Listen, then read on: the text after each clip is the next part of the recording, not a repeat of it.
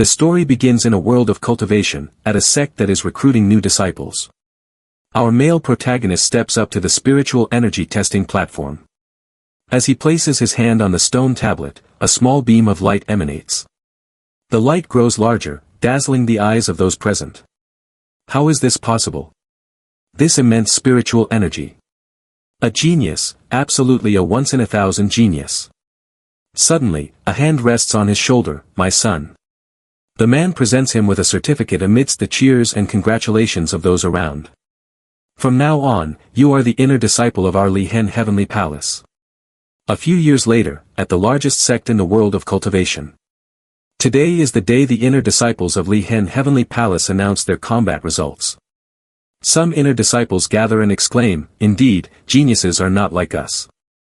Shoo, he's coming." From a distance, a young man dressed in purple approaches.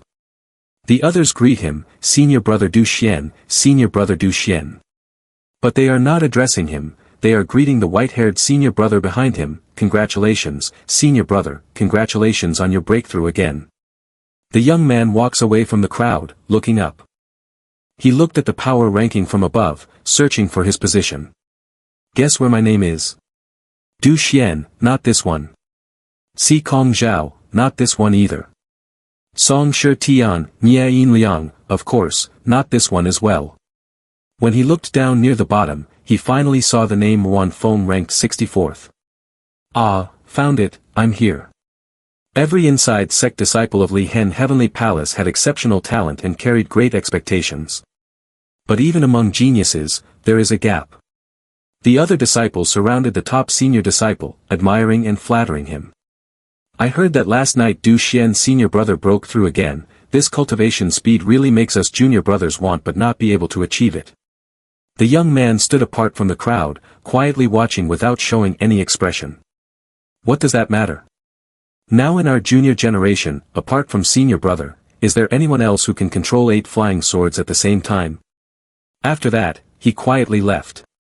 This is the legendary story of a fallen genius who overcame numerous dangers and ultimately became the great hero who saved the Immortal Alliance. Behind that back, a smile was curling on his lips. He opened the door and stepped into his room. Inside, there were images of fly swords cooking, trimming trees, and drying clothes, looking quite bizarre. As you can see, he clenched his fists and bit his lip, thinking painfully to himself, "My sword control skills are actually more formidable than those of the Grand Senior Brother, but due to a secret, I can only hide my abilities and act as an ordinary inside sect disciple." This story dates back to before I was born. At that time, the great war between the immortals and demons was nearing its end. The magic clan had almost disappeared without a trace. The Immortal Alliance, led by the Lihen Heavenly Palace, had established a new order. To prevent the magic clan from rising again, the Immortal Alliance had an unwritten rule: if encountered with a magic clan member, kill them without mercy. And I am part of the magic clan. I have been impersonating an identity and infiltrating the largest sect of the Immortal Alliance for 5 years now. When I was young, my grandfather told me a story. He pointed to a drawing of a dead rabbit and said, "This story tells us that the most dangerous place is actually the safest place." It doesn't matter if you don't understand, just remember that for now. It seems the story didn't mean that at all. Now you are sitting immersed in a bathtub, silently remembering your grandfather's teachings while shedding tears. "Grandfather, I finally understand." You look at the sky outside the window, secretly admiring yourself. No one could have expected that the magic clan would dare to hide in the Lihen Heavenly Palace, a place as strong as the clouds. This is what is called darkness under the light. But this matter is not simple. I cannot appear in crowded places. "Wan Feng, since you have a day off, let's go out and play." "No, I am allergic to crowds, I can't get too close to others." "How about going karaoke together, Wan Feng?" "No, I am allergic to microphones, I can't be too eye-catching."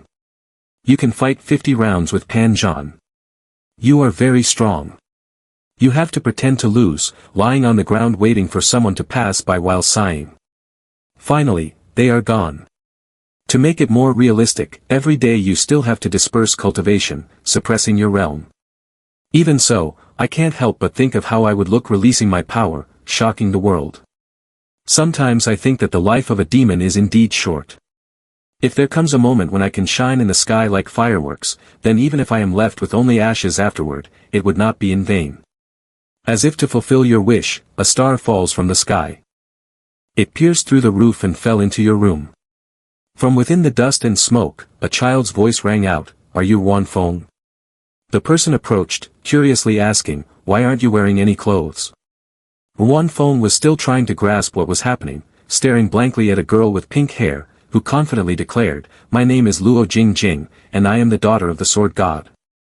From now on, you are my servant." She pulled out a stack of documents taller than her head and handed it to him, saying, "This is the custody agreement, take a look." Although the higher-ups have already decided, there still needs to be a process.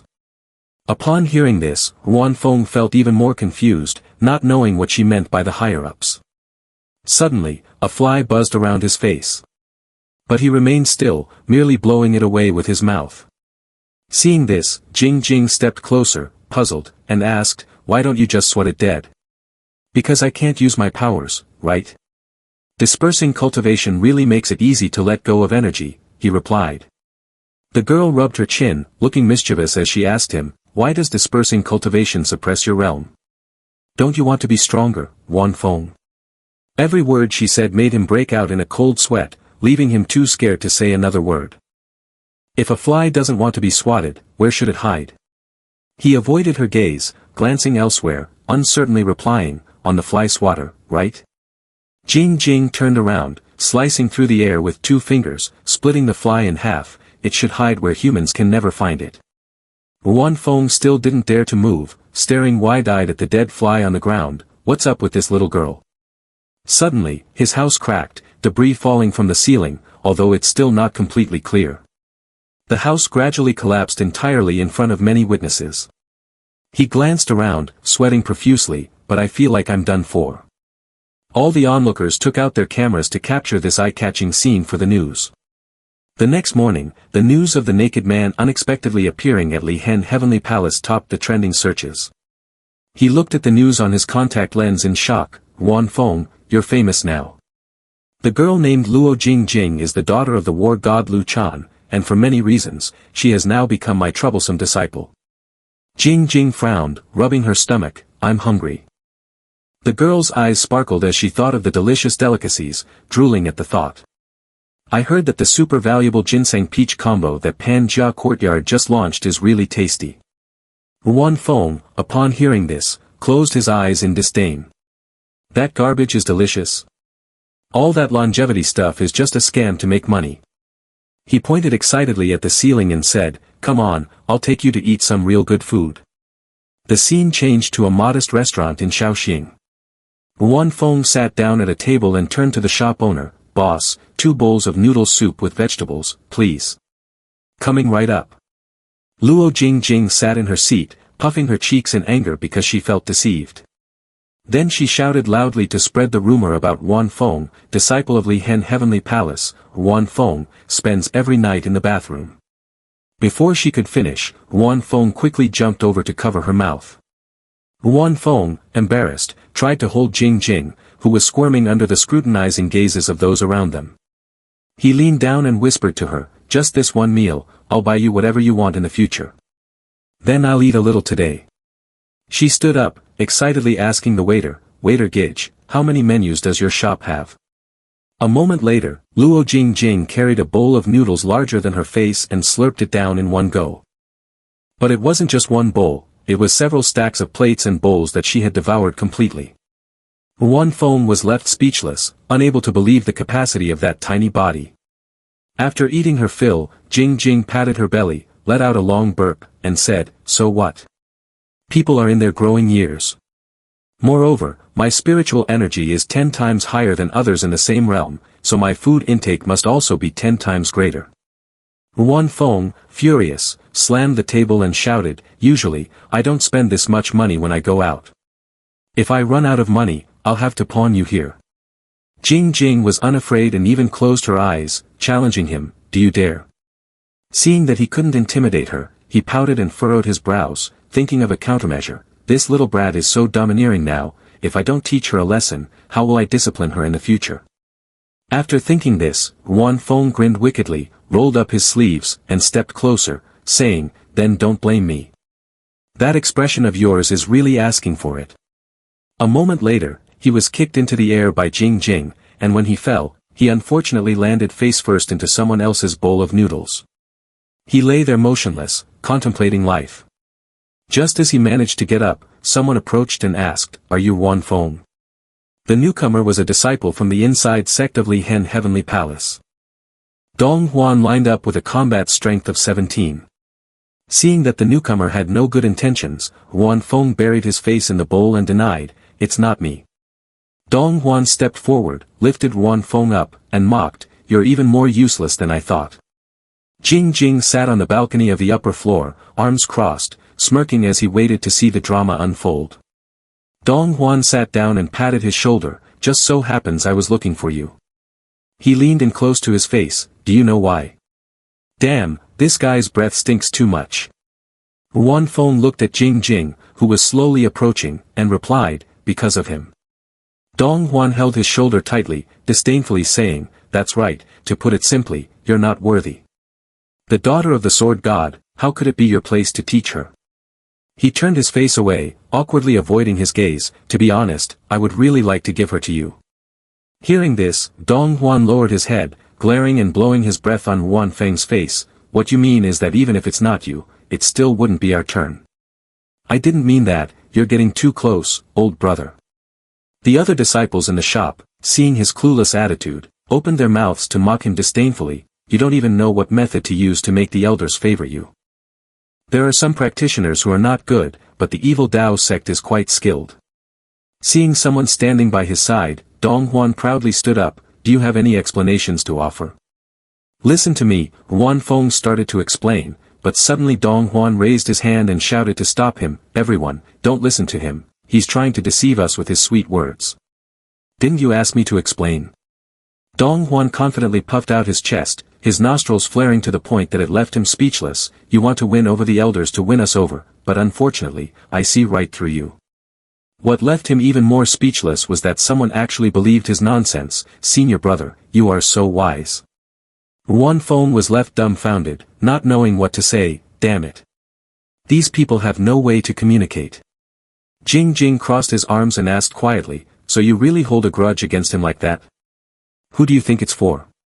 Dong Huan pointed outside and said to him, "I don't want to hurt innocent people, let's go outside." He helplessly and slowly walked outside, following the crowd, not expecting trouble to come so quickly. Dong Huan confidently extended his hand to let him strike first. "We have more people, don't say we're bullying you, you go ahead and make your move first." He looked at him, feeling confused. "If I attack first, isn't that considered bullying the weak with numbers?" He rubbed his eyebrows and finally made a decision. "I can't worry about that much." Not knowing what to think, Huan Feng stood up straight, his expression becoming serious. Jing Jing watched him intently. The atmosphere has changed. Suddenly, he took out a token that emitted a blinding light and raised it to the sky. Throughout the process, he said nothing, slowly bringing it to his ear. Leaning closely to the token, he finally spoke. "Hello, 110, right? I want to report an emergency." Dong Huan was shocked and panicked to see him calling for help, not expecting such a sudden action. "What?" Huan Feng noticed their reaction and tossed his hair, laughing coolly. "Are you stupid? What era is this? Still fighting and killing?" Jing Jing and the others looked at his demeanor, speechless, secretly despising him, so shameless, so disgraceful. Dong Huan, furious, along with the other disciples, charged forward to attack. "Little guy, dare to play tricks on me?" Huan Feng remained calm, standing still as the others rushed towards him. Suddenly, flying swords appeared from the sky, rushing out to block in front of him, causing them to panic. Then, the masked men appeared, pointing their swords at the Dong Huan crowd. These men are from the law enforcement department, similar to the police in modern times. Finally, the Dong Huan group was handcuffed and escorted away. Seeing that the trouble had been resolved, Huan Feng happily bid farewell to the Dong Huan group. "Have a good trip." Another day passed, and Huan Feng held the newspaper, his hands trembling. The article reported a brutal kidnapping of a little girl on Chang'an Street, organized in advance by elite disciples from various major sections. In the interview, Jing Jing, the poor little girl, cried as she answered, "I never expected that crime gangs would be so ruthless now, not even sparing a prepubescent child. Thankfully, the big gidge didn't know that I reported this, otherwise, I wouldn't know what to do, boo-hoo-hoo." According to the investigation, the big gidge mentioned by the little girl is Ruan Feng, an inside sect disciple of Li Hen Heavenly Palace, ranked in the middle tier. In a critical moment, disregarding his own safety, he fought fiercely against the thugs and actively helped others. This behavior deserves praise, reported by the Li Hen Heavenly Palace journalist, a Ma cultivator. Ruan Feng read the newspaper, feeling frustrated with no outlet for his anger. What the hell is this? The media is talking nonsense now. Didn't they say they wouldn't reveal any names? After this incident, Ruan Feng enjoyed a temporary peace, but his troubles were far from over. In the courtyard of Li Hen Heavenly Palace, a group of male disciples was infatuated, surrounding a beautiful woman. Her name was Nan Gongzhu, the dream lover of all male disciples at Li Hen Heavenly Palace. By the way, she is my direct senior sister, having joined the sect a month before me. Gongzhu clasped her hands together and regretfully said to the male disciples, "I'm sorry, I don't intend to fall in love early." She winked and smiled charmingly, saying, "Isn't it what the master always says? Right now, cultivation is the priority. Once we enter the nascent soul stage, we can relax and do whatever we want. I can't even think about love right now." Hearing this, the male disciples felt regretful but had to accept it. Junior sister is right. It's senior brother who hasn't thought this through. It's okay, I can wait. I can too, I can wait as well. One male disciple stepped forward to ask Gongzhu, "So, junior sister, can you reveal a bit about the type of man you like?" Nan Gongzhu, upon being asked, immediately blushed and shyly pondered. Seeing that she was about to reveal her ideal type, the male disciple shouted loudly to the others, "Quick, take out paper and pens to write this down." She stated her first criterion, causing the hearts of the two nearby men to ache and cry out, "The person can't be too short, at least 1.6 meters, preferably 1.8 meters. Just a little short." But then she added a remark that left the tallest of the two men astonished, "But 1.8 meters or taller seems a bit too high."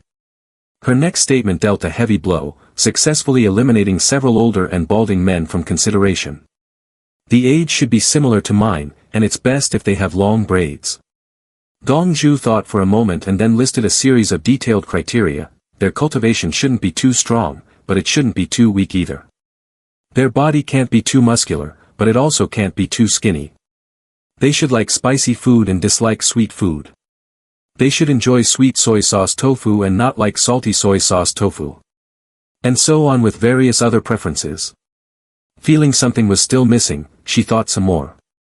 The criteria she laid out left all the male disciples present utterly defeated, lying on the ground in despair.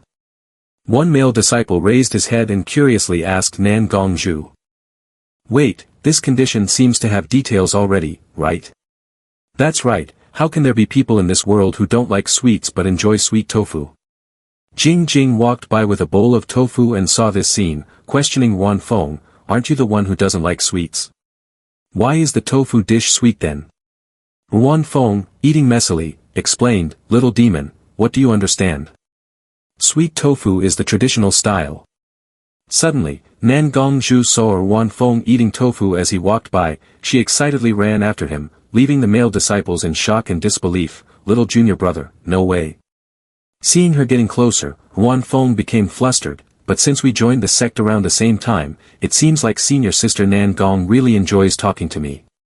He turned around and politely greeted her, "Good morning, senior sister. We are in a hurry to have breakfast. Luo Jing Jing is at an age where she can't skip meals." As soon as he finished speaking, he quickly turned to hug Jing Jing and hurried away, "But I don't want to get close to her, because it's troublesome."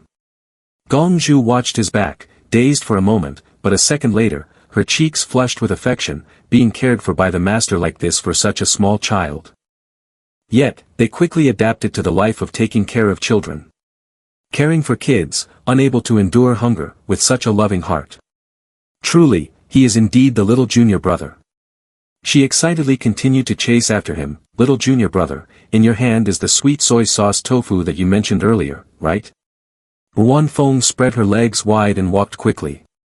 Gong Zhu also hurriedly followed. In the future, when I read ancient books, I discovered that sweet soy sauce tofu not only strengthens the foundation but can also ward off evil spirits. I didn't expect that little junior brother already knew this beforehand. Wan Feng accelerated even faster, but she didn't give up and happily chased after him. Little junior brother is truly amazing. Jing Jing, being carried away, glanced at Wan Feng speechless. Are these two idiots? When she returned to her room, Wan Feng took out her contact lenses to check. Once she logged in, she was shocked. The top trending topic was verified evidence. Nan Princess pursues little junior brother fellow disciples. Accompanying it was a photo of Nan Gongzhu chasing after him. Even the anti-fan forum for Nan Gongzhu was in an uproar. Wan Feng read those comments with a worried expression. Another new day begins at Shiwei Peak of Li Hen Heavenly Palace. Wan Feng goes to get food, twitching the corners of his mouth in confusion. He looks at the soup ladle and says, "Master, add some more, there's only soup left." Seeing him ask, the old man pretends not to hear and scoops another spoonful, leaving Wan Feng feeling helpless. "What soup? Do you want another spoonful of soup?" "I am Wan Feng, a member of the magic clan hiding in Li Hen Heavenly Palace. Recently, I have encountered a great annoyance." Frowning, I angrily shout at Jing Jing, "Could you please be a bit gentler when you swipe my meal card? My annoyance is not just this girl, but..." Suddenly, someone drops a spicy chicken leg into my bowl. I look over at the person in confusion. It is a senior brother, his handsome face resting on his hand, smiling gently at me. I glance back at the chicken leg in my bowl, feeling hesitant. The spicy chicken legs of the Magic Clan are limited to 50 a day and must be ordered 3 days in advance to get. It's the most tasteless product of the Cultivating Immortals world, but how does he know I like spicy food? The senior brother sees that I still haven't touched my chopsticks and smiles at me. "Why aren't you eating? Don't you like spicy chicken?" Among my 4 senior brothers and senior sister, the person with the highest cultivation was Grand Senior Brother Du Xian, the one with the widest network of connections was Second Senior Sister Li Yuhua, and the one with the deepest background was Fourth Senior Sister Nan Gongzhu. He frowned slightly, glancing at the senior brother beside him with confusion. But the one people can never quite see through, is Third Senior Brother Song Shi Tian. Anyone who squints their eyes like that is never easy to deal with, and worse, once they open them again, things always seem to go downhill. Suddenly, Shi Tian opened his eyes and looked directly at him, startling him so much that he almost jumped. "What's wrong?" Shi Tian asked. "Why you opened your eyes?" he muttered, lowering his head to avoid that piercing gaze. The Magic Clan's biggest trait is their love for spicy food, he thought nervously. Could he be testing me? He picked up his chopsticks but hesitated, not daring to touch anything. "Stay calm. Liking spicy food doesn't mean I'm from the Magic Clan. I've been careful all this time, I can't slip up now." Just as that thought ended, the head chef walked out of the kitchen carrying a steaming bowl of beef noodles drenched in chili oil. "No one's left. Then dig in." Watching the other man eat heartily, he finally couldn't resist anymore. Grabbing a chicken drumstick, he took a huge bite. "Forget it. I can't hold back any longer." Seeing him eat so eagerly, Shi Tian rested his chin on one hand and smiled quietly. Back in his room, Wan Feng paced back and forth, clearly restless. He clenched his teeth in worry. Since the celestial period began, the third senior brother has been increasingly strange. Not only does he often follow me, but he also sends vague messages at midnight. What is junior brother doing? Defecating. Oh.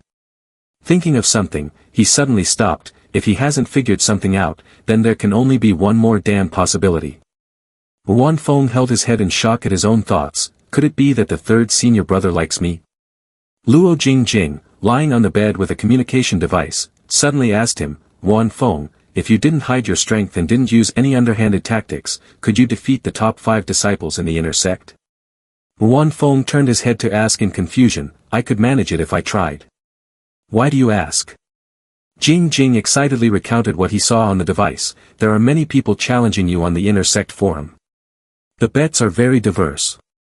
Hearing this, Wan Feng waved his hand dismissively. "Oh, don't worry about them. But suddenly thinking of a dangerous possibility, he anxiously asked Jing Jing, "You didn't help me accept a challenge, did you?" Jing Jing looked at the device in surprise and didn't answer. Above the Inside Sect forum is a list of challengers to Ruan Feng, ranked from low to high. Suddenly, a notification appeared on the screen indicating that the challenge from third-ranked Song Shi Tian was about to take effect, and Luo Jing Jing had confirmed it. Li Hen Heavenly Palace allows disciples to compete fairly. The challenger can choose a paid challenge to entice the challenged party. Jing Jing approached and patted Ruan Feng's shoulder to comfort him, "Don't be heartbroken. If you can't win, just admit defeat." Ruan Feng didn't listen, sitting there biting his nails in confusion. Forget the others, but why would the third senior brother? Suddenly, Ruan Feng's communication device notified him of a new message. Jing Jing's eyes sparkled as she quickly took the device. "Ruan Feng, there's a new message." After handing over the device, Jing Jing explained, "The others heard that Song Shi Tian challenged you and have all backed out." Because Song Shi Tian stated, he approached the disciples who were challenging and suggested, "Although one junior brother is very brave, winning in a round-robin isn't glorious. Why not choose a representative among us?" He smiled lightly, making it hard for anyone to refuse. "Who do you all think is suitable?" Back to the present, Ruan Feng read the message, his heart in confusion. Could it be, senior brother wants to force me to use my true strength in front of everyone's eyes? Time shifted to the day of the duel. A large crowd had gathered to watch the match between the two. Both Ruan Feng and Song Shi Tian were present. Ruan Feng crossed his arms, frowning with worry and puzzlement as he looked at Shi Tian. Meanwhile, Shi Tian kept his eyes narrowed in a constant smile from beginning to end. The sound of the drum echoed, the duel began. Both of them lunged at each other instantly. Shi Tian smiled and made the first move. With a flick of his fan, 3 flying swords shot out. "Junior brother, forgive my offense." Ruan Feng drew his sword and struck, deflecting all 3 swords while thinking. These are the 3 talent swords that third senior brother excels at. Shi Tian closed his eyes and raised his hand to control the swords. One sword soared into the sky, the heaven sword, calling forth lightning bolts that struck the arena like the awakening of a thunder god. Another sword stabbed into the ground, the earth sword, spreading massive cracks and molten lava, summoning the flames of the 9 nether. The final sword, the human sword, caused heaven and earth themselves to tremble and collapse. Ruan Feng calmly charged forward, closing the distance between him and Shi Tian. Of course, he thought, this is the highest realm one can theoretically reach. Every sword strike that Ruan Feng made, Shi Tian continuously dodged, retreating backwards. Ruan Feng frowned, secretly contemplating a strategy. "Once you draw the earth sword, I will have to concede due to lack of strength. I won't give you a chance." Below the stage, some disciples laughed at Ruan Feng. "Haha, what is Ruan Feng doing? Does he really think his clumsy sword skills can hit senior brother Song?" Another disciple standing nearby furrowed his brow in confusion and said, "But senior brother Song keeps retreating." Indeed, with every strike from Ruan Feng, Shi Tian just kept stepping back without responding. His feet never left the ground, and the friction was about to break the floor. Another disciple spoke up, trying to justify his thoughts. "Senior brother Song just wants to see all of Ruan Feng's strength. Just wait, Ruan Feng won't last much longer."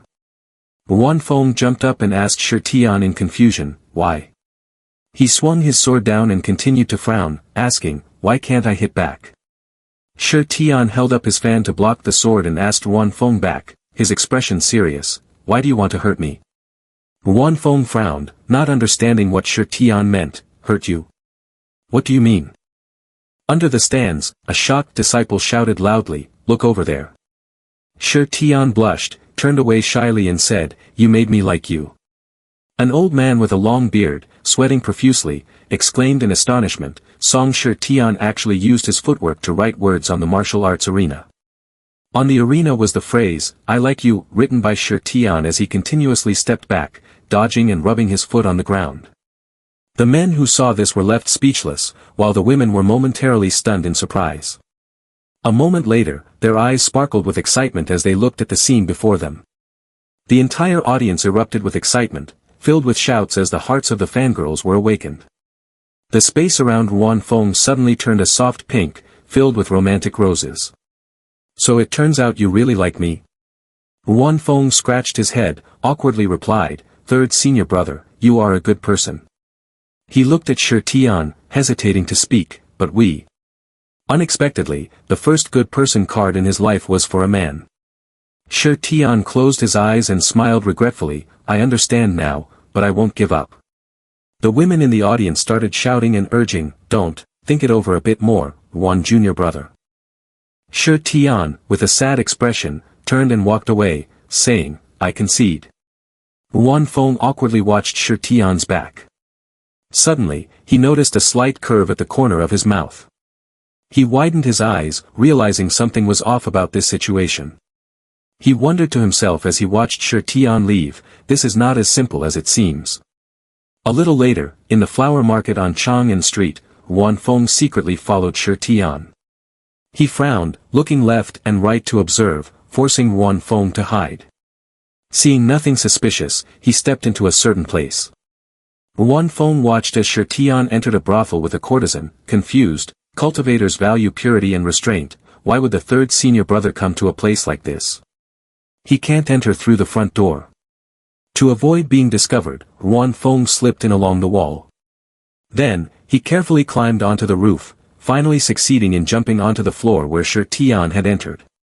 Looking at the door of truth before him, he hesitated. Inside, someone was holding a communication device, checking the latest news related to Wan Feng, the forbidden love. A small story that couldn't be told between the senior brother and the disciples of Li Hen Heavenly Palace. Suddenly, a message appeared along with a red envelope sent by someone named Shua. In less than half an hour, it has already surpassed 100,000 views. Truly impressive, senior sister Li. She smirked as she looked at the red envelope that was sent over, laughing cheerfully. Upon seeing Shi Tian enter, she quickly hid the mirror away. Second senior sister, is this okay? Wan Feng peeked through the window, looking puzzled at the people in the room. Second senior sister, why is she here? Li Yuhua lifted her glass and spoke to the two beauties beside her, you two go outside for a bit, I need to have a sincere chat with my dear junior brother. She glanced at Shi Tian mockingly, Shi Tian, why would you ask such a silly question? Yuhua leaned in, raising an eyebrow and asked, do you like fourth junior sister? Shi Tian's cheeks flushed red as he replied, I do, but... Not giving Shi Tian a chance to say more, Yuhua interrupted, explaining, you can see it too. The person fourth junior sister likes is little junior brother. She's indifferent towards other men, including master and even grand senior brother, she doesn't even spare them a glance. So normally, there's no way for little junior sister to like another man. If you want to make little junior sister lose interest, the only way is to make little junior brother like you first. Am I wrong? Shi Tian furrowed his brows in thought and said, it seems that isn't wrong. Yuhua stood up and walked, explaining to Shi Tian like a teacher, I know that doing this goes against your true nature, but sometimes in matters of the heart, one must not shy away from using any means. She turned to conclude, in matters of love, only victory and defeat are discussed, not right and wrong. Shi Tian, bewildered and incredulous, asked, no distinction between right and wrong? Seeing that the bait had been taken, Yuhua gently advised, you should go back. This matter cannot be rushed. Right now, little junior brother might find it hard to accept, but sooner or later, you will move him. Oh, thank you, senior sister, for your guidance. Wan Feng, observing from outside the door, clenched his fists in anger when he saw how easily Shi Tian could be persuaded, this third senior brother is too easily swayed. That evening, on the way home, Wan Feng relaxed with his hands behind his head, third senior brother doesn't suspect my identity at all, and he doesn't truly like me, I suddenly feel quite at ease. Standing in front of the door, he was puzzled to see it still open. He pushed the door and immediately shouted, this little brat Luo Jing Jing. Can't even close the door after coming home. But as soon as he stepped inside, the scene before him shocked him, grand senior brother. In the room, there was an image of Du Xian gently putting Jing Jing to sleep in his arms. Du Xian frowned and softly laid Jing Jing down on the pillow, saying, I've been waiting for you for a long time. Du Xian, my grand senior brother, is exceptionally talented and handsome, serving as a role model for countless cultivators in the Immortal Alliance. However, He rarely speaks to me. Wan Feng, looking confused, cautiously asked, why did you suddenly come to find me?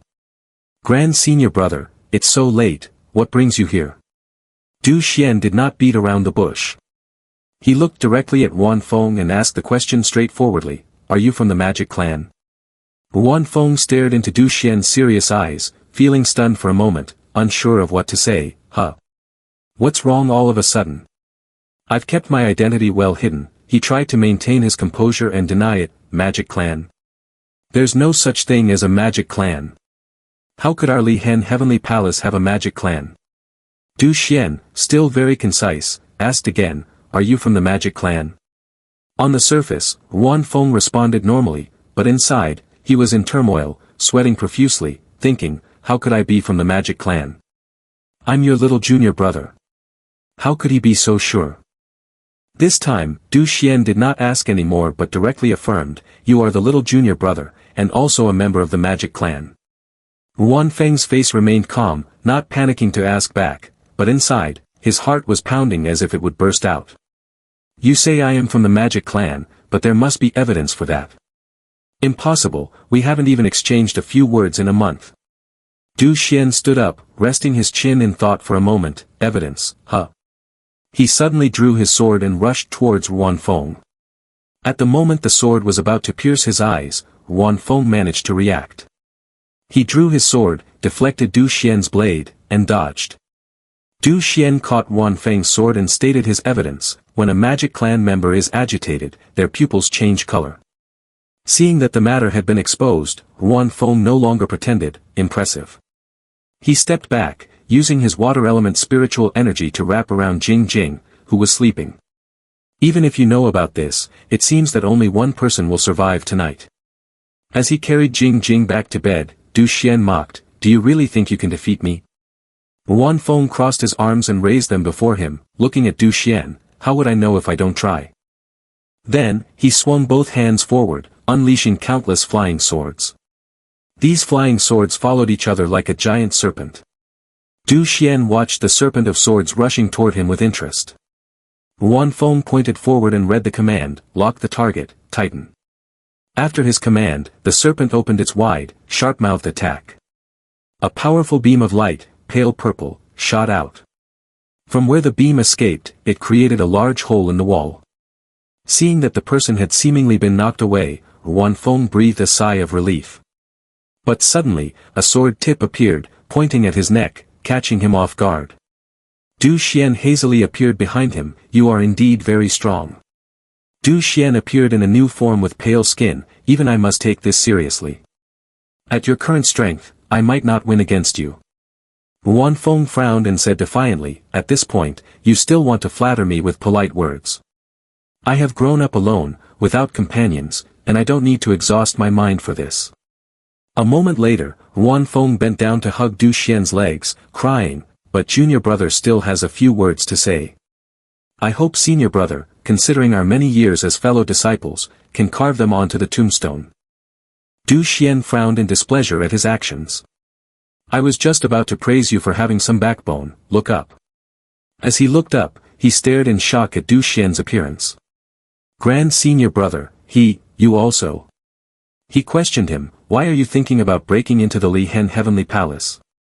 Don't you know this place is very dangerous? He honestly stated the reason, it is indeed very dangerous, but isn't there a saying in our Magic Clan? The most dangerous place is often the safest one. Wan Feng observed Du Xian's figure and recounted, Grand Senior Brother, I heard that years ago the Magic Clan fell into decline, and the Demon Kings were imprisoned in a heaven-hating prefecture.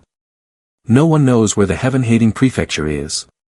It only appears when the 6 palace masters of the Li Hen Heavenly Palace and the sect master chant a spell together.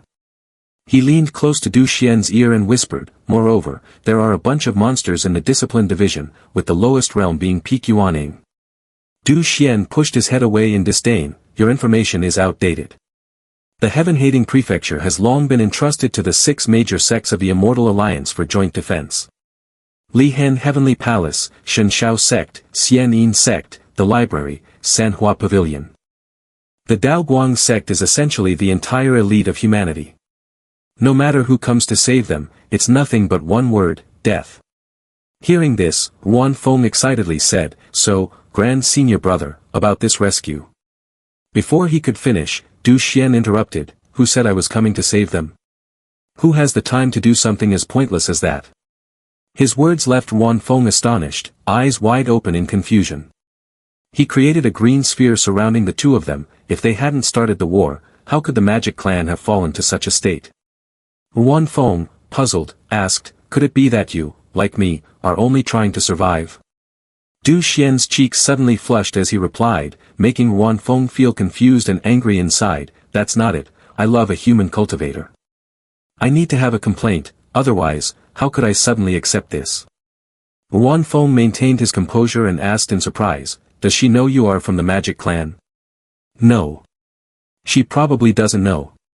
At this point, Du Xian turned his face and raised his thumb, proudly stating, "To keep my identity as a magic clan secret, I've only spoken 27 sentences to her in the past 10 years, while she has spoken 233 to me.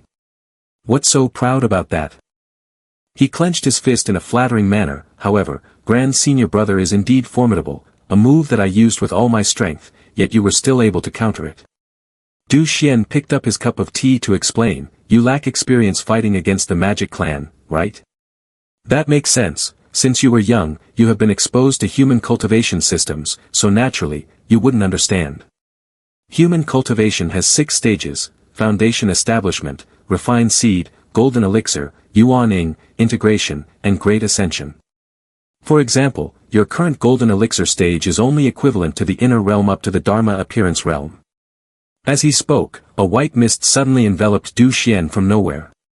The cultivation system of the magic clan ranges from weak to strong across 5 realms: refined body, outer realm, Dharma appearance realm, great sage realm, and Azura. Once you reach the great sage realm, you basically become immortal. Therefore, no matter how extraordinary your flying sword is, it cannot harm me. So that's how it is. No wonder the Li Hen Heavenly Palace has gone to such lengths to seal the demon kings. Du Xian stood up and said to Wan Feng, "Let's go, I'll take you to meet a few seniors who can help you when necessary." Wan Feng took a sip of tea and looked at Du Xian with curiosity. "Is Li Hen Heavenly Palace still home to the magic clan?" Du Xian moved forward and suddenly broke into a sly smile. The number 1 sect in the Immortal Alliance, Li Hen Heavenly Palace, is actually a stronghold occupied by the magic clan for over 5%. Upon hearing this, Wan Feng, confused, spoke up, "Wait, give me 2 minutes to digest this information." Du Xian led the way, reassuring him, "You don't need to worry too much, we are only using one-way communication. Most of the accomplices hiding here don't know each other. Remember, listen more, think more, and speak less. When you're not being asked, keep your mouth shut." After a while, Du Xian took him to a room in the sect. The room looked very old and dusty. Seeing this, he felt somewhat relieved. So it comes to this, sharing a bed, it seems they are not that formidable after all. Du Xian approached a separate bed and called the person awake, "Your Highness, wake up, we have brought you here." Hearing Du Xian refer to him as, "Your Highness," he couldn't help but sweat nervously. The person sat up, rubbed his eyes, and said, "Sorry, I just woke up at 9 and I'm so sleepy that I can barely open my eyes." Du Xian extended his hand, looking at him and introducing. "Wan Feng, this is the Killing King, a fierce warrior and the most ruthless among the 12 demon kings, the Killing Hall." He looked at the man, his eyes sparkling in surprise at this familiar figure. "Isn't he the chef in the cafeteria?" He clasped his hands together, bowed respectfully, and addressed him as, "Your Highness." "No need for formalities, my name is Gu Xianming, just call me Gu Oldman," he said. Wan Feng lowered his head and turned to look beside him. "If this Highness is here, then the 4 generals of the demon clan, the most vicious subordinates of the Killing King, must also be here." But as soon as he glanced over, he was taken aback by the sight of them sleeping in a pile, lacking any semblance of authority. "Who are these greasy uncles?" Xian Ming stroked his beard and smiled at Wan Feng in admiration. "Wan Feng, right? Truly a talent. Although most of the magic clan has suffered losses, there are still young juniors like you. Look, we are not done for yet." He politely bowed. "Gu Oldman is too kind, I dare not accept such praise." Xian Ming looked at him and continued to praise him, making Wan Feng beam with joy. Whether in appearance, ability, quality, character, or intelligence, there is nothing to criticize. If we were born in our time, perhaps the outcome of the immortal demon war would have changed. Saying this, he frowned seriously, but it's not too late now. Upon hearing this, the boy was confused and asked, "Old man, are you planning to counterattack the Immortal Alliance?" "It's not that I haven't thought about it, but the Immortal Alliance is developing too quickly. With the current capabilities of the Magic Clan, attacking the Immortal Alliance is like throwing eggs against rocks." Hearing this, Wan Feng let out a sigh of relief. But his next words left him speechless. "Fortunately, I have a better plan. Think about it, if the future leader of the Immortal Alliance is actually raised by the Magic Clan, what would the relationship between the two races be like?" Hearing this, Wan Feng's face went blank as he uncertainly replied, "I don't think it would be that easy. Isn't it worth a try? The daughter of the Sword God, with a profound background and exceptional talent, plus we have the ability to guide her." Upon hearing this, he was astonished as he thought about the girl he was nurturing, unable to believe it. "So Luo Jingjing is actually the daughter of the Sword God?" Gu Xianming explained to him, "Although I don't want to admit it, Lu Chan is indeed an outstanding figure in the past 500 years. The sword formula he left behind has been sealed within Luo Jingjing's body. This seal merges with Lu Chan's sword intent. Even I cannot decipher it, but we do not need to." He walked around Wan Feng suggestively. "In our clan, the Manhwa clan is the best. The Manhwa clan is skilled in ancient poison. Ancient poison can kill invisibly and control the mind. Once infected, it leads to bone necrosis and is difficult to remove. It's no wonder they were targeted by the Immortal Alliance as the highest assassination objective. The last time the Manhwa clan was seen alive was 30 years ago. If the Manhwa clan still exists, then we just need to use the ancient poison to control Luo Jingjing.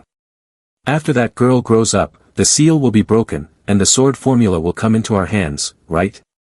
After hearing this, Wan Feng foolishly asked, "But Gu Oldman, hasn't the Manhwa clan been exterminated long ago?" Upon hearing his question, Xian Ming fell silent, clearly displeased. "It seems you are still unwilling, huh?"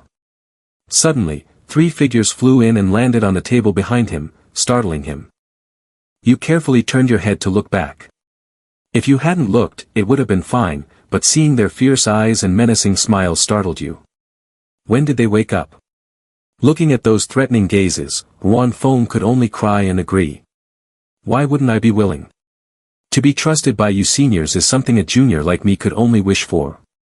Xian Ming stroked his beard, furrowing his brow as he looked at him seriously. Little guy, I actually don't want to force you. But this is something only you can do, because you are the only survivor from the cleansing day of the Manhwa clan, Wan Feng. The next day, Luo Jingjing groggily woke up.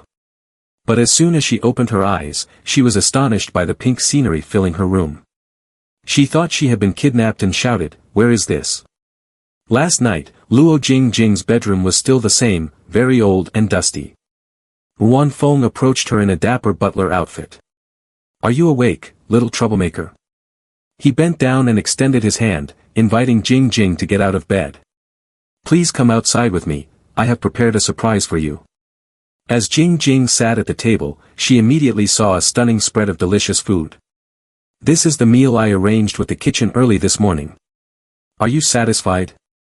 He adjusted the bow on his collar with satisfaction. "This will be the main meal in our house from now on." Jingjing was already drooling but held back her criticism. "It's so greasy, who can eat this early in the morning?" Wan Feng didn't let her have her way and replied casually, "That's true, I was careless." "Then let's just throw it all away." Hearing this, Jingjing quickly stopped him. "Wait a minute." Her eyes sparkled as she leaned forward to grab a piece of meat to justify her gluttony. "Our ancestors taught us not to waste food. Since it's all laid out, we might as well eat it." As she ate, she looked at Wan Feng, noticing his expression remained unchanged, and wondered, is he really not angry?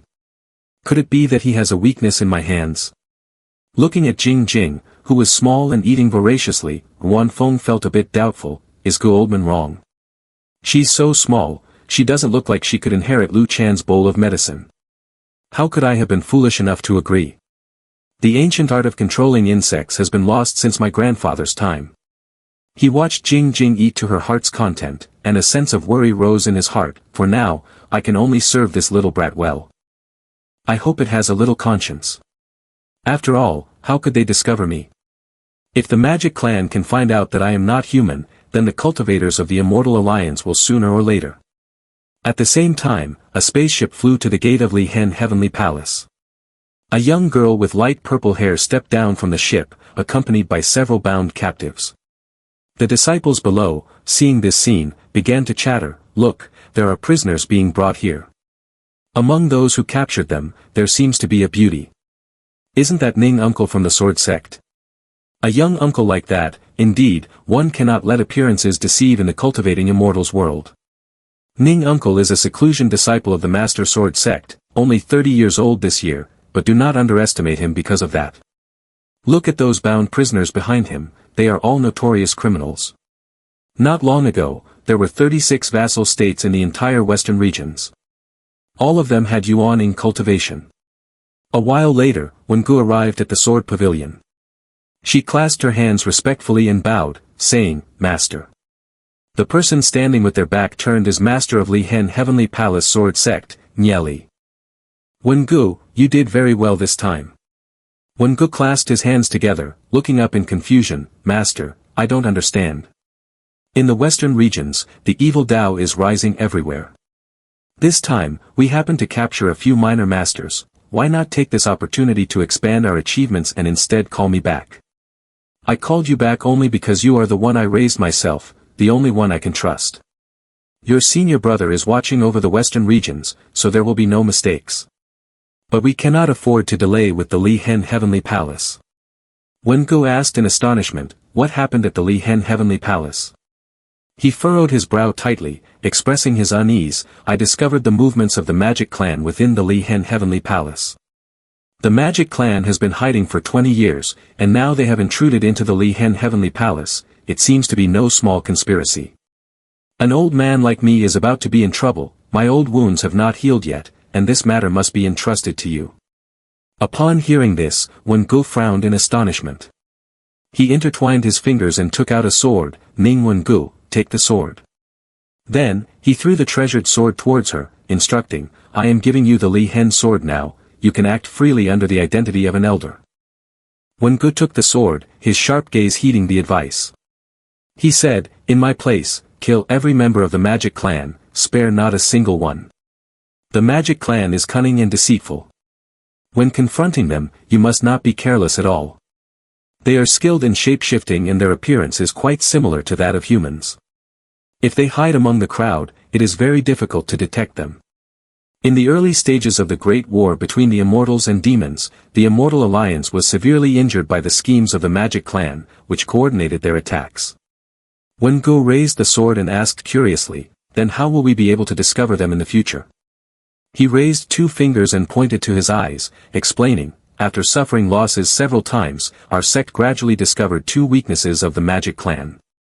When their negative emotions become too intense, their true forms will reveal themselves.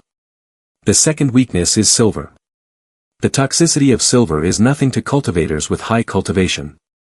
But for the Magic Clan, silver is far more toxic than stone properties." At this point, he clenched his fist, showing a look of satisfaction. "Just 1 drop in their food, and whether they are a demon lord or demon king, they will need to gather spiritual energy to digest it in one go. Otherwise, it will be life-threatening."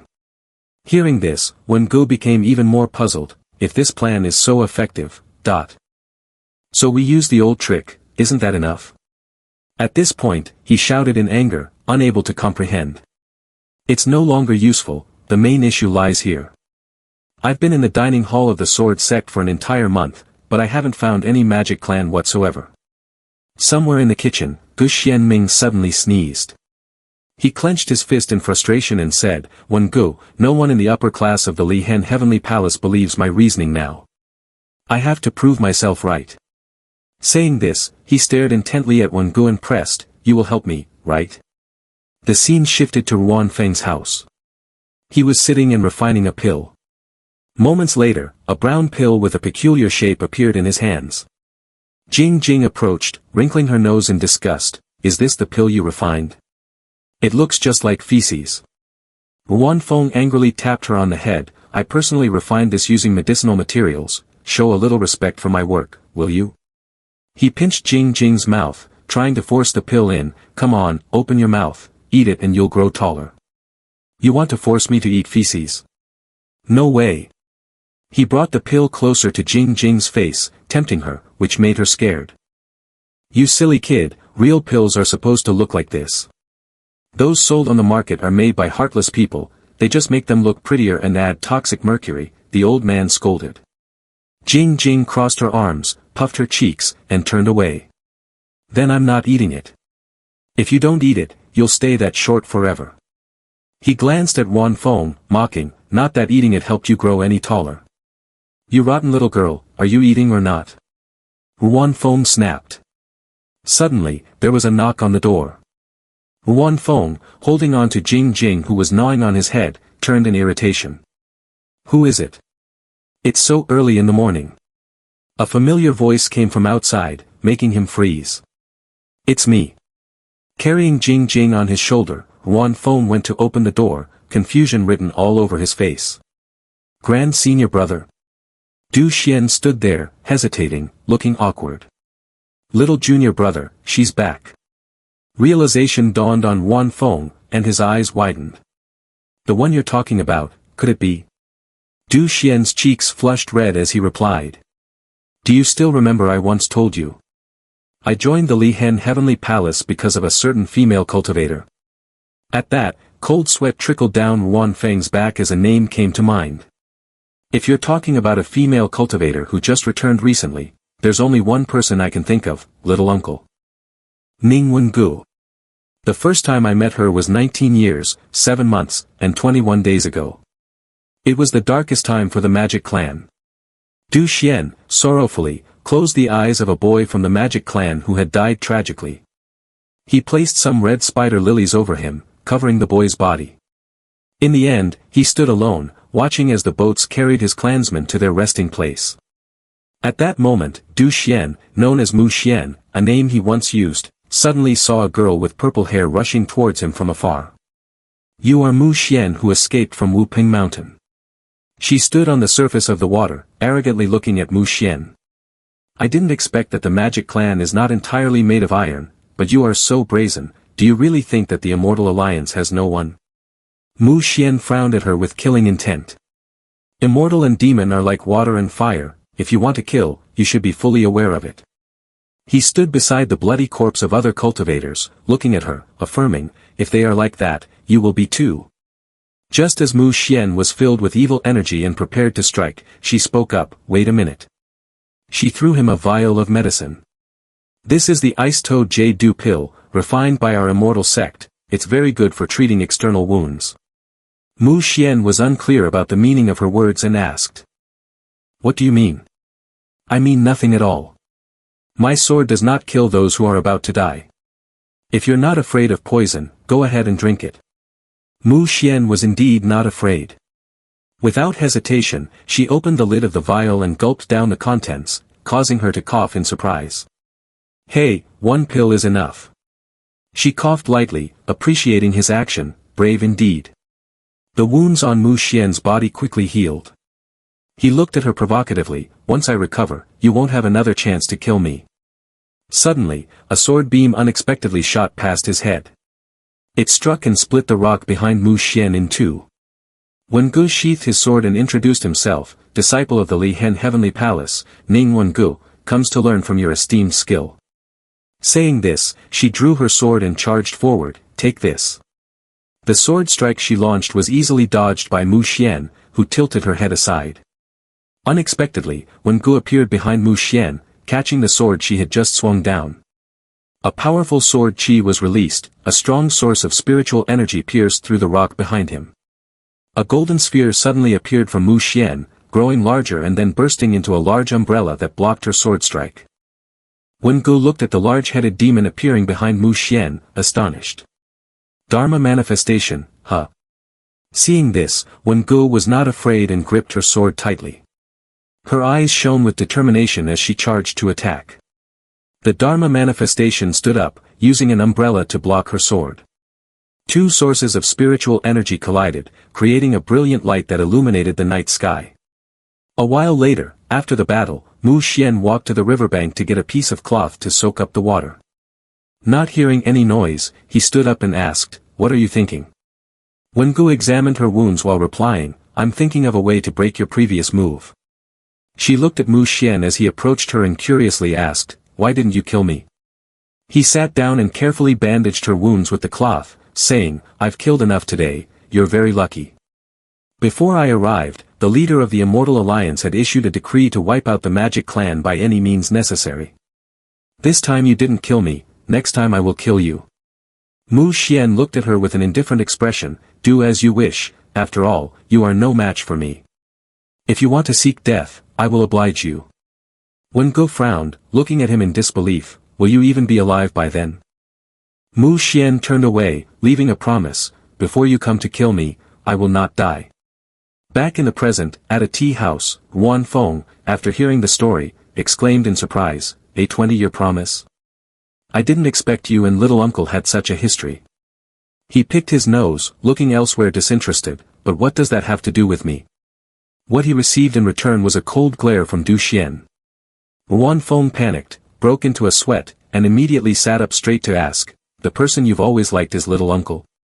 A moment later, as if realizing a possibility, Wan Feng jumped up and shouted, "You're not telling me to think of a way, are you?" Seeing that Du Xian didn't refute, it proved his words were true. Wan Feng sighed and said, "What can I do? Ning uncle is a renowned beauty, tall and aloof, with high cultivation. And senior brother? He is a talented young man, famous from the great battle against the demons." At this point, tears began to fall from Wan Feng's eyes, drop by drop. "And I'm just a kid in my teens." Du Xian coughed lightly, awkwardly speaking up, "You can't say that." Before he could finish, the communication device hanging from Du Xian's waist suddenly rang with a notification. He picked up the device, filled with curiosity. "Usually, no one seeks me out." The message was sent by Du Xian, calling it my love. "Junior brother Du Xian, if you have time in the evening, come to my place to chat a bit." Wan Feng, standing behind, read that message and happily exclaimed, "Ning uncle actively seeks you out, and it's in the evening too. It seems there's no need to make things difficult for this little junior brother then. So junior brother will take his leave now. Senior brother, you must seize this opportunity." In the evening, Du Xian stood nervously in front of Wen Ji's house, pacing back and forth, deep in thought. Gathering his courage, Du Xian stepped forward to knock on the door. But before he could knock, the door suddenly swung open. Wen Gu opened the door and smiled at Du Xian. Upon seeing his beloved, Du Xian's cold face flushed. He followed Wen Gu inside and was surprised to see the simple, weedy yard of her home. "I didn't expect Wen Ji's home to be so simply decorated, after all, it suits her personality." Seeing him looking around, Wen Gu stopped and awkwardly said, "I usually go out on missions and rarely stay at home, so I don't clean much. I must have embarrassed you. Speaking of it, we are both top members of the inner sect, but by the time you joined the sect, I had already gone to the western regions. We also don't understand much about each other." Upon hearing this, Du Xian felt nervous, his heart racing faster. What Wen Gu means is that she wants to take a step further to understand herself. The two looked into each other's eyes intently. Suddenly, Wen Ji's tone turned cold as she spoke, "You don't even know whether you are human or ghost." Du Xian was taken aback by her words, wanting to explain, "Little uncle, I..." Before he could say anything, Wen Gu drew her sword and lunged at him. Du Xian's eyes widened in shock as he saw the sword coming toward him. Without time to react, he was slashed a few times, the blade grazing his body. He furrowed his brow, trying to keep his mind steady and not get agitated. His feet braced against the ground, he turned around and gently pinched Wen Ji's sword between two fingers. Wen Gu raised an eyebrow, looking at him with admiration, "I'm serious about this sword. You managed to defend yourself even when ambushed, not bad." He frowned and asked, "Little uncle, what do you mean by that?" Suddenly, a red-haired man appeared behind him, sitting and polishing his sword, explaining, "Of course, I'm testing you." He looked at his now shiny sword and continued, "Your pupils didn't change color, so you've passed the first test. Du Xian turned around, surprised as he looked at this man, wondering what to ask. Who are you? Captain of the Thunder Suppressing Department, Xing Wuji. Wen Gu crossed his arms and seriously explained briefly for him to understand. Last month, the Master Fortune Teller discovered that there were quite a few magic clans hiding within our sect, so he entrusted me to secretly investigate. This matter is extremely important, and I need to find a few assistants. I've already offended many just now, but I must confirm that you are not part of the magic clan. Du Xian frowned, showing that he understood. So that's how it is. I didn't expect the magic clan to be so bold. Xing Wuji stepped forward to affirm to Wen Gu, I told you he is not one of them. Wuji suddenly turned around and threw a dart. Moreover, if we're talking about the magic clan, isn't there already one here? The dart flew towards a shadowy corner of the nearby wall. A hand with sharp claws reached out and stopped the dart.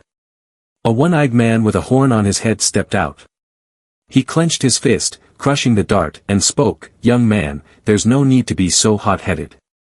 I was invited here today to discuss matters. If you want to compete, we will have other opportunities in the future.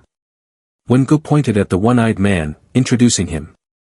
Du Xian, let me introduce you. This is Heavenly Lord Sun from the Wind Department of the Immortal Alliance Zhong Yunxing. You are still young, so you may not know. Back then, if he hadn't abandoned the evil ways and returned to righteousness, the war with the Immortal Alliance might not have ended even now.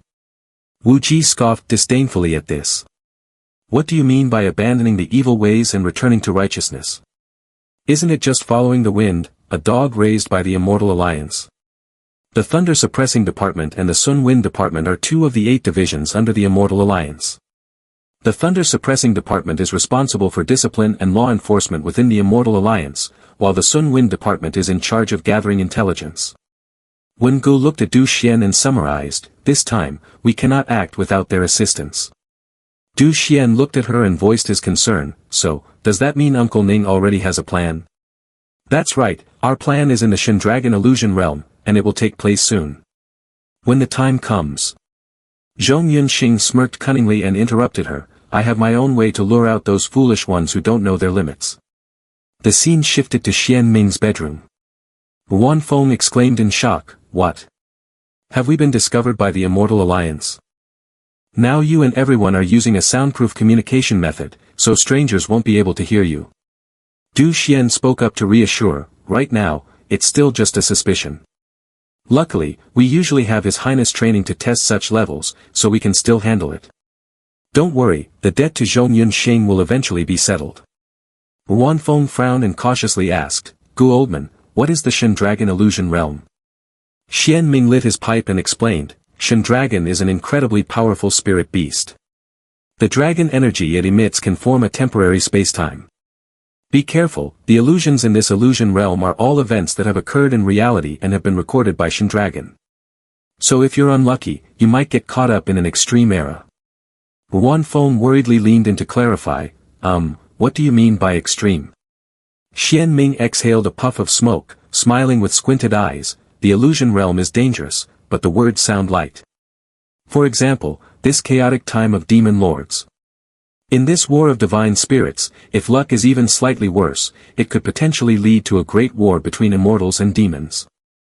After hearing this, you rubbed your chin, looking at Xian Ming in disbelief, it can't be that unlucky, right? Some time later, at Shindragon Lake, the Shindragon Illusion Realm opened on schedule. All disciples in the inside sect must participate. The disciples gather here, some chat in groups, while others surround the goddess in their hearts, Nan Gong Zhu. Some relax or play with spirit beasts. A group of people nearby whispered about something that caught Wan Feng's attention. I just heard someone say that this time in the secret realm there will be a nirvana fruit. He wondered and sent a voice transmission to Du Xian, asking, Grand Senior Brother, did Zhong Yunxing really obtain the nirvana fruit? The nirvana fruit is a top-grade supplement for cultivators, particularly suitable for the physique of the magic clan. It is said that eating one can reduce 10 years of hard training for the magic clan. Du Xian silently replied through voice transmission, it's probably not a lie. He thinks there are only a few young magic clan members in the inside sect. The truly cruel one is Gu Elder, and the young magic clan members, after all, have little experience. In the enclosed space of the secret realm, it's easy to reveal weaknesses. At this moment, he casts the fishing rod without fear of the fish not biting, but he doesn't consider that the grand senior brother is also from the magic clan.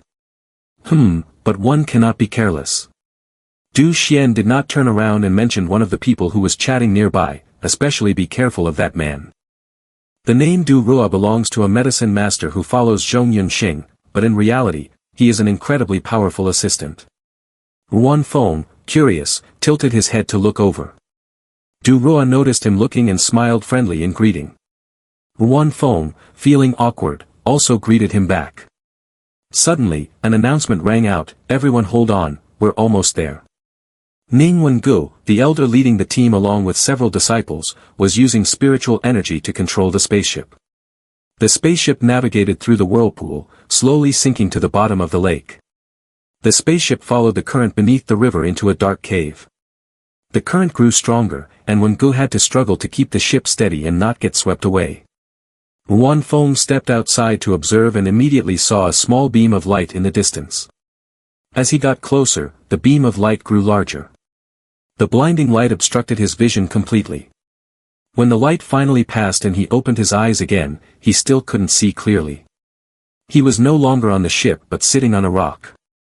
The strange scene left him bewildered as he looked around, not understanding what was happening. Suddenly, a bloodied man with white hair approached. Luo Jingjing unexpectedly crawled out from the corner of his clothes, sighing. You almost crushed me to death." He used telepathy to speak to Jingjing. "Is this really the Shen Dragon illusion realm?" The man turned around, astonished at him. "Why did you bring a child along?" "Never mind, let's move quickly. I can sense the magic clan nearby." While Ruan Feng was still confused, suddenly a notification rang in his head. Mission started. Objective 2, choose one. 1 is to survive for a month. 2 is to help Lu Chan escape from Wuzong Mountain. Requirements. 1. Do not reveal personal information. 2. Do not disclose real-world information. 3. Do not kill fellow disciples. Upon hearing the name Lu Chan, Ruan Feng furrowed his brows in surprise. "Is it the sword god Lu Chan?" He looked at the young man who was covered in injuries and asked curiously. "Could it be that you are the sword god Lu Chan Sr.?" Thinking of this, he felt a sense of disbelief and fear. No way. Is it really the time of the great battle between immortals and demons? When Jingjing heard him ask this, she looked at the person in front of her, her eyes brimming with tears as she called out, "Father." The young man did not deny it. He replied, "That's right, I am the sword god Lu Chan." One moment he was cool and composed, the next he collapsed onto the ground. He quickly turned over, regained his posture of resting his chin on his hand, and said, "Best friend, also the representative of the celestial beings of Dong Hai, the island master of Ling Shan, the esteemed elder of Li Hen, the most talented of the Immortal Alliance, people call me Ji Jian Luya." After hearing him, Jingjing and Ruan Feng turned around and whispered to each other. "Ji Jian Luya, have you ever heard of him?" "Not at all." Luya propped himself up, looked at them, and said, "Stop talking nonsense. Lu Chan is in danger, I must quickly find a way to heal him." Saying that, he pointed the sword handle at Ruan Feng and commanded, "You, come here and carry me."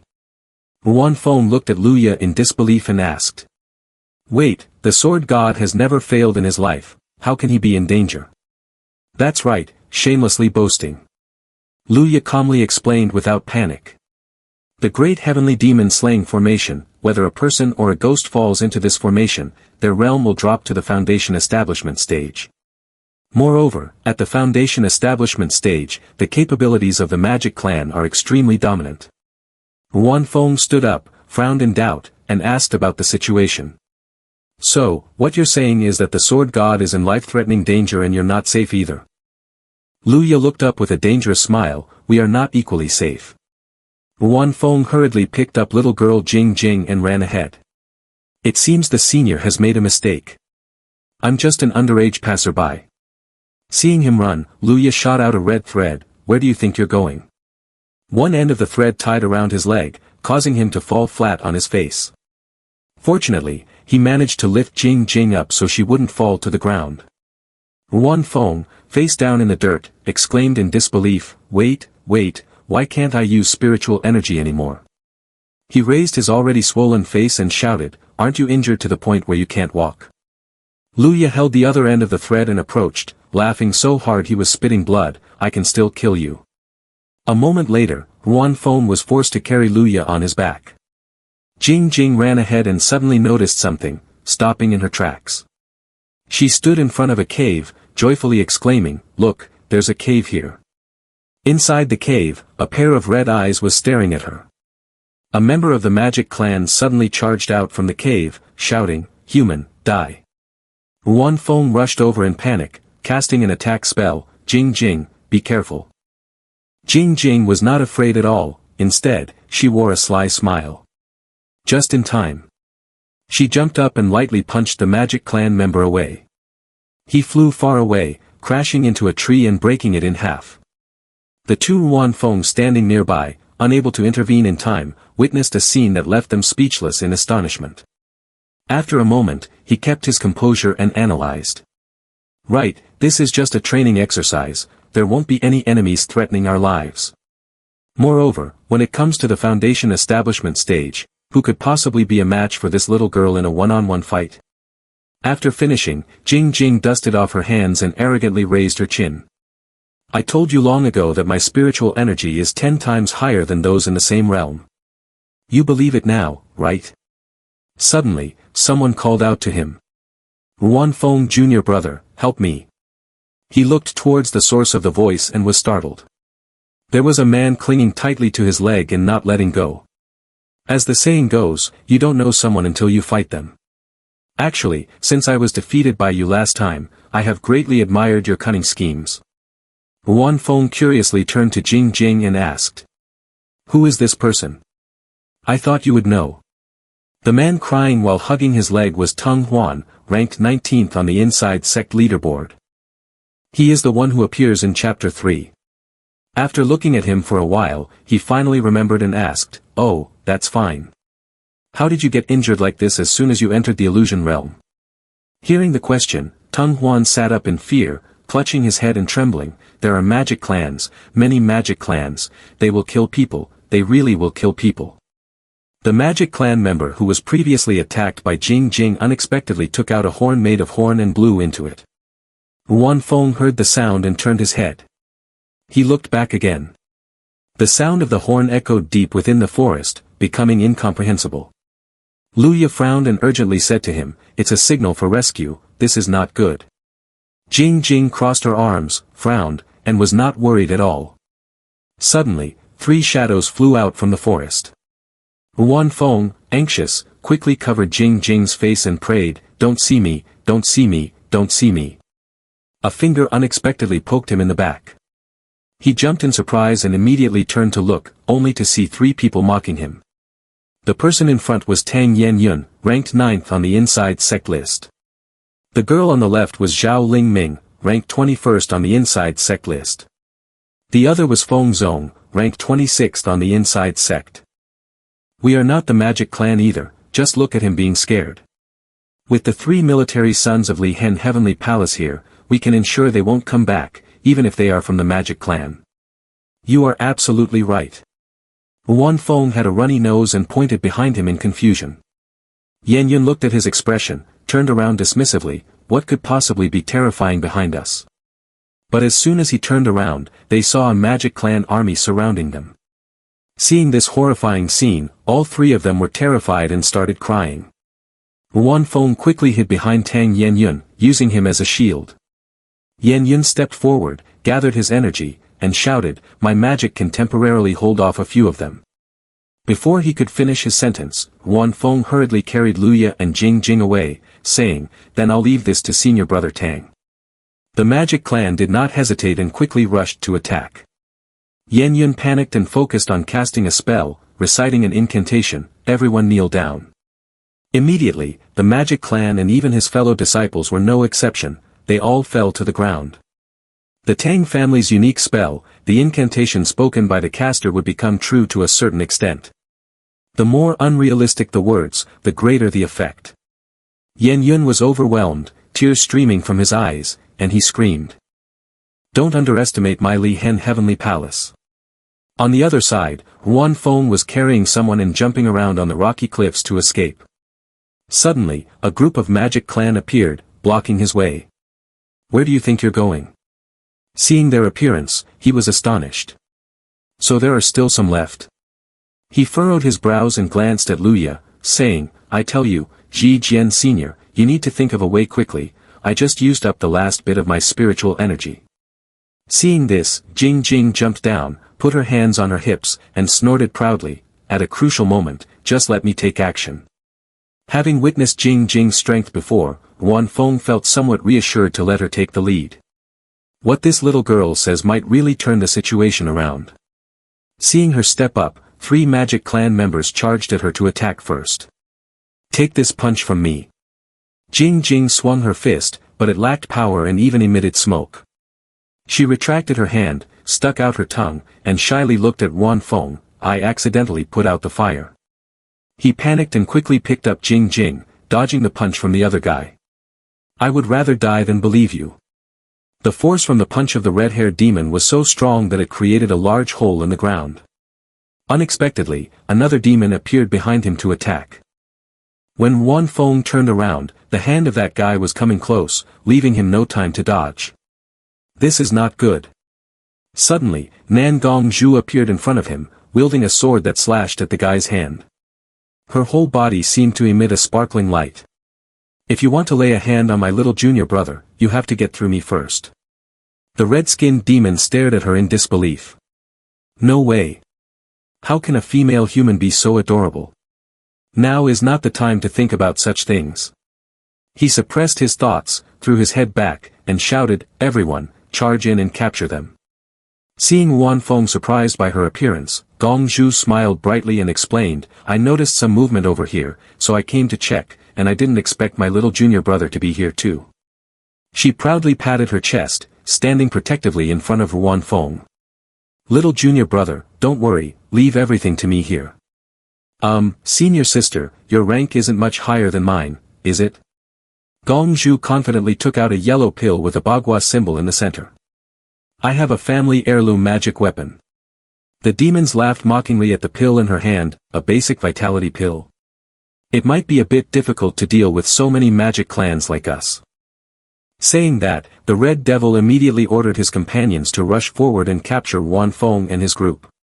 The next moment, Gongzhu hugged a bunch of pills and said to Huan Feng. Little junior brother, after I use up this magic weapon, my spiritual energy will be temporarily depleted. At that time, I'll have to rely on you. The demons, seeing the pile of pills she was holding, immediately stopped, looking at each other in fear. Gongzhu, not sparing any pills, threw all of them from her body, causing them to panic and flee. In an instant, where she threw the primordial essence pills, a thunderous explosion occurred as if a volcano had erupted. Huan Feng, carrying 3 heavy weights, shot out from the explosion, his mouth biting onto Jing Jing's clothes as he ran, still in shock and unable to believe. Damn it, the primordial essence pills cost 100,000 spirit coins each, and she uses them like toys. Only the 4th senior sister could be so generous. As he was running, someone suddenly blocked his path, a red-haired magic clan member, large and muscular. What are you doing with my adorable subordinate? He asked, looking at Huan Feng's group with curiosity. How come you all appeared here? Humans truly are a bunch of untrustworthy scum. Huan Feng frowned in confusion at Luya. What do you mean by untrustworthy? In time, I will explain it to you. Luya looked at the magic clan member in front of him, his expression worried. This magic clan gives me the feeling that they are not simple, they might be at the minor lord level. Right now, I have a top-tier plan, a mid-tier plan, and a low-tier plan. Which one do you want to hear? The magic clan member saw that they were not paying attention to him and angrily raised his claws. Do you think I don't exist? He waved his hand and threw out 5 blades to attack them. Huan Feng entrusted the person to Luya and rushed out to respond.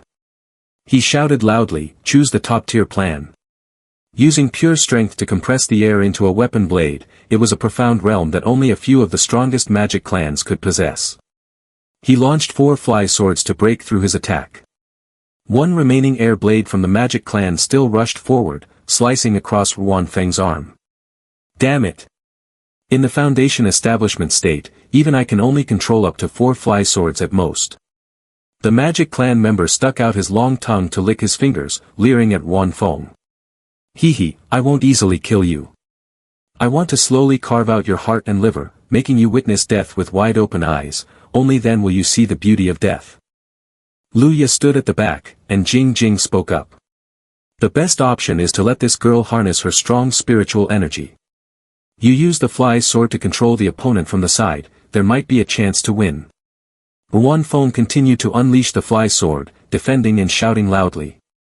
No, this little girl is shallow, her attacks are sometimes effective and sometimes not. If something goes wrong, I won't be able to handle it. The magic clan quickly teleported closer to grab Ruan Feng's sword. Seeing this plan fail, Luya quickly proposed another strategy. A decent option, your sword control ability isn't bad. If you escape alone, he probably won't catch up with you. Find Lu Chan for me, if he's still alive, warn him to be careful of the higher-ups in the Immortal Alliance. Ruan Feng, while fighting, turned around in confusion and asked. Higher-ups in the Immortal Alliance? The long-haired demon grabbed 2 fly swords and jumped up. None of you will escape. He kicked Ruan Feng in the chest, but fortunately, Ruan Feng managed to cross his arms in front of his chest to defend. He was pushed back but quickly controlled the fly sword to attack. 7 killing star flame. The red-haired demon saw the fly sword flying back and remained unfazed. He gently used magic to create a barrier, deflecting several of your fly swords. Ruan Feng recited the formula Long Hoi Fu. Immediately, the fly swords turned back.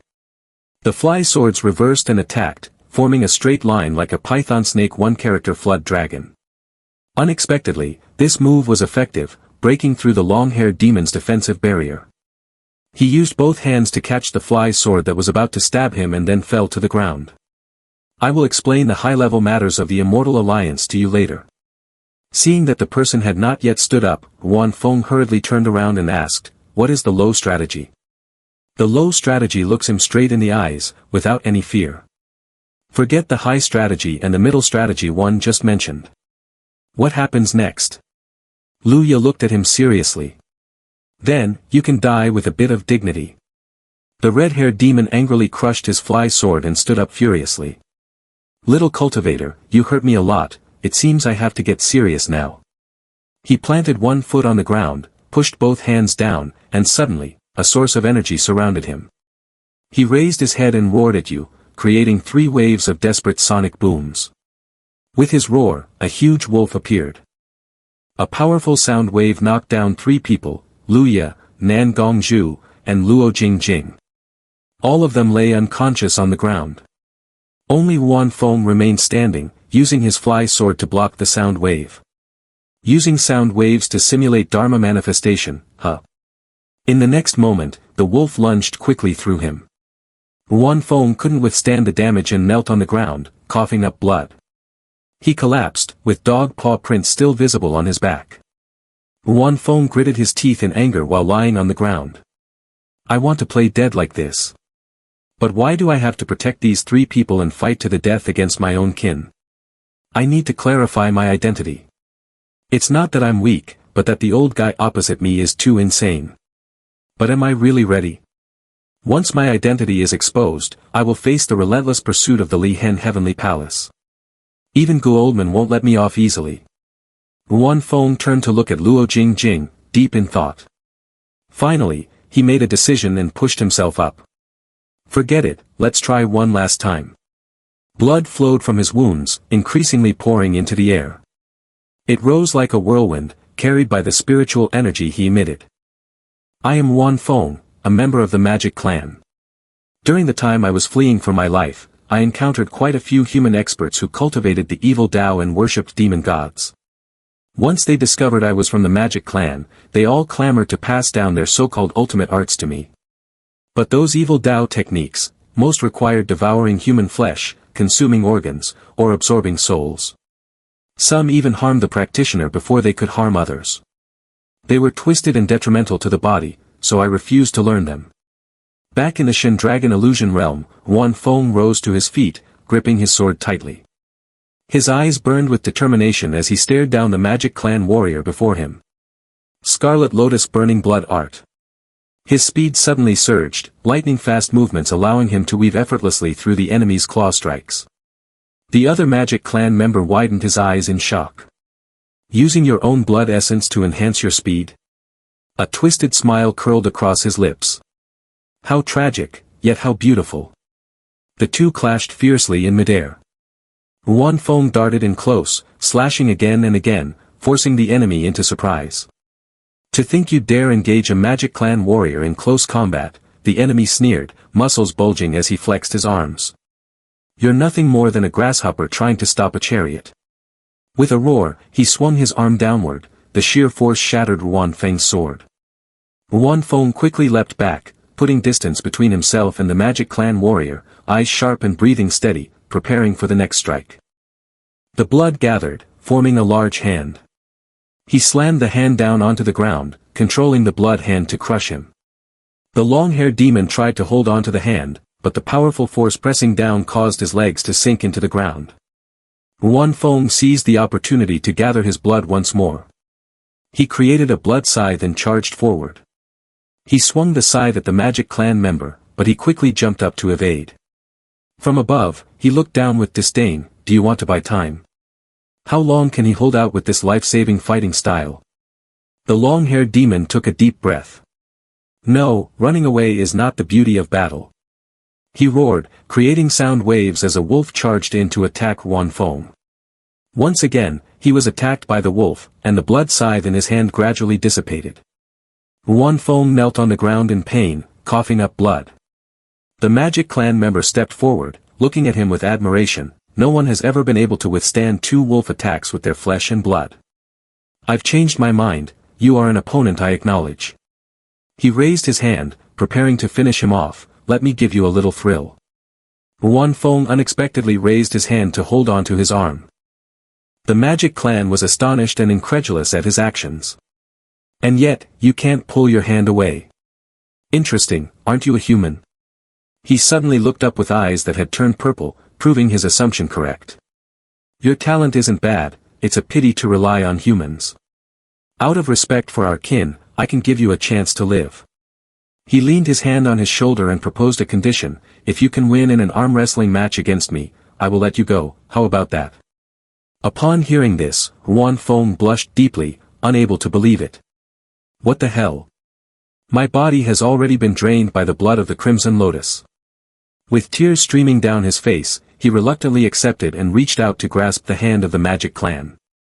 Who would have thought that after running away for half my life, I would end up dying at the hands of my own kin? How tragic. Luya, finally regaining consciousness from his faint, sat up and immediately saw the magic clan and Wan Feng holding hands. Luya clenched his fists, astonished and overjoyed. Damn, this can't be a dream, right? This little guy actually managed to hold the lord of the magic clan. What a heavenly opportunity. Luya stood up, delightedly shouting, little guy, don't let go. I feel like I've recovered a bit of spiritual energy. The magic clan member heard this and turned around in panic. What? Before he could grasp what was happening, he was pierced through the chest by Luya's flying ascent golden star. He frowned at the angry light emanating from his chest. This is not very nice at all. Luya stood with his back to the light, proud of himself. What's not nice? I look stunning. Wan Feng looked at the light and scoffed. Where's the beauty in that? My eyes are blinded by it. Scene shifts deep within Wuzong Mountain. Here, the bodies of the magic clan lay scattered everywhere. Their corpses slowly disintegrated, floating up in small pieces like snow. Yan Yin knelt on the ground with his hands clasped, crying and thanking. I originally wanted to revoke your qualifications for training, but this time the illusion realm is indeed extraordinary, and the divine weapons have lost contact. Without the Li Hen sword, even I would face difficulties. Wen Go frowned and asked them, so who did you encounter before? Hearing the question, Feng Zong angrily accused, earlier, junior brother Wan Feng was also here, but he took the opportunity to run away while we were fighting the magic clan. Hearing the name Wan Feng, Wen Go frowned, having no impression at all. Thinking about the corpse she had seen on the way here, she wondered, no way, back then even the lord of the magic clan suppressed a region, he definitely wasn't someone the disciples could handle. As if recalling some suspicious possibility, when Gu furrowed her brows, her face filled with worry. Switching scenes to another location, Huan Feng groggily woke up from a coma. My head is so heavy, he said. He glanced up and immediately saw Jing Jing stepping back and forth on his head. Seeing her still doing that and then stomping hard on his head, he was startled and sat up. Jing Jing quickly jumped off Huan Feng's head, landing on a rock, which shattered, causing him to yell in anger, "Are you trying to bully your master and destroy your ancestors?" Jing Jing pretended to be innocent, pointing behind her, "They told me to wake you up." Nan Gongzhu suddenly rushed over, grabbing his hand, "Little junior brother, Luya Sr. told me that he has known for a long time that you are very powerful." Upon hearing this, Luya also wanted to take some fame, flipping his hair and saying, "Of course, it was still me who restrained the enemy at the crucial moment." But Gongzhu remained focused solely on Huan Feng. "So, you were hiding your strength before to surprise everyone during this training session, right?" "Oh, no, that's not it. I already knew it would be like this," Luya interrupted, striking a dramatic pose as he spoke. "It's good that you're awake. Just now, I cast a divination. I've located 3 crucial formation eyes of the Heavenly Slaughter Grand Array. If we can destroy those 3 nodes, with Lu Chan's strength, there's hope we can break this deadly stalemate. Of course, this operation is 9 deaths and 1 life. If anyone wishes to withdraw now, I'll understand, and I won't stop you." The moment he finished, Huan Feng immediately raised his hand to volunteer for retreat, only for Luya to forcefully shove his arm back down. Clasping Huan Feng's hand tightly, Luya dramatically announced, "All right. Everyone has chosen to stay. I'm so moved." He threw an arm around Huan Feng's shoulders, who looked utterly hopeless, and said comfortingly, "Thankfully, with the little girl's peak great herbs, I'm feeling great now, my spiritual energy is surging endlessly." Nan Gongzhu laughed cheerfully at that. "Actually, you don't have to be so stingy." Her words made everyone turn toward her in surprise, their faces full of confusion. Without another word, Gongzhu casually tossed out a pile of precious magic weapons, gleaming brilliantly before their eyes. All 3, even Jing Jing, stood there frozen, utterly speechless. Unable to express words in front of her wealth. "Wow, it's the super fly sword advertised for shopping, now reduced to 9.98 million spirit coins." After displaying it, Gongzhu shyly spoke up, "I heard I had to come here. My father was afraid I would encounter danger, so he specially prepared some small protective tools for me.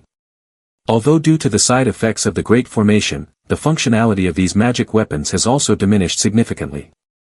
Luya, hearing this, quickly raised a hand to stop her. "No, that's enough." The next morning, as the sun just woke up, 4 figures stood silhouetted against the light like heroes. Huan Feng, equipped with a magic weapon, looked very cool, wearing a golden circlet like Wukong. Nan Gongzhu wore goggles resembling swimming goggles and held a fly sword that reflected blue light. Luo Jingjing was the most special, completely covered in armor with no visible face. When it was Luya's turn, he wore a golden armor that made him look like a young general. Luya, full of spirit, shouted, "Let's get to work." Huan Feng slowly followed behind, feeling distressed, "These pants are too tight." The scene shifted to one of the Magic Clan's strongholds, where black flags edged in red and printed with white spider images hung all around. Luya hid behind a tree and used sound transmission to say, "This is the closest spot to the battlefield." Gongzhu looked at the flag and explained through sound transmission, "I have seen this totem in illustrated books at home, it must belong to the Han spider tribe of the Magic Clan. Their magic weapon, the spider web, can not only capture enemies but also has a very strong corrosive effect, even capable of freezing a person's meridians." Luya, on alert, turned to look back and said, "Be careful, it seems a magic clan is coming this way." Below, there were 2 members of the Magic Clan, with spider images on their backs, chatting as they walked. "Have you heard? It seems the master has captured Lu Chan's woman. Now, everyone in the tribe knows about this, I even witnessed it myself." Huan Feng heard this, glanced at Jing Jing, and thought, the woman of the sword god must be Luo Jing Jing's mother, the Luo Chu fairy, right? The Luo Chu fairy has always lived in seclusion. After the sword god's explanation, she became even more reclusive. Could there be a connection with the magic clan? She also has a bodyguard with her, and it's clear they are ruthless. Even the Lord must find it difficult. Suddenly, Luya rushed out and recited a formula. Phi Dang Si Tin. Luya's body enlarged, causing the two magic clan members to fearfully cling to each other. Luya grabbed their pants, lifted them up, and said with a wicked smile, "Tell me in detail what you just said to me." The scene shifts to another part of the dungeon. Li Yuhua and Song Shi Tian are tied together inside. Shi Tian curiously asks, "Second senior sister, are you really the woman of the sword god?" Yuhua, angered by the question, turns around and scolds, "Are you an idiot? If I hadn't said that, we would definitely be dead by now. What on earth were you thinking? If you hadn't shown mercy, we wouldn't be in this situation, would we?" Hearing this, Shi Tian helplessly lowers his head. "I have never killed anyone, even if the opponent is from the magic clan. 2 hours earlier, somewhere in Wuzong Mountain, the Spider Clan Lord and his subordinate were spitting out ice threads to attack. Shi Tian stood in front of the rapidly approaching threads, turned his back and waved his fan. "It's useless." He turned around and easily dodged the threads. Shi Tian looked disdainfully at the Lord. 108 transformation moves next. "I see everything now." Lord frowned at Shi Tian in annoyance. "Don't get too cocky too soon." Suddenly, a web appeared behind him, ensnaring Shi Tian's entire body in a ball with no escape. He smiled smugly. "There are weaknesses everywhere." He slashed at the web with his sword. Heavenly sword technique. With a burst of golden light, the web was shredded by Shi Tian. Yu Hua, hiding on a nearby branch, was astonished by the scene. The third brother has mastered the heavenly eye technique in the 6 senses of the demon realm. This is one of the hardest immortal techniques to cultivate in the Li Hen Heavenly Palace. Thinking of this, she smiled joyfully, "But my luck is truly good. I just entered the illusion realm and already encountered a third junior brother who is in the top 3 within the inner sect." The leader of the magic clan, targeted by Shi Tian's sword, fearfully knelt down and begged for mercy. "I surrender, please spare us, don't kill us. We were just forced into this. If we don't obey the Demon King's orders, our entire tribe will be destroyed. If I speak wrongly, it is all my fault, they were just following my orders. Please, if you want to kill someone, kill me first." Shi Tian listened to their pleas, frowning, feeling hesitant inside. His grip on the sword loosened as if he wanted to retract it. The leader, sharp-eyed, noticed his arm and saw an opportunity. He shot out a thread that wrapped around Shi Tian's wrist and quickly seized the moment, standing up to choke him. He tightened his grip, lifting Shi Tian triumphantly. "Is this how easily you soften? You are still far from me." Li Yuhua sensed the situation was dire and hurriedly jumped down, surprising them. Yuhua took out a gourd and rushed forward, but before she could do anything, 2 threads of spider silk latched onto her sword and gourd, leaving her bewildered. By the time she reacted, she was alarmed to find her weapons taken away. The leader grinned smugly at her. "Did you think we wouldn't notice you?" His hand tightened around Shi Tian's neck. Suddenly, Li Yuhua regained her composure, crossed her arms to block. "Wait, if you kill us, you will regret it. Our value in life is far greater than in death." The Lord, hearing her, was confused and didn't understand what was happening. "What do you mean?" Seeing his hesitation, Yu Hua immediately fabricated a story. "With our aura and skills, can't you recognize us? Let me clarify for you. I am the woman of a great character." Back in the present, Yu Hua is still tied up with Shi Tian, confidently saying, "I say this, as long as the sword god is not dead, they will not easily take action against us. And if any cultivator knows that the sword god's woman is in danger here, they will definitely come to help." As soon as the words left his mouth, a loud shout rang out from outside. "Sister-in-law, I've come to save you." Hearing the noise outside, Yu Hua felt pleased. "You hear that? I wasn't wrong." Luya, with his large frame, lifted Gong Zhu and Jing Jing on his shoulders and charged in directly. Wen Fong followed behind, looking at him in confusion. "Aren't you known as Ji Jian? Why are you charging in like that?" Luya replied nonchalantly. "No need to waste words, if we can attack directly, why think of a way around it?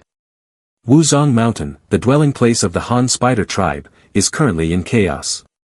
A member of the Magic Clan stood at the observation platform with a loudspeaker announcing throughout the tribe.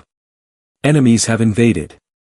In the center of the tribe, Nan Gongzhu jumped down, ready to fight. The Magic Clan members up high, seeing the enemy, immediately began to spit out silk. Their threads intertwined, forming a large net that fell down.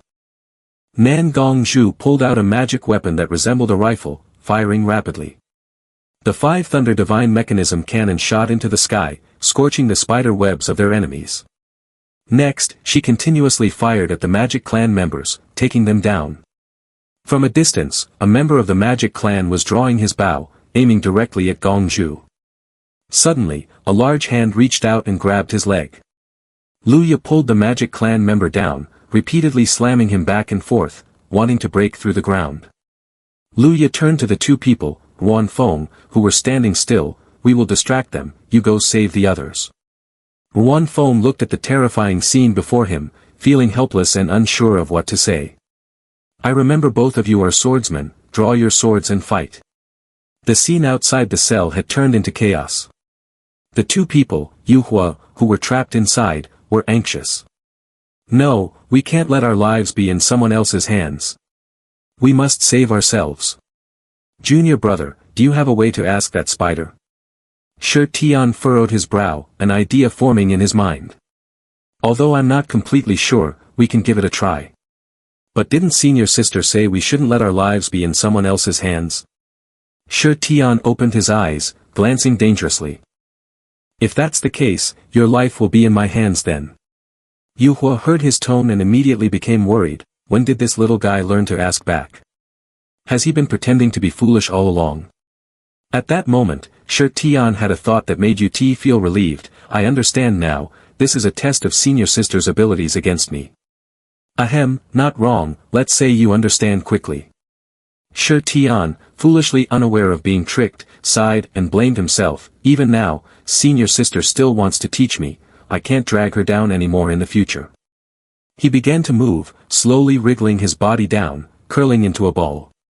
Next, his hands pierced through the spider web. "Give me your hand." Yuhua turned to look at his body, exclaiming in surprise. He bent down, pressed close to the ground, and crawled forward, then steadied one hand on the ground at that position, his entire body curling up into a big ball. Then, he stuck his legs out, but unfortunately, he was caught tight by the spider's silk shot from above. Even his hands were bound. He shouted, "Senior sister." His legs being pulled up high caused his pants to tear apart. Shi Tian was hung upside down, helplessly saying, "It seems I have failed." The door of the cell was suddenly burst open with a strong force, bringing with it a cloud of dust. Wan Feng hurriedly ran in. "Is Luo Chu Fairy here?" Jing Jing, with tears in his eyes, opened his helmet and called out, "Mom." But as soon as he stepped in, the scene inside made him freeze, unable to move further. Seeing someone enter, Shi Tian awkwardly forced a smile and said, "Little junior brother, are you here to save me?" Wan Feng was stunned by the sight inside, while Jing Jing silently pulled down his helmet to cover his face. He quickly grabbed Jing Jing and turned to leave, causing the other 2 to panic. "Sorry, I took a wrong turn." "Wait, little junior brother." A moment later, Wan Feng tore the web and untied Yuhua. After a clear explanation, he finally understood, "So that's how it is." After being freed, the 2 of them, Shi Tian and Yuhua, adjusted their clothes and stepped outside, their expressions calm as if nothing had happened. He led the way out, and in front of Luya, they heard him complain, "You guys are too late." He stood atop the spider tribe's flag, exuding an imposing aura. "You are too late, you missed my performance." After shooting down all the Magic Clan members in the tribe, Nan Gongzhu let out a sigh. A subordinate of the Magic Clan shouted loudly, "Boss, we should retreat quickly. We are basically no match for him." The lord of the tribe, despite being injured, refused to back down. "No, this is not as simple as you think," he said viciously, glaring at Wan Feng and the others. "You forced me into this." Suddenly, he jumped into the air and shouted, "Mountain Lord, I offer my soul to you." He then looked down at the ground and prayed, "Bury this disrespectful intruder beneath the earth." The ground below him shattered at his words. A beam of green light shot up from the depths of the earth. A foot, unclear what creature it belonged to, emerged from underground first. When it crawled onto the surface, it fully revealed the image of a magic clan creature, half demon and half spider, with multiple pairs of eyes breaking through the ground. Seeing this gigantic spider, Yuan Feng was stunned, unable to move. The Lord extended his hand forward, gathering 2 masses of spider silk. He released the silk, launching an attack. Wherever the spider silk passed, it froze everything in its path. Panicked, Yuan Feng quickly retreated. He unleashed his flying sword, soaring up to intercept his spider silk. As soon as the sword made contact, the silk turned to ice and fell down. You saw the fly sword fall down, no longer usable, feeling astonished and confused. Not giving up, you launched 2 fly swords again, but the result was still the same as the first time, all were frozen and fell down. Out of swords, Yuan Feng panicked and turned to run away. No more fighting, I can't win. If I keep fighting like this, even if I get lucky and win, I will be seriously injured. Yu Hua, hiding in a corner of the house, spoke up, the monster's web seems to be able to erase the sentience of magic weapons. Shi Tian suddenly appeared behind her, confidently saying, isn't avoiding it enough? Without hesitation, Shi Tian rushed out to engage in battle. You hold its legs, everyone attacked together. You, with a nimble body, skillfully dodged the webs. Very quickly, Shi Tian was able to close the gap with the 2 people. Noticing you getting closer, the Mountain Lord shot webs from below upwards. Shi Tian leaned aside and narrowly escaped, but another web shot through your collar. That area quickly turned into a block of ice. Yuan Feng turned his head back and saw Shi Tian being knocked over here. This is bad, it's coming this way. He quickly turned around to catch Shi Tian and ran away. Shi Tian looked at him anxiously and said, little junior brother, you're holding me like this. Shut up, if you say one more word, I'll throw you down, Yuan Feng said as he held onto him, quickly dodging the strands of silk being shot out, escaping. The Mountain Lord threw a punch at him, causing his entire back to turn into a block of ice. Yuan Feng, holding Shi Tian, was hit by the freezing cold, and his hand gradually started to freeze as well. The Mountain Lord, furious, flexed his muscles and shot spider silk up into the sky. Countless strands of spider silk shot up, spreading in many directions. The silk divided and clung to every nook and cranny around the tribe, and then from the silk, a layer of ice slowly rose, covering the entire frozen spider tribe. After Yuan Feng led Shi Tian to escape, he looked at the ice wall behind him, astonished and panicked. He began to feel regret. Is it too late to tell him we are from the magic clan? Shi Tian beside him noticed his expression and reassured him, little junior brother, don't be afraid. I was indeed defeated earlier because I underestimated the enemy. But from that, I also discovered the monster's weakness. In another place, Wuzong Mountain, Shooting Sun Valley, 2 members of the magic clan were standing on the cliff. The old man of the magic clan, with his hair and beard white as snow, holding a staff, furrowed his brow and spoke. This is not good. Someone has invaded the Spider Clan. The Lord has sacrificed himself to awaken the Mountain Lord. The man in golden armor standing beside him asked in surprise. What? The High Priest? Could it be that there are treacherous humans involved? No way. Lu Chan's overwhelming power has suppressed some people to the point where they can hardly breathe. It must be the disciples of the Sword God. But there's no need to worry too much. Not to mention that this is our territory.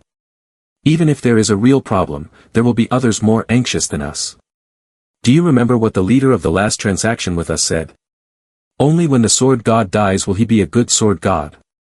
The scene shifted to a brutal battlefield. A man with long black hair stood atop a pile of corpses from the Magic Clan. He stood tall, calmly gazing at the Magic Clan army surrounding him. And yet they dare to pull me in. It seems the old man of the Magic Clan has really driven them crazy. The High Priest of the Magic Clan observed the battle from a distance, helplessly saying. If I weren't pushed to the edge, I wouldn't want to cooperate with these scheming humans. But only by borrowing their magic weapon can we quietly end this battle. Lu Chan raised his sword forward, looking at the Magic Clan, confidently speaking, if I was unaware of the arrangements for this battle, it seems that there are still strong members in the Magic Clan that I do not know about. So how can you think that suppressing me to the foundation establishment stage would allow you to win against me? The Magic Clan showed no fear in response to Lu Chan's words and continued to charge forward. Lu Chan knelt down, releasing an extremely powerful source of spiritual energy, slicing the bodies of those Magic Clan members who dared to approach in half. Extreme radiance. He stood up, allowing his flying sword to rotate horizontally, forming a barrier around himself. Once done, he pointed his sword forward in a threatening manner. Those who enter the sword domain die. Then, countless Magic Clan members rushed into attack, but the result was always the same. They were all killed by Lu Chan with a single strike. He swung his sword, arrogantly stating, "How many have I killed now? Sorry, I got lazy counting just by looking. If this continues, I might fall asleep." He pointed his sword at the high priest above, sneering contemptuously, "Why don't you all just flail your arms and legs at me now?" As soon as he finished speaking, a bolt of lightning struck down on Wuzong Mountain. As if angry with Lu Chan's words, the general standing next to the high priest shouted, "How is that reasonable? The high priest should not meet him. No need to hurry, even if Lu Chan is at the foundation establishment stage, he is not invincible. Let the main army of the Magic Clan wear him out first," the general of the Magic Clan anxiously asked back. "But isn't that a significant loss for us? These low-level Magic Clans are basically like worms, we can have as many as we want. If we can hold Lu Chan back, then that would be the blessing of a lifetime for them." "What loss are you talking about? As long as there are no further mistakes from the Mountain Lord's side, it will be fine." The scene shifted to the Spider Hen tribe. Both Wan Fong and Shi Tian were covered in spider silk. "Third senior brother, did you just say you discovered its weakness?" "That's right, this monster has a seal on it. If I'm not mistaken, that is its weakest point." Hearing this, Wan Fong thought of the mark on the spider's belly and doubted. A seal? Could it be one of the battle eyes of the formation on that monster? Thinking it over, it was very likely. Suddenly, a strand of spider silk shot towards the two of them. Yuhua stood at a distance, worried, and decided to take action. "I can't sit still any longer. It's not in my nature to let my two charming junior brothers be in danger. I will need to rely on their rumors to earn some extra income later on." Nan Gongzhu, hiding behind, heard the words "charming" and felt anxious. This is not good, even the second senior sister finds the junior brother adorable. Wan Fong hid behind an ice block and used sound transmission to speak to everyone. "Listen to me, I have a battle plan." Yuhua praised, "Good, as per the old rule, let's take advantage of the time of a stick of incense for me to recover my spiritual energy." While he was focused on sound transmission, the Mountain Lord had launched a web attack. Yuhua appeared just in time, using the fiery dance of the flames to block it. The flames surged powerfully, gradually melting the web. Even the ice binding Wan Fong and Shi Tian began to dissolve. The Mountain Lord, furious, charged forward with his 6 spider legs. He swung his spider leg to attack her. But just as the sharp claw was about to stab her, it suddenly stopped, leaving her confused. It turned out that the Mountain Lord's legs were inexplicably held tight by some clay. The ground beneath his feet was also restrained, causing him to fall flat on the ground. Customize the earth statue to fight for 1 million spirit coins on a lap. Gongzhu ran from afar, continuously throwing a bag of earth statues. "Go stop that spider." Taking advantage of the Mountain Lord not having time to get up, Wan Fong shouted loudly and launched the spirit sword. At that moment, Python Snake 1 character Flood Dragon Luo Jingjing also rushed in with her petite figure. She aimed for the marked spot under the spider's belly and threw a punch, Earth Sword Abyss Black. The Mountain Lord was knocked over by her unexpected punch, rolling several times on the ground, eventually crashing into an ice block, still dazed from Jingjing's earlier blow. The seal on his belly was torn, oozing out green liquid.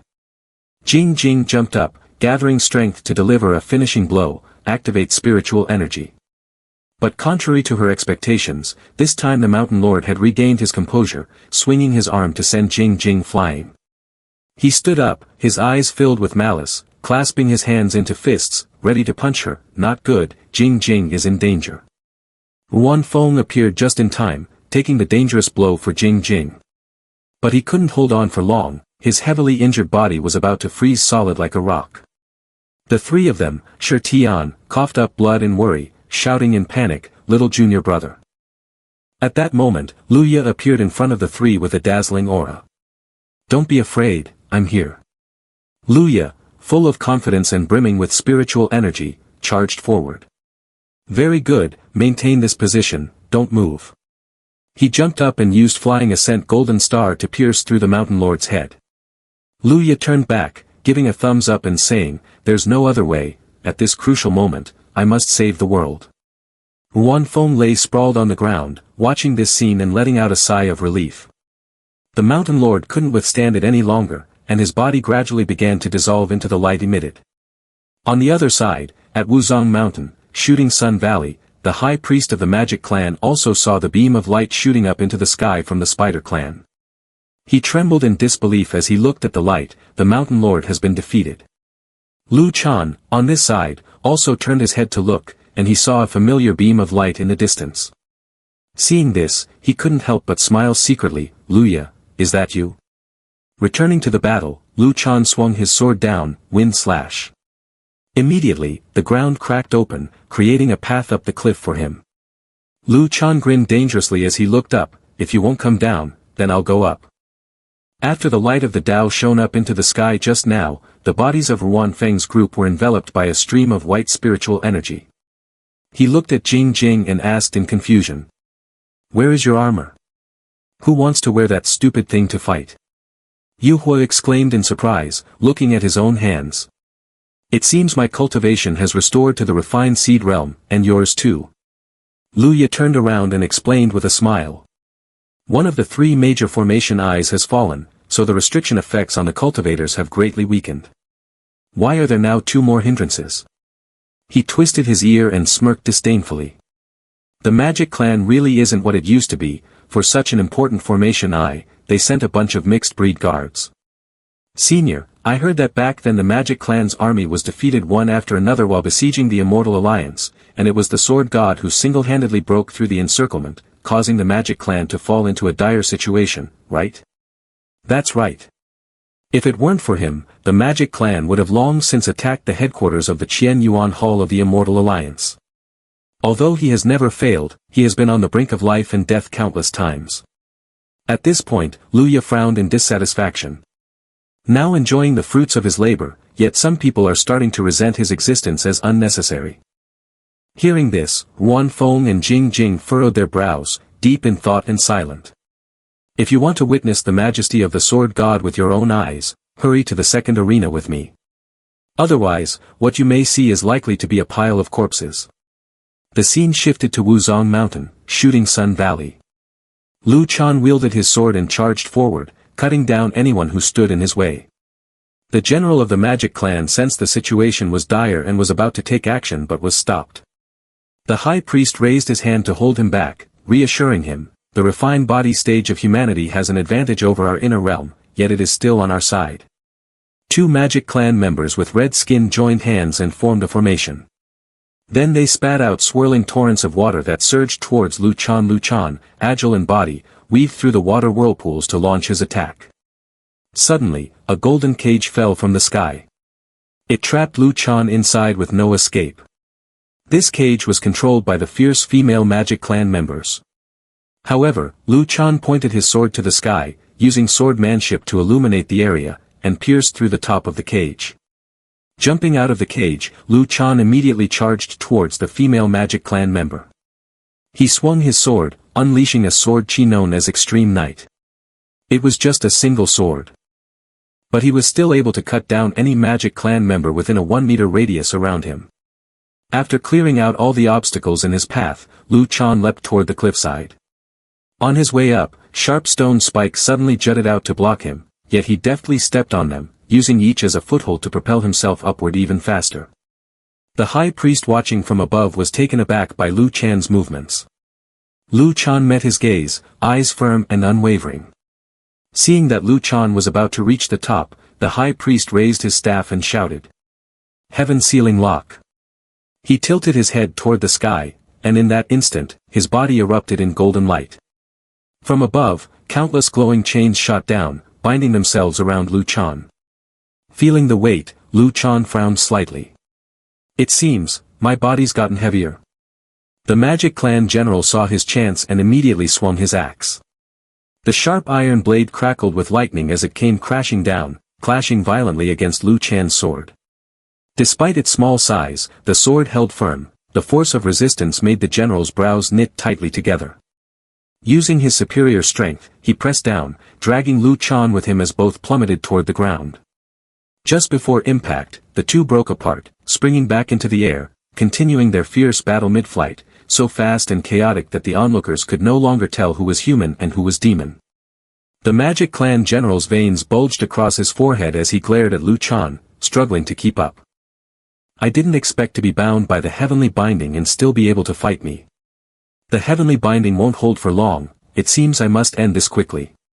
He pushed Lu Chan's sword away, creating distance between them, and raised his axe. Immediately, a stream of black energy from his body absorbed into the axe. Chaos Thunder, I serve you above all.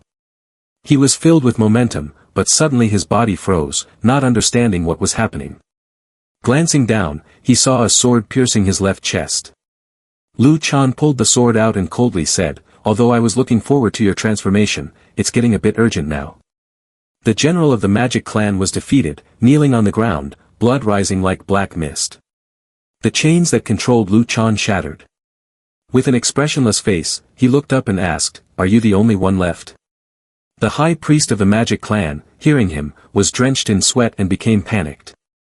He looked at Lu Chan, jumped up, composed himself, and said, it seems Sword God Lu Chan has made progress in Sword Dao, hasn't he? Lu Chan jumped forward, rushed in front of him, and suddenly appeared behind him, smugly saying, if I were you, I wouldn't be able to laugh at all. It felt as if he sensed something. Lu Chan turned around and immediately saw a wolf rushing towards him with its mouth open. He quickly jumped aside to avoid it, causing the wolf to miss its attack. Lu Chan turned back and attacked the wolf with his sword. Just as Lu Chan's sword was about to stab it, the wolf transformed into a Magic Clan member from the forest. He raised both hands in front of him, defending against the sword strikes that Lu Chan was delivering. Next, another Magic Clan member with green hair appeared. High Priest, we are late to save you, he said. He turned to shield the High Priest, mocking, oh, where is your general? He hasn't been taken down that quickly, has he? Lu Chan frowned tightly, looking at him with disdain. So it turns out you are the demon general, and only 2 of you showed up. The other 2 aren't healing from injuries, are they? That's right, I can't bear to see your miserable state, I truly pity them, he replied. From afar, a light appeared in the sky like a star. Lu Chan turned to look up and smiled, so he has come too. The star flew rapidly towards him at the speed of light. It landed heavily on the ground and walked up to Lu Chan. The newcomer was also a Magic Clan member with large horns and bat wings on his back. The two looked at each other, both wearing mocking expressions. Long time no see, Gu Xianming. If I were you, I wouldn't be able to smile. Today's battle ends, and the Magic Clan will disappear from the map, shouldn't I be laughing? The atmosphere around us became increasingly tense. We were about to witness a fierce battle between the fairies and the demons. The scene changed to Wuzong Mountain, deep in the forest. The noise just now was so loud, the Magic Clan must be on alert. I'll go ahead to scout, you all stay put. As soon as he finished speaking, Lu Ye flew away, leaving only a faint shadow behind. Seeing this, Yu Huo looked around and said, he really left, let's take this chance to escape. Shi Tian, confused, furrowed her brows and asked, where do we escape to? Isn't our mission to rescue the Sword God? Silly junior brother, we almost died at the hands of the Magic Clan just now. Training isn't just about rescuing the Sword God. In this situation, where isn't it a training opportunity? After all, the Sword God has been dead for a long time, do we really have to risk our lives to save an illusion? Nan Gongzhu, standing behind, secretly transmitted a message to remind her, senior sister, Jing Jing is still here. Realizing she had misspoken, Yu Huo lightly coughed and said, mainly, with our current strength, we fundamentally cannot protect ourselves. Going would only be seeking death. After saying this, she tilted her head to look at Wan Feng and asked for his opinion, what do you think, little junior brother? He turned around and agreed with her, second senior sister, you are right. But a moment later, he turned away, smiling lightly, but this time, I'm afraid it will disappoint you. Ruan Feng tightly held Jing Jing's hand, who was on the verge of tears, and lifted her onto his shoulder. Jing Jing, we are going to save your father. Yu Hua frowned and followed behind, questioning Ruan Feng, little junior brother, have you gotten permission from the sect to bring Jing Jing into the Shen Dragon illusion realm? Right now, everything seems fine, but what if? Ruan Feng turned around, presenting Jing Jing confidently, I won't let her get hurt. If anyone wants to harm her, they have to step over my dead body first. After that touching statement, he radiated light as if to blind Yu Hua. Shi Tian stepped forward and spoke, second senior sister, stop pretending. In fact, you want to test our determination, right? Yu Hua broke out in a cold sweat and patted Shi Tian's shoulder, admitting, that's right. If there is no enlightenment about death and one rushes into fighting, it is very dangerous. Unexpectedly, this was also seen through by Tam junior brother. The group of Ruan Feng stood aside, speechless at Shi Tian's naivety and gullibility. Jing Jing turned around and suspiciously asked Ruan Feng, why have you been so nice to me lately? It's quite suspicious. Hearing the question, he smiled slyly and pinched her cheek, you say it's suspicious, but deep down, you've already been touched, haven't you? Although I haven't taught you anything, you are still my only direct disciple. If I don't protect you, then who will? At this point, he pouted and glanced elsewhere, leaving Jing Jing speechless.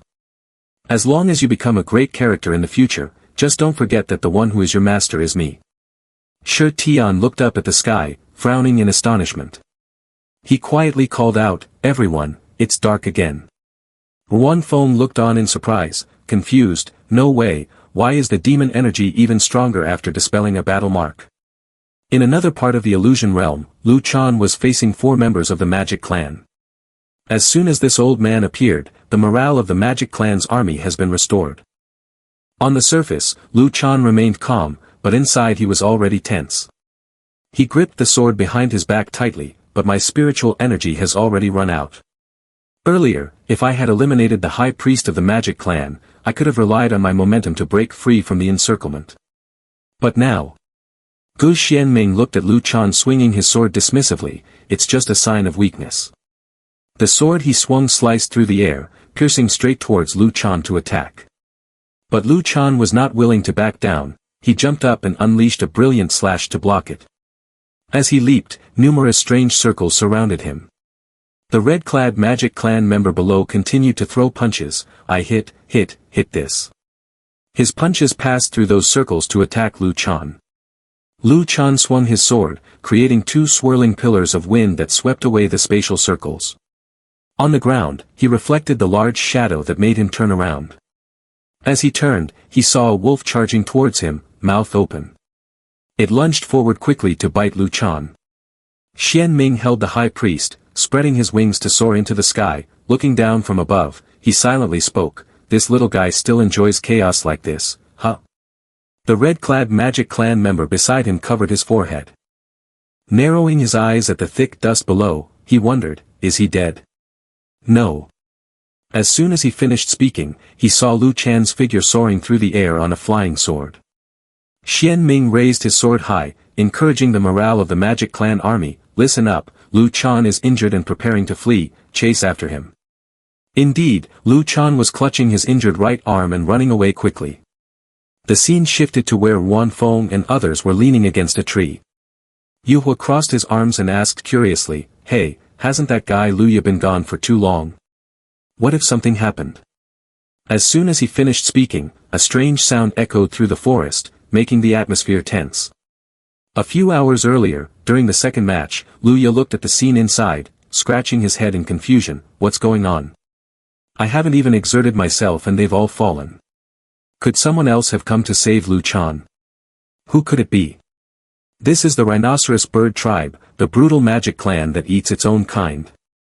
He wandered around searching for the eye of the formation, feeling increasingly anxious, it's too quiet, could the battle have ended already? Suddenly, the rock face in front of Luya showed signs of cracking, what? In the next moment, he was struck by an invisible force that pierced through several stone walls. It must be said that the impact hit him head-on, causing his face to be mangled. It's over. Suddenly, a mysterious masked man wielding a spear attacked Luya. From the Xuanfu attack, shoot! Fortunately, thanks to a treasure, the light that touched him was immediately reflected.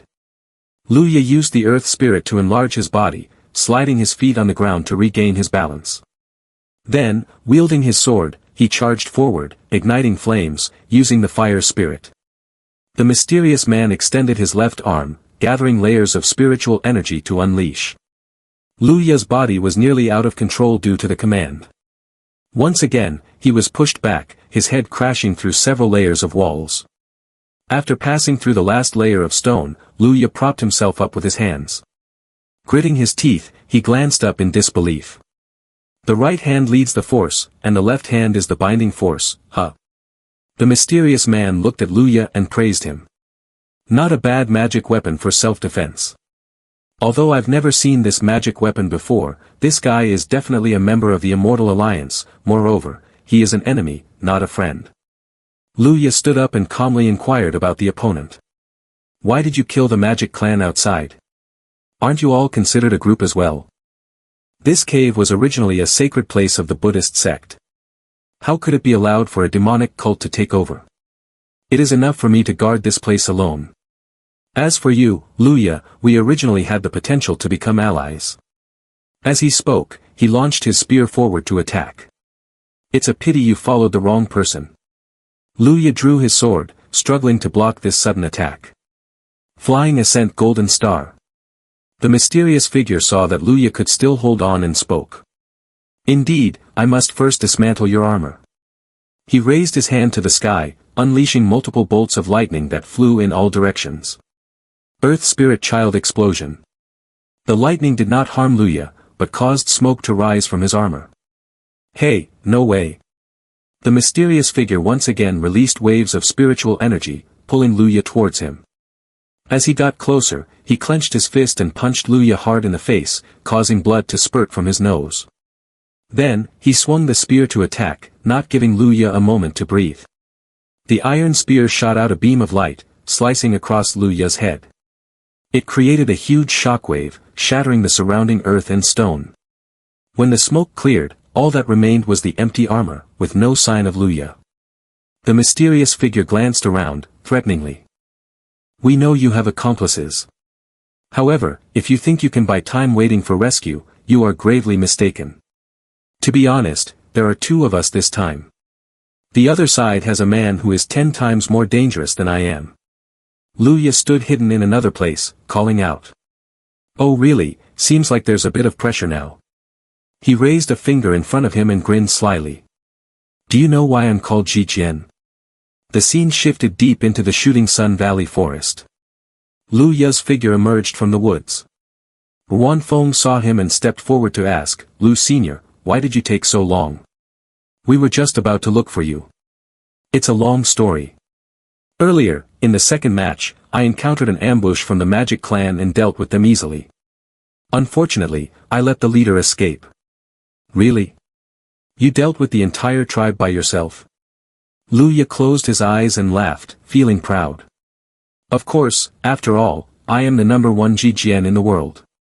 Hearing this, Wan Feng flattered him, you truly are impressive, senior. Luya chuckled, secretly pleased with himself. Ha ha ha, a bunch of insignificant fish not worth my time. It turned out to be just a bunch of little demons with runny noses. In the face of my great transformation technique, weren't they all captured? As soon as he finished speaking, he unexpectedly received a punch from Wan Feng to the face. That's right, the man before me was not the real Luya, but an enemy disguised as him. The fake Luya held his face, confused and not understanding what was happening. Why did he suddenly hit me? No way, my acting skills clearly had no flaws. Could it be that I misjudged Luya's position in this group? There's no way, this little guy is not acting normally. Should I be angry and demand clarification, or joke around to test him? The impersonator pretended to calm down and asked Wan Feng in confusion, hey, what's wrong with your little guy suddenly going crazy? Wan Feng angrily lunged, kicking him in the chin. Still pretending with me? Just relying on that dog-headed Luya, you think you can handle others easily? I'll deal with you first. Jing Jing stood by, watching Wan Feng beat the guy up while cheering him on. Imposter, beat him to death. While being attacked, the impersonator suddenly pushed both of them away. Enough already. His face was now beaten into a pig's head, yet he still posed with a smirk.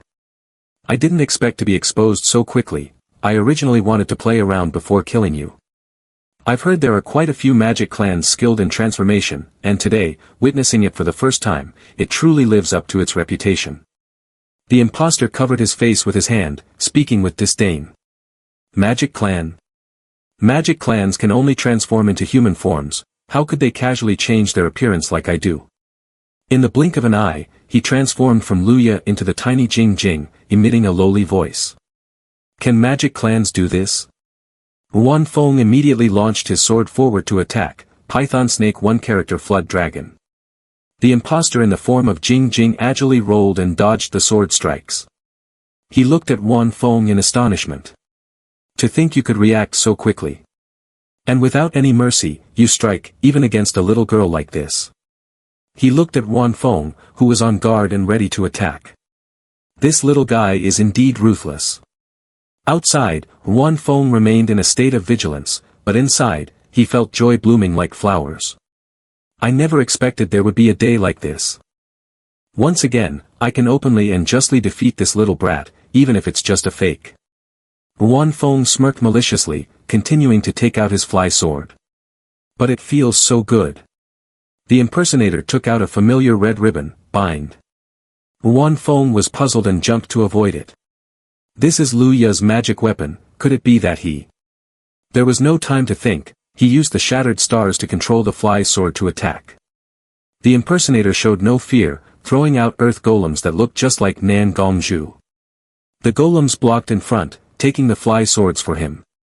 Seeing Wan Feng turn back in doubt, Gongzhu quickly waved his hands to deny it. It's not me. The smug impersonator laughed gleefully, taunting, if you have any magic weapons, use them all. Suddenly, Jing Jing charged in, angrily punching him and causing his nose to bleed. You are not allowed to turn into my form. The impersonator covered his bleeding nose, frowning at Jing Jing in surprise. This little girl has a strong punch. He flew up, creating fly swords surrounding him, just like Wan Feng's. Wan Feng frowned in astonishment, a guess forming in his mind, these are my fly swords, could it be that this guy can replicate someone else's magic weapon? The impersonator controlled the fly swords to charge in, really attacking Jing Jing. Before the fly swords could touch her, Wan Feng appeared to shield her. Wan Feng used his own real fly swords to block those attacks. Jing Jing, in disguise, soared into the air. Behind him was a storm of 50 million spirit coins, and in his hand was the heaven-turning seal, a top-tier magic weapon. If you are so stingy, then I will strike first, he declared, throwing the heaven-turning seal into the sky and shouting a single word, great, causing the heaven-turning seal to expand. After a moment, Jing Jing frowned in dissatisfaction, it seems I have reached the limit of the refined seed stage, let's use it in coordination. Despite appearances, the heaven-turning seal had now grown as large as a mountain. Yu Hua, sensing the situation was dire, shouted, everyone, get out of the way. Following her shout, the heaven-turning seal fell, crushing a part of the nearby mountain. The scene shifts to the rhinoceros bird tribe. An enigmatic figure wearing a mask was rummaging everywhere looking for Luya. I told you, your companions can't come, so come out and fight me. Luya was hiding when suddenly, the chaotic attack from the mysterious figure unintentionally shot right in front of him, startling him. Damn it, he frowned, raising his hand to draw a talisman in the air and placing it on his fly sword. Give me more time, one more incense stick. Soon, the old man will break through your shell. After pressing the lotus flower to absorb it into the fly sword, a faint golden light erupted, making Luya happy. Great achievement accomplished. Seeing that the person finally dared to come out, the mysterious figure mocked, ready to die, are you? You really dare to speak, not afraid of boasting. The mysterious figure stopped, turning to face Luya. He used the term, floating, to strike his hand down onto the ground, causing dirt and rocks to fly up. He controlled those rocks to charge at Luya. However, in front of the rocks crashing towards him, Luya showed no fear, even picking his nose disdainfully. Are you joking with me? Seeing this, the mysterious figure looked at his hands in confusion. What have you done to me? Why have I become so weak? Is it because of that sword light? Smart. If you've already succeeded, then it's fine for me to tell you. Your current spiritual energy only matches my level. How about that? This is the magic that makes me proud, the eightfold restoration of spirit. The eightfold restoration of spirit pulls the opponent's strength down to the same level as the caster, then uses rich experience to defeat the opponent. The mysterious person, after hearing this, was not afraid. He pointed his spear at Luya and said, "Fool, even if the spiritual energy is matched, you are still no match for me." From the explosive thunder, after his shout, nothing happened at all. The spiritual energy gathered in front of the spear gradually weakened. Luya flicked the snot off his hand, looking at him as if he were an idiot. "It seems you still don't understand the current situation. Just now, I exhausted all my strength. This means that you and I are now just two ordinary people without any spiritual energy." "I see. So during this time, whoever receives assistance faster wins." "I understand now." After hearing him, Luya closed his eyes and sneered, "Who said we have to wait for reinforcements to determine the victor? Do you know why I am called Ji Jian? At first, Ji Jian was actually meant to humiliate me, saying my family had developed limbs." Luya raised his hand and punched through the wall beside him, looking at him challengingly. "So, are you ready to die?" The mysterious person, upon seeing this scene, panicked and broke into a cold sweat, realizing he was doomed. Deep in the forest at this moment, beneath the heaven-turning seal pressing down, there were many clay statues supporting it, which is why Ruan Feng and the others could survive under the heaven-turning seal. Yuhua had just gone through a terrifying ordeal and breathed a sigh of relief. "I thought I was definitely going to die this time." Ruan Feng, lying beside him, reminded, "Don't celebrate too soon, I don't think this formation can hold for long." Nan Gongzhu sat up and looked at the clay statues encouraging them, "Everyone, hang in there." The clay statues, encouraged, strained to hold on. Continuing like this is definitely not a good way. The enemy is much stronger than us, we can only hold him back and wait for Luya or the sect elder to come to our rescue, then we might have a glimmer of hope. Just then, Shi Tian stood up like a savior ready to sacrifice himself. "Let me hold him back." Shi Tian explained to each person, "The magic weapon of the fourth junior sister will be copied by the opponent. Staying here is not a good idea. Little junior brother, you have to protect Jing Jing, so nothing can happen here." Meanwhile, the 8 treasures glazed fire of the second senior sister and my heavenly eye ability just happened to have a certain restraining effect on the magic weapon, so we can hold on for a bit longer. Hearing this, Yuhua panicked and quickly wanted to refuse, Hey, don't just include me in this." Before the words were even spoken, Shi Tian activated the Earth Sword formation. After the command, the ground beneath Ruan Feng and the others twisted, pulling them down. Once done, Shi Tian wiped the sweat from his brow, avoiding Yuhua's gaze. Ahem, teleporting 3 people at once is indeed a bit forced. The 3 of them were pulled down into the earth, sliding along a path to escape. Jing Jing, perched above, sensed the flow of spiritual energy rising from the ground and, astonished, took out his fly sword, preparing to strike down. Trying to escape. Suddenly, a fly sword shot up from the ground to attack him. "Stop! Your enemies are us." Jing Jing easily sidestepped, assessing Shi Tian. Is this a ploy to buy time for the general? It seems that child is indeed the most important. However, this little brat doesn't look like an easy opponent. Yuhua stood behind Shi Tian, sweating profusely, still bewildered and unable to grasp what was happening. Who am I? Where am I? How did I get caught in the scheme of the third junior brother? Silence reigned, making the atmosphere even tenser. Yuhua anxiously placed a hand on Shi Tian's shoulder, asking, "Junior brother, you must have some trump card to have the courage to hold him back, right?" But Shi Tian's answer made her heart race in panic. "No, I've been stuck at the peak of the golden elixir stage for 2 years now. In fact, many junior brothers and junior sisters who joined the sect after me have already surpassed me.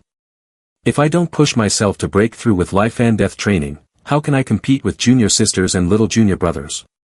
Yuhua, upon hearing this, helplessly held his head and cried out. "Then why do you keep me around?" Shi Tian turned his face, justifying his words with a smile, because senior sister is very weak and needs someone to protect her, which allows me to stick to my determination to kill. Can I say something ridiculous? Without wasting time, the impersonator spoke up, are you all ready? Can I start my performance now? Shi Tian charged forward alone to face the challenge. Senior sister can just watch from the side. He swung his fan in an arc, knocking away all the flying swords. The other guy chuckled lightly and snapped his fingers.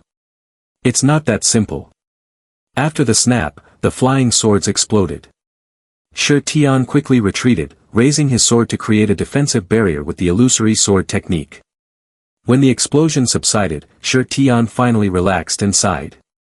Yet you use a magic weapon to self-detonate, truly extravagant. The impersonator looked at him, sneering. I had hoped to see what surprises your squinty-eyed name could bring. The result is just this trick, let's add a bit of fun. He took out a colorful branch, his eyes gradually becoming sinister. This branch is called the Seven Treasures Marvelous Tree, a sect-level magic weapon that can arbitrarily change someone else's magic weapon. Shi Tian frowned, nervously watching him swing the stick, unsure of what he would do. A moment later, his fan transformed into a flower basket. Yu Hua's magic weapon was no exception, changing into something else. The fake Jing Jing watched the panic on their faces, unable to help but laugh out loud. Ha ha ha, is this interesting enough? Shi Tian frowned tightly, recalling his master's words. He's playing with us. He's not serious at all, and I'm already too tired, I can only use that trick. Master, can I succeed? Is this a technique you created yourself? The idea isn't bad, but this trick still requires a very strong evil energy, and you are still too gentle. Master, I won't hold back next time. That's right. If you truly encounter a strong enemy, think about what you need to protect. If it's something you care about, the evil energy will naturally surge up. He clenched his fists, thinking of the people he needed to protect. If I don't kill this person, second senior sister will die. He will hunt little junior brother and junior sister. If I don't want them to die, I have no choice but to take action. As he thought, he plucked a branch of flowers from the basket. That's right, I just need to kill someone who deserves to die. He held the rose branch out in front of him like a weapon, the three talents shifting into 4 images. He rushed forward at the fastest speed, aiming to stab the branch into his opponent's head. White Tiger Pure Kill. But before the branch could touch the man, a shield appeared to protect him. Shi Tian exerted all his strength into his arm, piercing through the shield and stabbing it into the man's mask. The impostor reverted to his true form, angrily looking at Shi Tian. I almost fell for it, luckily, my defense was sufficient. But for a junior like you, you're quite skilled. He shouted, bind, and immediately, golden rings appeared, tightly restraining Shi Tian. He turned to Yu Hua and asked, why aren't you running? This is really boring. But just as she turned around, she noticed that she was stealthily trying to escape. He saw that she seemed unconcerned about the life of her junior brother, and presented 2 gourd bottles, one white and one yellow. Since it's like this, why don't you choose a way for your junior brother to die? Yu Hua found herself in a difficult situation. She frowned, unsure of what choice to make. Here are 2 gourds. The one on the left can trap a person inside, while simultaneously causing the opponent's spirit to transform into the essence of the golden immortal gourd. The one on the right can strike at a person's primordial spirit, instantly severing their head, and it cannot be regenerated. It's a soul-slicing dagger. What do you think? Do you hope your junior brother dies in the yellow gourd on the left or the silver gourd on the right? Yu Hua closed her eyes, crossed her arms, and smiled. Given your cruelty, no matter which one I choose, the other is likely to be used on someone else, right? She raised her hands, smiling brightly, and said, I choose to surrender and become your subordinate. You can see for yourself. Both my junior brother and I are rare talents in cultivation, 1 in 10,000, it would be such a pity to kill us. Shi Tian, hearing this, panicked and spoke up to stop her. Senior sister, we can't do this.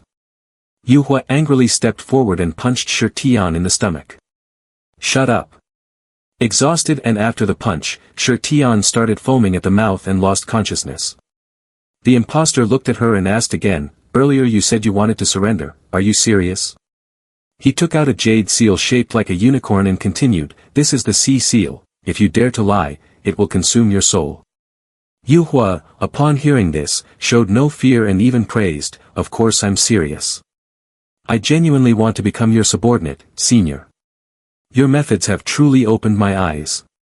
All this talk about sword gods and sword immortals is long gone from my mind." He looked at the unicorn's head emitting a green light and was astonished and satisfied, "So it is real."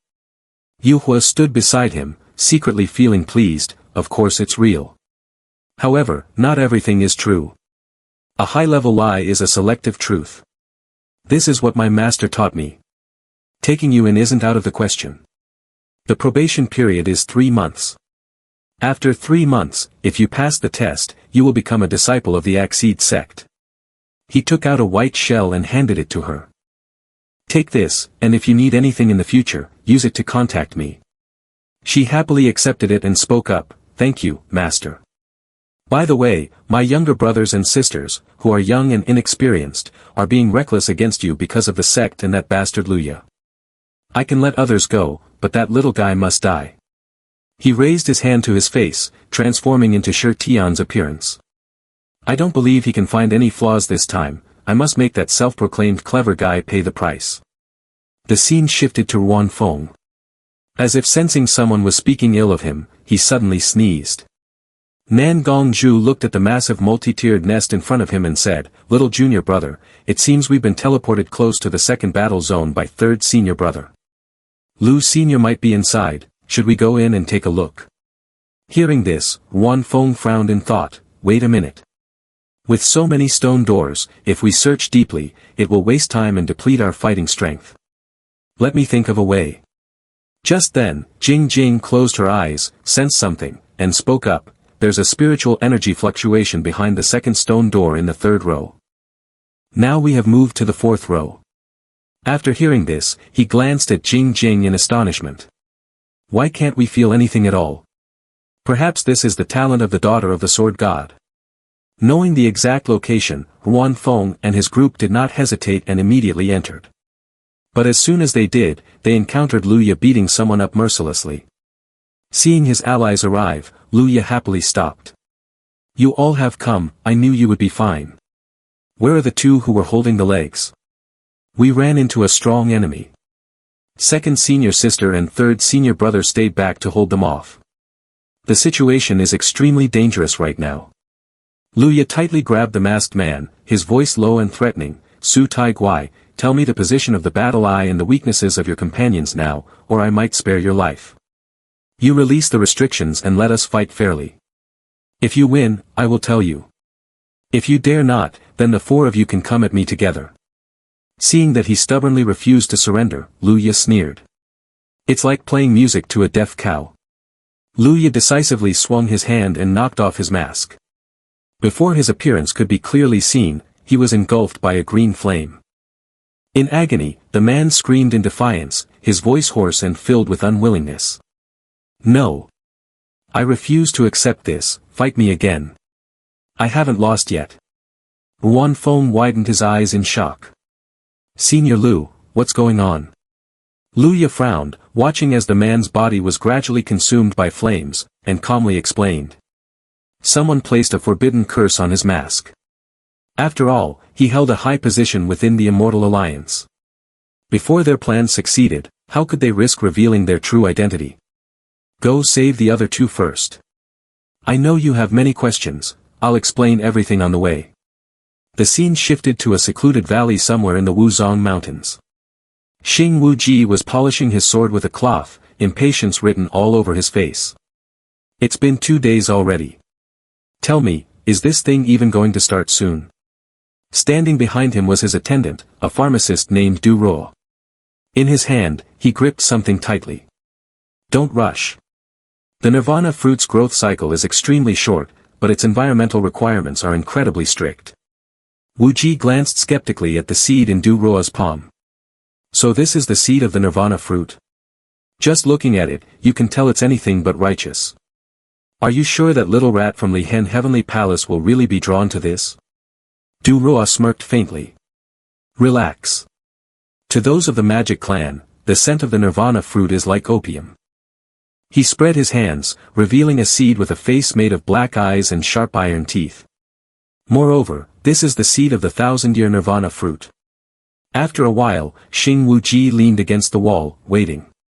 At this moment, Du Ruo spoke up, "We can start now." I never expected that in less than 3 days, Wuzong Mountain has experienced 3 fluctuations in spiritual energy. It seems that the battle is even more intense than I thought, right? The so-called fluctuation in spiritual energy is a phenomenon where large-scale battles occur multiple times, leading to a disturbance in spiritual energy that ultimately becomes uncontrollable. Du Ruo let go of his hand, dropping the seed he held onto the ground. The nirvana fruit prefers this environment.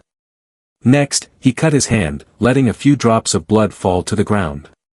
Incapable of clarity, earth capable of spirituality, use my blood essence to help it take form.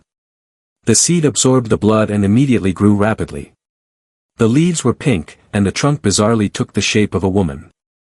Wu Ji looked at the tree before him and asked curiously, "Is this the phoenix wife tree that can bear the nirvana fruit?" "Of course not. I haven't even scattered the seeds of the nirvana fruit yet." Du Ruo gently planted the nirvana fruit into the ground, explaining, "This is the holy girl tree, the favorite food of the phoenix wife tree." As soon as the seed was placed down, it began to grow. It bloomed a strange smile, and the roots began to grow around the holy girl tree.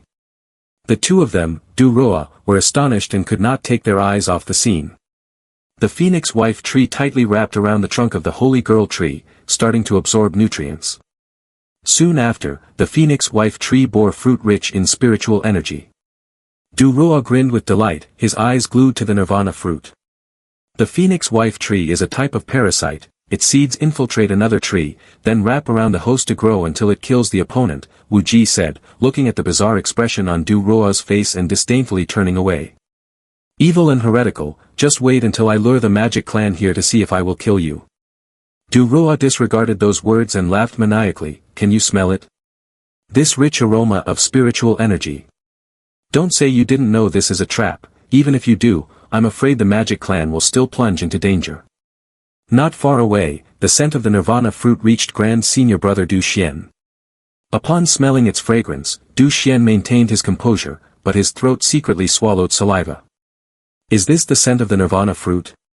Perhaps I underestimated its allure to my magic clan." A male disciple sighed in relief, holding his chest. "That was really dangerous just now, luckily we ran into Grand Senior Brother. The magic clan is truly terrifying." Another female disciple chimed in, "That's right, how can there be such evil beings like the magic clan in this world? Fortunately, Grand Senior Brother gathered us, otherwise, I wouldn't know how to get through this trial." Saying this, all the disciples were moved and raised their hands in cheers, "Long live Grand Senior Brother, long live Grand Senior Brother." Before embarking on the Shen Dragon Illusion Realm, in Ningwen Ge's private residence. This plan is simple to state, we will use the nirvana fruit to lure the magic clan. Based on that, we will follow the clues to start probing the magic clan's infiltration. In this, Lord Zhong will be responsible for observing the movements of elderly Hen from the heavenly palace from the outside. The nirvana fruit seeds will be brought into the illusion realm by my trusted subordinate, and the pursuit will be handed over to the Lu Enforcement Department. Du Xian, you will be responsible for protecting the direct descendants of the major clans. If the magic clan takes them hostage, we will be at a disadvantage. Wen Gu handed Du Xian a compass and instructed carefully, however, you must also be cautious, as the magic clan might be hiding among them. This is the soul division ritual. You can rely on it to quickly find these people. Not hearing a response, she looked up and asked, Du Xian, did you hear what I said? Du Xian's cheeks flushed, shyly breaking free from his thoughts. It's the first time Wen Gu has talked to me this much. Returning to the present, Du Xian looked at the disciples of the noble families and thought, there are still 3 disciples from noble families that haven't been found. Although the soul division ritual loses its effect within the Great Formation, the task she assigned me must be completed. He looked towards the source of the fragrance, feeling worried. As for the nirvana fruit, I warned them several times before we set off, surely no one would take such a reckless risk, right? But contrary to Du Xian's expectations, the disciples infiltrated by the magic clan were frantically following the scent of the nirvana fruit. In the distance, Xing Wuji, holding binoculars, had already seen the magic clan rushing over. Very good, the magic clan is heading this way, it seems to be quite effective. Having identified the target, he notified the members of the Lu Enforcement Department to pay attention. Everywhere on the nearby branches, members of the Lu Enforcement Department lay in wait, ready to attack. He raised his sword and shouted loudly to remind them, prepare to cast the net. The scene changed once again, still Wuzong Mountain, but deep in the forest. Luya and his group were riding their fly swords on their way to rescue Shi Tian and the others. The magic clan is mobilizing on a large scale, this is indeed unusual at such a critical moment. Luya looked below as the shadows of the magic clan quickly passed by. He wondered, their forces should be focused on dealing with Lu Chan right now, why are they so dispersed? Seeing Wan Feng going in the wrong direction, Luya angrily pulled his sleeve and shouted, little guy, you're flying too high, do you want to be spotted by the magic clan? At that moment, Wan Feng was enchanted by the fragrance of the nirvana fruit, his face drooling with desire, which made Gong Zhu worry. Little junior brother, what's wrong with you? Are you feeling unwell? I'm fine. He bit his lip, trying to resist the alluring scent. Could this smell be the legendary nirvana fruit? Luya had no doubts and loudly reminded him, snap out of it. From what I deduce, something significant must have happened within the magic clan, likely related to the sword god. That's why the plan has changed. From now on, we will split into two groups. I will go rescue your companions, and you will follow the magic clan to see what's going on. Restless, Luya entrusted his sword to Wan Feng. This sword I leave to you, with my soul's seal upon it. After handing over the item, Luya flew off alone. If anything happens, channel your spiritual energy into it, and I will come immediately. Watching Luya's figure fade away, Wan Feng felt a lingering unease. Are we really going to go on alone like this? Lu Senior's effectiveness in action has always been very high, he replied, furrowing his brow as he voiced his concerns. It's just a bit strange.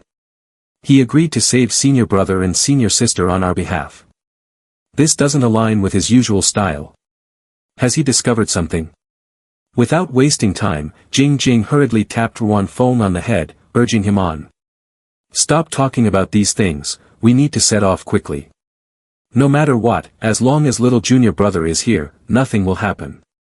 He frowned, slowly following along, feeling helpless about things not going as planned. I thought just following my teammates would be enough to win, but unexpectedly, I've become a key player. Suddenly, someone shouted from the ground, Nan Gong Jr. sister. That little guy looks somewhat familiar. Who is that? He looked towards the sound and saw the person among the group of disciples accompanying Du Xian. I remember now, his name is Wan Feng, the guardian of the sword god's daughter. It seems he once confessed to Song's senior brother. Why is he in the same place as Nan Gong Zhu? Watch your words, Nan Gong Jr. sister comes from a wealthy family. Hearing the murmurs from below, Jing Jing angrily retorted, he's not a guardian, he's a servant, a servant. Du Xian stared at Wan Feng and secretly transmitted his voice, I must have warned you already, right? The nirvana fruit isn't easy to consume. I know, but I'm just afraid some disobedient ones might seek their own doom. If they die, that's one thing, but they could end up dragging us down too. I'm a bit worried as well. The taste of the nirvana fruit exceeds my imagination, but I still haven't completed the task that Wengu assigned to me. At this point, Du Xian looked at him with a pleading gaze, if that's the case, could you help me keep an eye on things? Gong Zhu, standing beside them, felt anxious as she watched the two gaze at each other intently, as if afraid someone would steal her little junior brother away. Why are grand senior brother and little junior brother staring at each other for so long? A disciple asked curiously as he stepped forward. Nan Gong Jr. sister, why are you two heading towards the magic clan gathering? Don't you know it's very dangerous? Hearing this, Jing Jing proudly replied, we are going to rescue our father, of course we know that to catch a tiger, one must enter the tiger's den. You mundane people wouldn't understand. Upon hearing this, the disciples from the noble families burst into laughter, going to rescue the sword god. Just relying on Wan Feng. Junior sister, the level of the magic clan ahead is completely different. If it weren't for the grand senior brother appearing earlier, we would all have been buried here, including Jun's senior brother who is in the top 5. The person mentioned in the story is Jun Fei Xiong, ranked in the top 5 on the inside sect leaderboard. He smiled lightly in disdain, resting his sword on his shoulder, saying, earlier was just underestimating the enemy. If the sword god is ahead, then if we rescue the sword god, wouldn't our mission be accomplished? If not, how much longer do we have to roll around in this illusion realm? Du Xian disagreed with Fei Xiong's opinion and immediately intervened. He then continued to look at Wan Feng and instructed, Jing Jing and Nan Gong Jr. sister should stay behind, let Wan Feng Jr. brother go alone. I know your strength, I trust you very much. Suddenly, out of nowhere, he found himself burdened with a difficult task. Wan Feng clenched his fists, speechless. Damn it, this annoying Du Xian just threw me into the fire. Jun Fei Xiong felt belittled. He approached Du Xian and asked, what does Wengu mean? Trusting the abilities of this useless guy, yet having no faith in me. Let me tell you, Du Xian, don't think that just because you've beaten me once, you can act all high and mighty with me. He stepped back, swinging his sword in defiance. You've only cultivated a few years earlier than me, what are you even worth? It seemed like a fight was about to break out, but Fei Xiong merely slashed horizontally across the grass. I'm already this old, I'll do whatever I want. Fei Xiong sheathed his sword, leaving behind patches of withered grass, lifeless and devoid of energy. Saying that, he distanced himself from the arrogant group and turned to leave alone. Wan Feng just wanted to hide somewhere peaceful. But the two Jing Jing eagerly shouted in unison, we want to go too. The two of them looked at him with sparkling eyes, pleading, not allowing him to refuse. Wan Feng helplessly turned to Du Xian with a look of desperation, only to find Du Xian turning away to avoid him. He helplessly looked up at the sky, saying to himself, Wengu, leading the team is too difficult. In another place, Jun Fei Xiong was jumping through the branches on his way to rescue the sword god. If it weren't for the 8 Shadows divine pill that Kai grandfather gave me, which can increase my strength several times in an instant, how could I put myself in such a dangerous situation? He looked at the pill in his hand, feeling very pleased with himself. Just wait, Du Xian. Once I rescue the sword god, let's see if a top disciple like you can sit still. Wan Feng was following behind, seeing Fei Xiong arrogantly punching a tree trunk. Observing this scene, Wan Feng decided to follow slowly. This guy doesn't seem easy to provoke. It's better not to get too close to him. But the two girls, Jing Jing, couldn't stand him and angrily grabbed the back of his head. Hurry up and get past that little guy. He's bullying us right at our doorstep. Little junior brother, go for it. Wan Feng didn't want to escalate things and gently advised them. But deep down, he was struggling to contain his anger.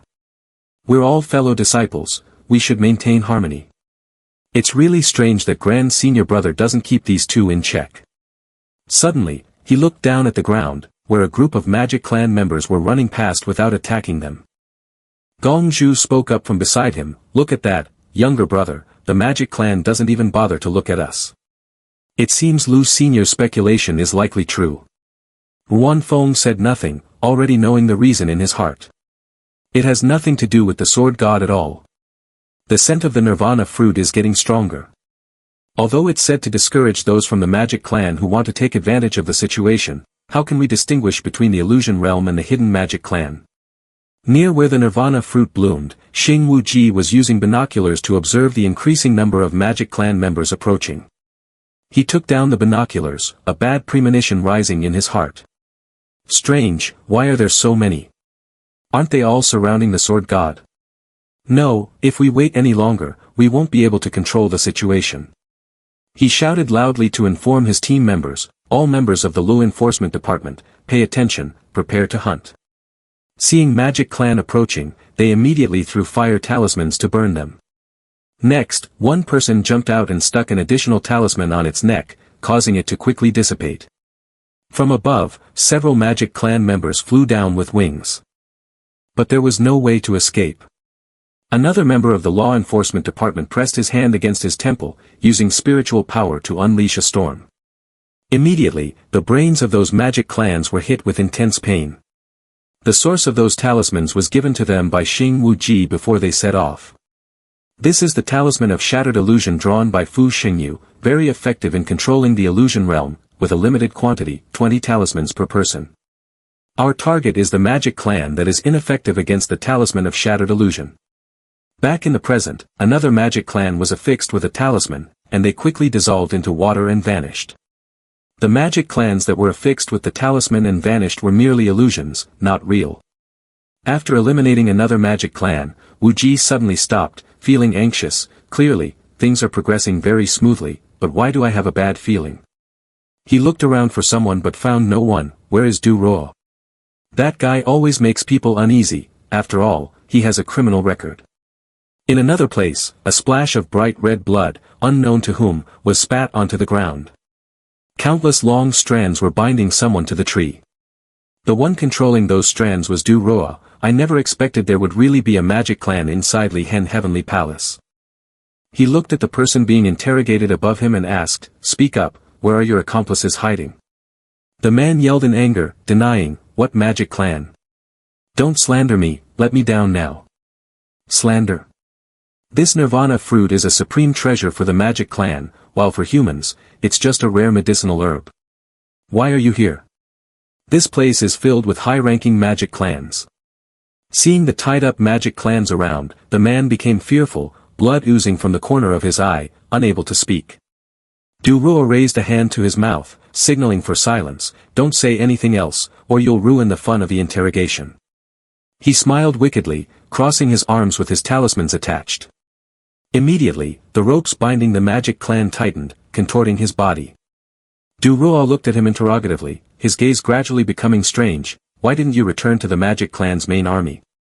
Did you know in advance that someone was looking for the magic clan here? But you still couldn't bear to miss the nirvana fruit, right? So you considered yourself clever, disguising as a cultivator to sneak in and then thought of a way to find an opportunity to act." Du Ruo raised an eyebrow, laughing disdainfully. Ignorance. The transformation is obvious, yet it remains unspoken. Only our magic clan knows the truth. The man, bound and bleeding from his mouth, still vehemently denied, "I don't know what you're talking about." Seeing such stubbornness, Du Ruo became intrigued and prepared to take action. "Very good, I really like tough mouths like yours," absolutely refusing to say anything. Suddenly, someone shouted from afar, "Stop!" This made Du Ruo pause. The one running ahead was Jun Fei Xiong, while Wan Feng's group lagged behind, hiding. Du Ruo turned back in annoyance. Fei Xiong, holding a fly sword radiating spiritual energy, looked at him with disdain. "I didn't expect to meet an evil Dao before encountering the sword god." Du Ruo looked at Fei Xiong, his eyes wide with interest. "Ah, I've found some rats again." Fei Xiong, feeling pleased with himself, was unaware of the imminent danger approaching. The training is equivalent to the illusion realm. Only when the evil Dao is captured infiltrating the immortal alliance will it be a success. Du Xian, even heaven is helping me now. He jumped up, swinging his sword at Du Ruo. "Evil Dao, take this." He shouted, "Nether Chaos." A protective skeletal frame appeared around him. Nan Gongzhu observed Fei Xiong's attack and commented, "To think he would use Nether Chaos. I heard that Jun Fei Xiong went mad cultivating this technique for an entire month inside the Great Magic Clan. Even the Sword God couldn't enter to dissolve the resentment aura. This move uses death as armor, extremely hard to defend against. Even if you block the blade, the resentment inside it will still invade your opponent's body. Anyone struck by it will be cursed, and in the end, rot to death." At this moment, Fei Xiong still looked very pleased with himself. "Before the inside sect competition, I had no choice but to hold back. This is the first time I've gone all out. You're just unlucky." Fei Xiong's sword slid past Du Ruo, ending the attack, but instead of Du Ruo collapsing, Fei Xiong's armor slowly cracked, then shattered. He spat out a mouthful of blood. Du Ruo grinned gleefully, his fingers deftly manipulating the threads. Hellbinding strings. Fei Xiong knelt on the ground, eyes wide with disbelief. Impossible, how could this happen? Wan Feng's jaw dropped in shock. Holy shit, such a powerful move got countered just like that. Who the hell is this pretty boy? Seeing his confusion, Nan Gongzhu, who was sitting beside him, quickly raised her hand to answer. "We know. He is a casual cultivator of the evil Tao who once shook the heavens and the earth, the humiliation demon Han Du Roa, who created the eightfold tempering with 8 different types of abilities. After hearing this, Yuan Feng frowned, rubbing his chin in thought. The flame blade is all from the hell system along with the humiliation demon hand, but they are of different levels, right? Wait, it seems like Jun Fei Xiong has something in his hand. Fei Xiong took out a pill, unwilling to admit defeat. How could I lose to that rogue evil Tao guy? He put the pill in his mouth and swallowed it. Immediately, a powerful source of spiritual energy erupted from his body, and his eyes shone like car headlights. Fei Xiong smirked with delight. No wonder it's the 8 Shadows divine pill, the power is incredible. He used the Saint of the Underworld to circle around Du Roa at a breathtaking speed, aiming to confuse his opponent. However, instead, it sparked Du Roa's interest. I didn't expect someone from a cultivating immortals family to be interested in hell magic. I'm starting to like you. The Saint of the Underworld is a sword technique that transforms death energy into legendary hell creatures. Ordinary people who see it will have their souls taken away. If touched, they will directly lose their souls. In the blink of an eye, Fei Xiong teleported behind Du Roa and swung his blade down. He couldn't help but feel pleased, breaking into a wide grin. With the 8 Shadows divine pill, even Du Xian, no, even the elders in the sect might not be able to withstand this move. Go die. Du Roa didn't turn around, catching the sword with his bare hands. This action only made Fei Xiong even more delighted. Fool, I knew you would rely on your impressive skills to catch the blade unarmed. Just wait to die. Suddenly, Du Roa turned around, grabbing his hand and twisting it back, breaking the wrist bone. Fei Xiong was astonished, still not understanding what had just happened.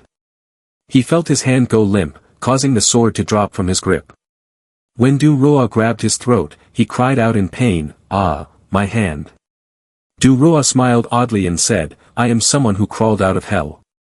Will this have any effect on me?" Fei Xiong clenched his teeth, arrogantly threatening his opponent, "Dare to lay a hand on me, and you're definitely dead. The Jun family will never let you go. Do you know who my grandfather Kai is?" Hearing this, Du Roa was not afraid and looked at him with a delighted smile. "Talk a little more, speak more. I enjoy hearing the dogs in the house bark a lot." Seeing that threats were ineffective, Fei Xiong broke out in a cold sweat and fell into panic. It's over, this guy is truly insane. Moreover, the Saint of the Underworld is useless, proving that whether in cultivation or in battle prowess, he far surpasses me. Fei Xiong, terrified and with no options left, could only cry and plead with the other party. "Please, don't kill me. After I return to the Jun family, I will definitely provide you with many benefits." Du Roa laughed maniacally, perversely saying to him, "Rest assured, I won't kill you, provided you pass my interrogation." Fei Xiong looked at the person suspended motionless over there and cried his eyes out in fear. "Isn't interrogation just like killing? Senior, could you let me go? I'll give you anything you want, a magic weapon or a Tao partner, whatever you desire." "That won't do. If you are a demon and not human, then I can't bear the crime of letting a magic clan escape. We should still proceed with the interrogation." The pressure on Du Roa's arm increased gradually, making it hard for Fei Xiong to breathe as he struggled. "Actually, I really like you, you have a lot of character. What a pity." At this point, Du Roa paused. Flames of red began to rise from his arm. Blazing heat hell. The flames grew larger, consuming everything. Fei Xiong cried out in despair. Before long, the fire was extinguished, but Fei Xiong, overwhelmed with fear, fainted and foamed at the mouth. Du Roa, displeased, let go of him, saying, "And he fainted, more useless than he looks, huh? Luckily, I specially controlled the flames." Yuan Feng, hiding nearby, witnessed the entire process, frozen in fear and speechless. He turned his head and, with a serious expression, communicated telepathically with the other two, "Let's go back the way we came. Sword God is probably not here." Du Roa glanced back, having already noticed the presence of Yuan Feng and the others, frowning, "It seems the mouse is about to be scared." He looked up at the pitch-black sky, thinking to himself, "But can they escape? The area around here is covered by a black barrier, and the atmosphere has become ominously eerie and frightening. Huan Feng, with Jing Jing, rode the flying sword swiftly out of the forest. However, along the way, Luo Jing Jing pulled at his hair, blocking him. "Hurry back and save my father. Stop making a fuss, can't you see that madman over there?" Jing Jing threw a few simple punches as she spoke. "Use your hidden strength to defeat him." Huan Feng frowned and replied irritably, "What nonsense is your little girl talking about? When I dealt with that perverted lord of the magic clan, I already exerted my full strength, so what hidden power is left? If that madman kills me, you won't have a master anymore. Tisk tsk, who is your disciple?" Gong Zhu wiped a drop of sweat and fixed her gaze on a point, saying, "Little junior brother, look at those two." Huan Feng followed her gaze and saw a black barrier in front of him. "Barrier?" Jing Jing asked curiously, "What is a barrier?" "Simply put, it's a trap that activates a type of formation. As long as the target carelessly enters it, it will activate, either sealing them or making them disappear directly. However, because in the Divine City, the power of the formation has exceeded the minimum threshold, I will try to see if I can get out." He still used his familiar technique, from the farthest distance, thrusting his sword straight into the barrier. As soon as the sword pierced the barrier, cracks like broken glass appeared. Seeing the barrier showing signs of breaking, Huan Feng and the others jumped for joy. "Great, it worked." A large hole appeared in the barrier but was not penetrated. Strangely, the crack gradually shrank and eventually disappeared as if nothing had ever happened. This scene left Huan Feng wide-eyed and confused, the smile on his face slowly fading away. Undeterred, he controlled the fly sword to continue attacking, one more time, the supreme power of the one-character sword. Again and again, he relentlessly attacked the barrier, hoping it would be destroyed. But in the end, the result remained unchanged, it all restored itself. Huan Feng was sweating profusely and panting, turning to Gong Zhu, "Fourth senior sister, bring out your primordial unity." From behind, a mysterious figure approached, startling the three of them into turning around. "Don't waste your energy anymore, this demon-sealing barrier is a cage that the law enforcement department took 2 days to create. Even if 50 cultivators at the refined seed realm attacked together, it could quickly restore itself." The newcomer was Du Roa, who stepped closer to him. "I saw you earlier, why did you run? Could it be?" He looked at him with wide, curious eyes. "Are you scared? You misunderstand. We came to find the Sword God. If the Sword God is not here, then of course we must return." "How do we know you came looking for the Sword God? Or are you using the pretense of searching for the Sword God to do something impossible and shady?" He stroked his chin, dangerously stepping closer. "We still need to interrogate a bit." Du Roa eagerly charged at Gong Zhu first. Huan Feng rushed out just in time, using the 7-star pearl to block him. But Du Roa was surrounded by flames. Each of his strikes sent Gong Zhu's sword flying away. With no obstacles in his way, Du Roa's fiery hand lunged forward. He struck hard at Gong Zhu's stomach. Jing Jing jumped up, kicking him in an attempt to save Huan Feng, but Du Roa dismissed her and pushed her away. Next, he punched her, sending her flying. Nan Gong Zhu bit her lip in fear, tightly gripping the magic weapon bag in her hand. Before she could use it, Du Roa zipped past like a shadow and snatched it away. "You have quite a few magic weapons, huh? I didn't expect to find such surprises out here on a mission." Huan Feng lay motionless on the ground, still spitting fire. He struggled, painfully propping himself up. "It hurts so much, it feels like thousands of worms are crawling all over me." Du Roa looked at him, his smile gradually turning sinister, and said gleefully, "Then scream, go ahead and scream, scream loudly. They must suffer my hellish wrath. Just screaming will only make it hurt more." Finally, Huan Feng could no longer bear it and screamed in pain. Flames erupted around him. Huan Feng's eyes were bloodshot, and even a scorpion crawled out from his eye socket. Du Roa looked down and said with a smile, "Once the game ends, it's no longer fun. Give them time to escape, and let's start interrogating you." Gong Zhu sensed the situation was dire and anxiously advised, "Du Roa, I think I understand the reason behind this. We are really not from the Magic Clan, we must stop this. Doesn't the Immortal Alliance have a way to verify the Magic Clan? If you take it out to check us, wouldn't you know right away? Magic from the past may not necessarily be useful now. If it were, why would there be a magic clan hiding in the Li Hen Heavenly Palace? He turned around and smiled, leaving no way out. This left Gong Zhu speechless. Moreover, even if you are not from the magic clan, there's still a possibility of colluding with them. Wan Feng lay on the ground, gritting his teeth and forcing his body to stand up. This guy basically just wants to find the magic clan to satisfy his perverse desires. Wan Feng slammed his hand on the ground, using the skill Red Lotus Blood Curse. Immediately, blood began to fly through the air around him. He bit his lip until it bled, causing even more blood to flow out, making it easier to attack. Du Ruo watched this scene, his eyes wide with astonishment. My fire centipede? Burning the blood essence in the body to create fire to extinguish the flames. This magic looks somewhat familiar. Wan Feng formed a sickle from the blood and lunged at Du Ruo. But this time, he also used one hand to catch it, and his body did not undergo any transformation.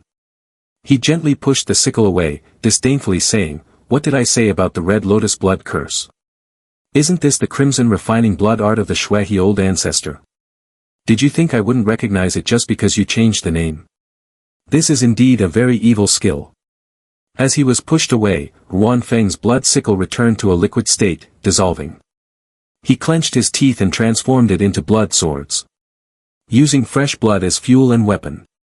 The method of attack is ever-changing. Those attacked by this technique will not die immediately but will turn into blood slaves, losing their rationality, and then become beasts that provide fresh blood and unleash their desires. The peak era of the Shuehe old ancestor suppressed over 3,000 foundation establishment stage cultivators. Just thinking about it is thrilling.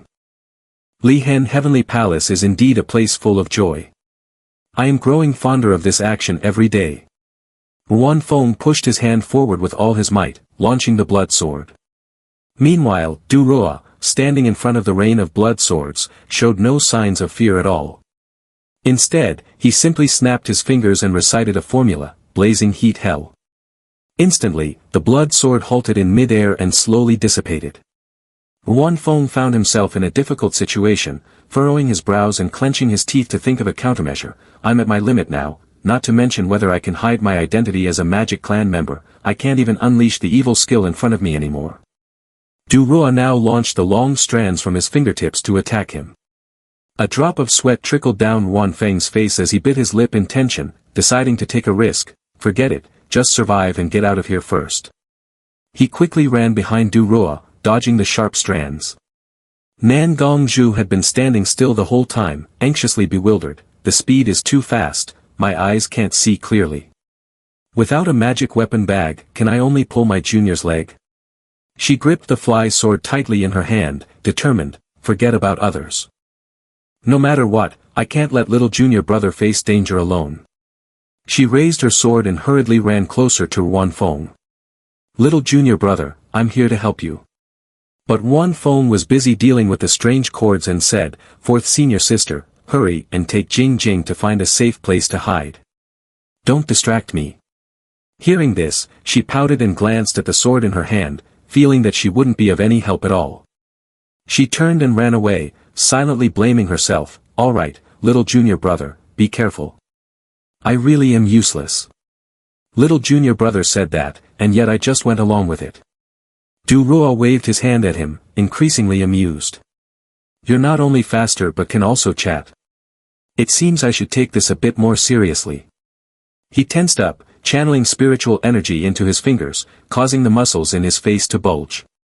My eightfold hell simulates 8 types of demonic objects from the volcano underground, allowing one to see their true forms. When we interrogate later, you need to perform well. The cords in his hands gradually transformed into long black serpents. Seeing this, Wan Feng sneered and controlled his flying sword to chop off their heads. Isn't it just a bit more flexible? Suddenly, the snake heads grew their tails back and lunged to attack, startling him. Watching the black snakes charging at him, he was frozen in fear. In the end, before he could react, the black snakes leaped up and bit his face. Du Ruo suddenly stopped, looking at him with suspicion. Wait a minute. His state is not right. When he looked closely, Wan Feng's face was completely stiff, even showing cracks. As if understanding the issue, Du Ruo glanced behind him to observe. Wan Feng unexpectedly drew his sword and appeared behind him, rushing to stab him, but Du Ruo had already noticed him and quickly turned to dodge. This clone spell is interesting, even I can't tell when you pull your tricks. If I'm not mistaken. He suddenly got closer, pressing his hand against the boy's face. This is also a clone, right? He unleashed a palm strike that burned Wan Feng's body, but the boy showed no expression or resistance. Meanwhile, in another place, Wan Feng had long since run far away. Damn it, in the past, to be able to set off in time, I only took a magic weapon to escape from the fourth senior sister. Luckily, movement speed increased by 100%. Luck +1. The escape cloak can be immune to a fatal attack once a day. The fly sword enters the soul in one strike, movement speed increased by 60%. The casting time is reduced by 15%, and the cooldown time is reduced by 20%. When I was young, those expert evil Dao wanted to teach me magic, but they only taught me retreat spells. At that time, how could I not know that there was something called a barrier in this world? You tightly grasped the sword of Luya, channeling spiritual energy into it. No more thinking about these things. Luya said that as long as I channel spiritual energy inside, he will quickly come, hoping this time it can be trusted. But on the other side, communication was cut off. Sorry, there is currently no signal in this area, please wait. You angrily threw the fly sword Luya away. I knew it. Haze, I wonder how that damned little girl and the fourth senior sister are doing. Around your ankle, you suddenly noticed a circle wrapping around it. From there, black mist emanated, bringing Du Ruo to appear right behind you. Can you run? In another place, inside the barrier, Nan Gongzhu was leading Jing Jing on the escape route. Great, there's a hiding hole ahead. Jing Jing tightly held her hand, looking at the tree hole in front of her with confusion. Sister, why do we have to hide? Gongzhu awkwardly explained. That's no longer a battle we can interfere in. Staying only hinders us. But you are also a disciple of the Li Hen Heavenly Palace sect, aren't you? Isn't your rank higher than his? At this point, Gongzhu's expression became confused and deflated. I don't know, although I always guessed that little junior brother was hiding his true strength. But after seeing him reveal it, it made me feel a bit strange. Isn't little junior brother someone who doesn't care about anything, shy, and delicate? Hearing this, Jing Jing was at a loss for words as she looked at Gongzhu. I feel like you misunderstood him. Not wanting to think about this anymore, Jing Jing turned to ask, so how much chance do you think Wan Feng has of winning this match? We should talk about the chance of escape instead. Although Du Ruo is powerful, little junior brother has a magic weapon, so if he decides to run, there's still a chance. Returning to the battle of Wan Feng, Du Ruo laughed maliciously, clasping his hands together. He struck Wan Feng with a powerful blow, but the boy managed to block it in time. Even so, under his strength, Wan Feng was still beaten down to the ground. Where he fell, the earth and rocks shattered, creating a deep pit. He gritted his teeth and glared at Du Ruo, cursing, and you used a rope to mark me, . Despicable. He wanted to sit up, but was horrified to find that his body couldn't move at all. I'm done for, I can't get up anymore.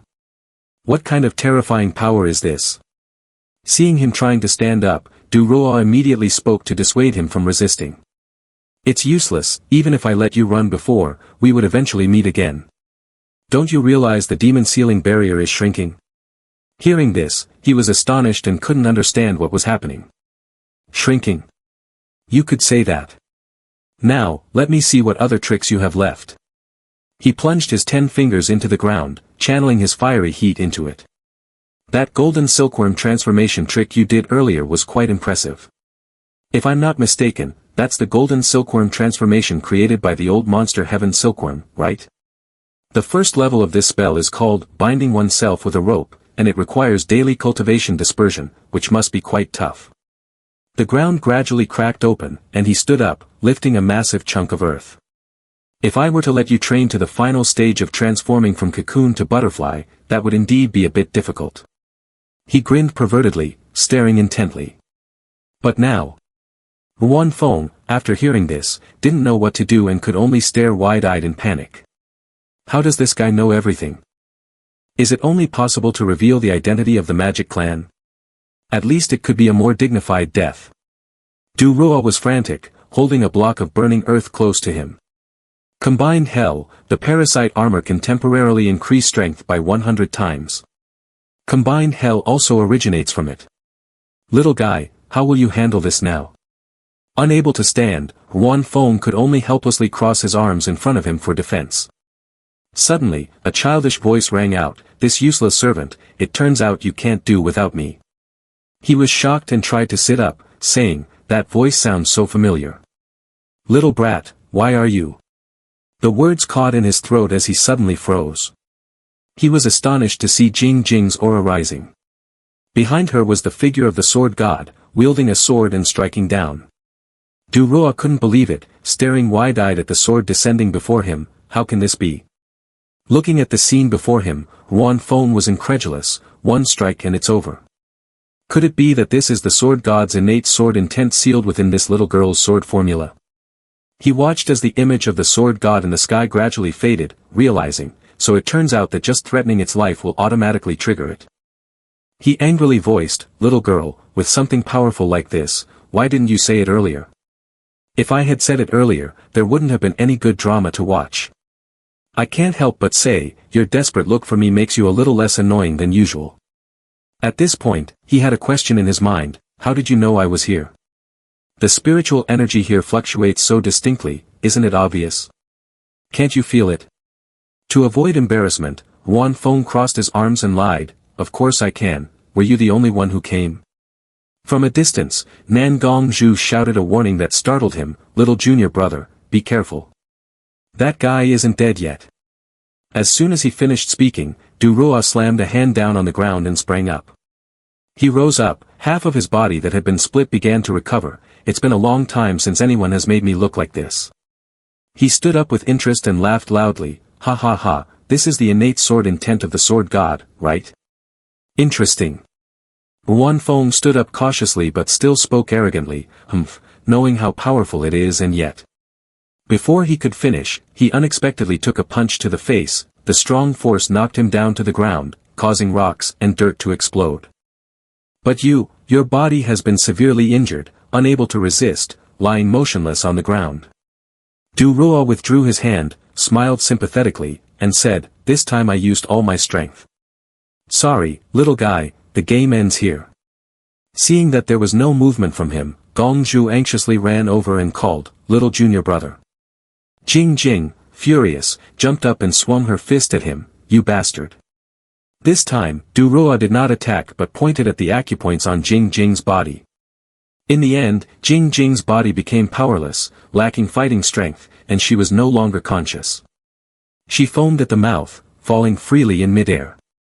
"Indeed, as long as I don't directly injure this girl, the innate sword intent of the sword god will not be activated."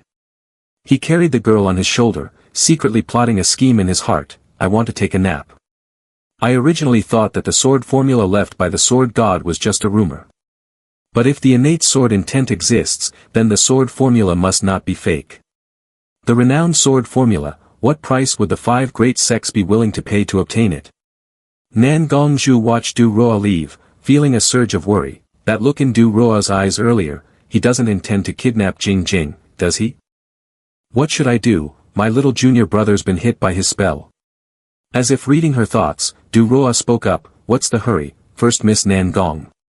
I've had my fun for today, there are more important things to do now." With a pleasant expression he produced a vial and handed it to her. "Drink this, the forgetting rivers road I brewed myself. Go home and sleep, you won't remember any of today's events."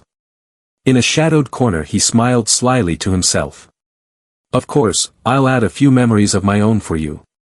Gongzhu trembled with fear, tears in her eyes, raising her sword to threaten him. "Let Jing Jing go, leave at once. I can pretend I never met you." "Oh. You planning to attack me?" he sneered as he suddenly stepped in front of her. "You think because you're from the Nan Gong family I'll hold back?" He mocked her, pathetic, even a vase dares to act haughty. He clamped his hand around her throat and tightened, threatening, "Do you know I have 100 ways to make you die without a trace, with no evidence left to find?" Gongzhu pressed her lips together in terror, unsure what to do. Tears still streamed down her face, but she answered firmly. Try to kill me and see. In her mind, she saw the face of Du Ruo, then glanced at the unconscious image of Ruan Feng. She pondered, little junior brother, if it were you, what would you choose? The scene shifted to Li Hen Heavenly Palace, during a competition among the disciples of the sect. The person fighting her suddenly gave up, refusing to continue. Indeed, Nan Gong junior sister is a level above me, I admit defeat, I admit defeat. After his words, the fellow disciples in the sect below began murmuring. What's going on? Is this a fake fight? How can someone relying on just a vase defeat Feng's senior brother, who is ranked in the top 50? Exactly, what kind of event is this inside the sect? Song Shi Tian spoke up from below the stage to defend her. You can't say that, cultivation is not just about practicing spells. Feng junior brother couldn't handle lust and admitted defeat, what does that have to do with fourth junior sister? Since I entered the inside sect, the rumors have never lessened. Vase, your strength lies in defeat, Nangong Palace Master is a useless person from the Nangong family, Nangong Zhu should leave the world of cultivating immortals. But no one knew how difficult the path of cultivation was for her. In the childhood room of Nangong Zhu, soul-returning divine needle Sun Yinyan furrowed his brows helplessly. I must speak bluntly, the young lady's body is not suited for cultivation. The human body has 6 vital meridians. A normal person would die if even one is blocked, yet all 6 of hers are obstructed. Even I can only guarantee about 50% of her life. As for stepping onto the path of cultivation, I fear it is impossible. Realizing she might never cultivate, Gong Zhu sat sadly in the bamboo forest, hugging her knees. Suddenly, a voice caught her attention. Ride the sword, ride the wind, rise. She quietly approached and hid behind a bamboo bush. There, she saw a boy about her age practicing sword riding. But every attempt failed. Even so, he persisted tirelessly, training until sweat soaked his hair. Just then, a voice called out, startling him. You practice sword riding here often? He turned, seeing a girl his age standing there. Yeah. Who told the Li Hen Heavenly Palace's inside sect trial to include sword riding? Hearing that, Gong Zhu shyly stepped closer. So you actually want to enter Li Hen Heavenly Palace? And the inside sect, no less. Isn't that place full of cultivation geniuses? After hearing this, he crossed his arms, lifted his chin arrogantly, and said, so what? I am not only proficient in swordsmanship, I am also quite formidable in other spells. At this point, she curiously asked him, then why didn't you choose a magic sect or another type of martial art? Is it because you also admire the sword god and want to join the sword sect?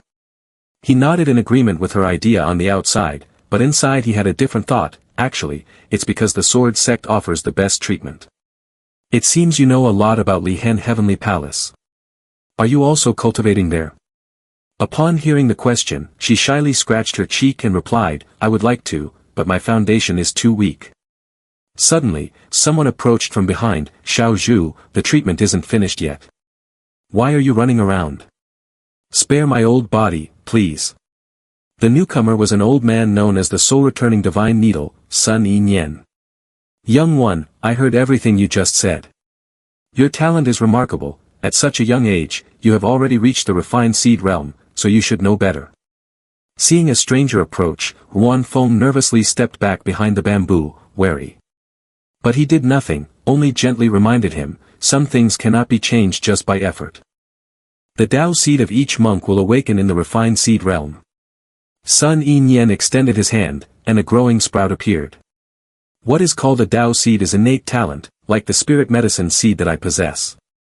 It is born to be suitable for pill cultivation. However, cultivating the fly sword is a type of Tao seed that the spirit sword rarely passes down. I have never seen your Tao seed before, but your spiritual energy is gentle, clearly not suitable for swordsmanship. As someone with experience, I cannot bear to see a junior like you go astray, so do not blame me for speaking too much. Hearing the old man's good intentions, Ruan Feng clasped his hands in gratitude. Thank you for your reminder. However, since no one has succeeded before, how can it be proven that I cannot? He stepped closer to Gong Zhu, patting his shoulder in comfort. You should not easily admit defeat. Perhaps in the future, medical science will advance, or you will meet a more skilled healer, and your health will improve. Upon hearing this, Sun Yi-Nian felt insulted, rolled up his sleeves in anger, and wanted to teach him a lesson. Little guy, what do you mean by that? My technique has been developed for 200 years, and I will not allow you to speak nonsense. The scene shifted to the study of the Nangong family. She was taking a book titled The Six Ultimate Meridians, explanation of the first part. In theory, simply following the order in the book on transporting spiritual energy to break through the 6 channels is enough to ascend the path of cultivation.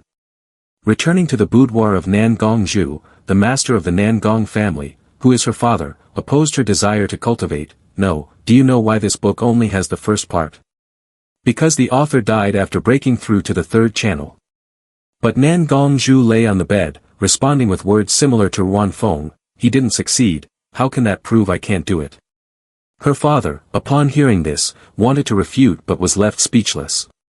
Congratulations on passing the final assessment round. This place will be your second home in the future. Can we invite you to become the spokesperson of Li Hen Heavenly Palace? Gong Zhu happily accepted the admission paper in her hand. Suddenly, nearby, there was a lively discussion. Look over there, that person is using 2 fly swords to cast different spells. Damn it, another great demon king has appeared. It seems the inside sect will be stirred up again this time. Curious, Gong Zhu turned around to observe. As she turned her head back, she immediately saw a familiar face wielding a sword, engaging in a battle of water and fire. She stared in astonishment, unable to take her eyes off. He really did it. When he finished demonstrating, Gong Zhu happily stepped forward to greet him. Your name is Ruan Feng, right? I am Nangong Zhu from the Inside Sect Sword Sect. But he merely greeted her casually and turned away, not looking at her once. Oh, Nangong lady. Doesn't he recognize me? She watched Ruan Feng step onto the podium to receive his award, feeling a heavy heart. Perhaps he has forgotten. But since that fateful meeting, someone had entered her heart. In the annual competition among the Inside Sect disciples, she tried her best to defeat those who looked down on her to prove herself. Don't call me a flower vase. Her rank in the Inside Sect leaderboard rose from 48 to 43. Back to the present, she angrily said to Du Roa, don't call me a flower vase. What are you daydreaming about? Are you seeing the lanterns or something? Suddenly, Gong Zhu pointed her sword at him. Caught off guard, his arm was severed by her. Du Roa began to feel confused. What is this? Is it the real card of the Cultivating Immortals clan? Gong Zhu's eyes turned completely white. The hair also faded, and the whole person radiated a strong spiritual energy and soared upwards. From the deep pit, the image of Luo Jingjing being knocked unconscious appeared in Ruan Feng's mind. Thinking of Jingjing, a hand reached out from the rubble. Ruan Feng stretched and sat up. The magic weapon above his head was also shattered. Looking at his current form, Ruan Feng frowned and thought, it's hard to maintain even a human appearance. Have I been injured to this extent? Where has that little girl gone? Could she have been captured? He crawled up and used cloth to bandage his severely injured hands. Just now, it was definitely a murderous intent. That damn pervert wanted to interrogate me, right? Did he change his mind halfway? Hearing noises from outside, Ruan Feng approached the edge of the pit, poking his head out to observe. Strange, there's too much commotion above. Could someone be fighting that pervert? As soon as he poked his head out, he saw Gong Zhu in an unusual state fighting against Du Roa. This is the 4th senior sister, right? The smell of medicine is too strong, she. The 6 major meridians in the human body, Sung Yang Ju Zibu Ji, Zichjia Ju Zibu Qi, Tian Fu Ju Zibu Ji, Tai Sung Ju Zibu Ji, Shenmen Ju Zibu Ji. Tai Qi is a unique and unmanageable case. In the boudoir of Nangong Zhu, with the body being of the 6 ultimate meridians, if one wishes to cultivate, the only way is to break through and then establish oneself, surviving in death. The master of the Nangong family held the list of necessary medicinal materials in shock. Do we need so many pills? And they are all top-grade immortal pills. Hearing this, Gong Zhu anxiously looked at her father with tears in her eyes. Father, are these pills very hard to find? Softening at the sight of his beloved daughter, he gently patted her head and said, no matter how difficult they are to find, it is still a small matter for our Nan Gong family. I am just worried about your weak body. Can you endure the effects of so many top-grade immortal pills? I have already opened the third meridian, no matter how uncomfortable it gets, I can endure it. According to the description in the 6 Ultimate Meridian Manual, each time a meridian is opened, the number of pills required increases exponentially. By the time the 6th meridian is opened, I had used 630 top-grade immortal pills. Of course, I cannot absorb all of them, even a great ascension stage cultivator cannot do that. In fact, due to the 6 ultimate meridians, I can only absorb 1% of the medicinal materials, and the remaining potency cannot be absorbed either, nor can it be expelled properly. Finally, she was sealed by her father with 6 major meridians in her body, and what she was doing now was using sword intent to break the seal. The place where the seal was located in her body began to show signs of cracking, eventually being shattered.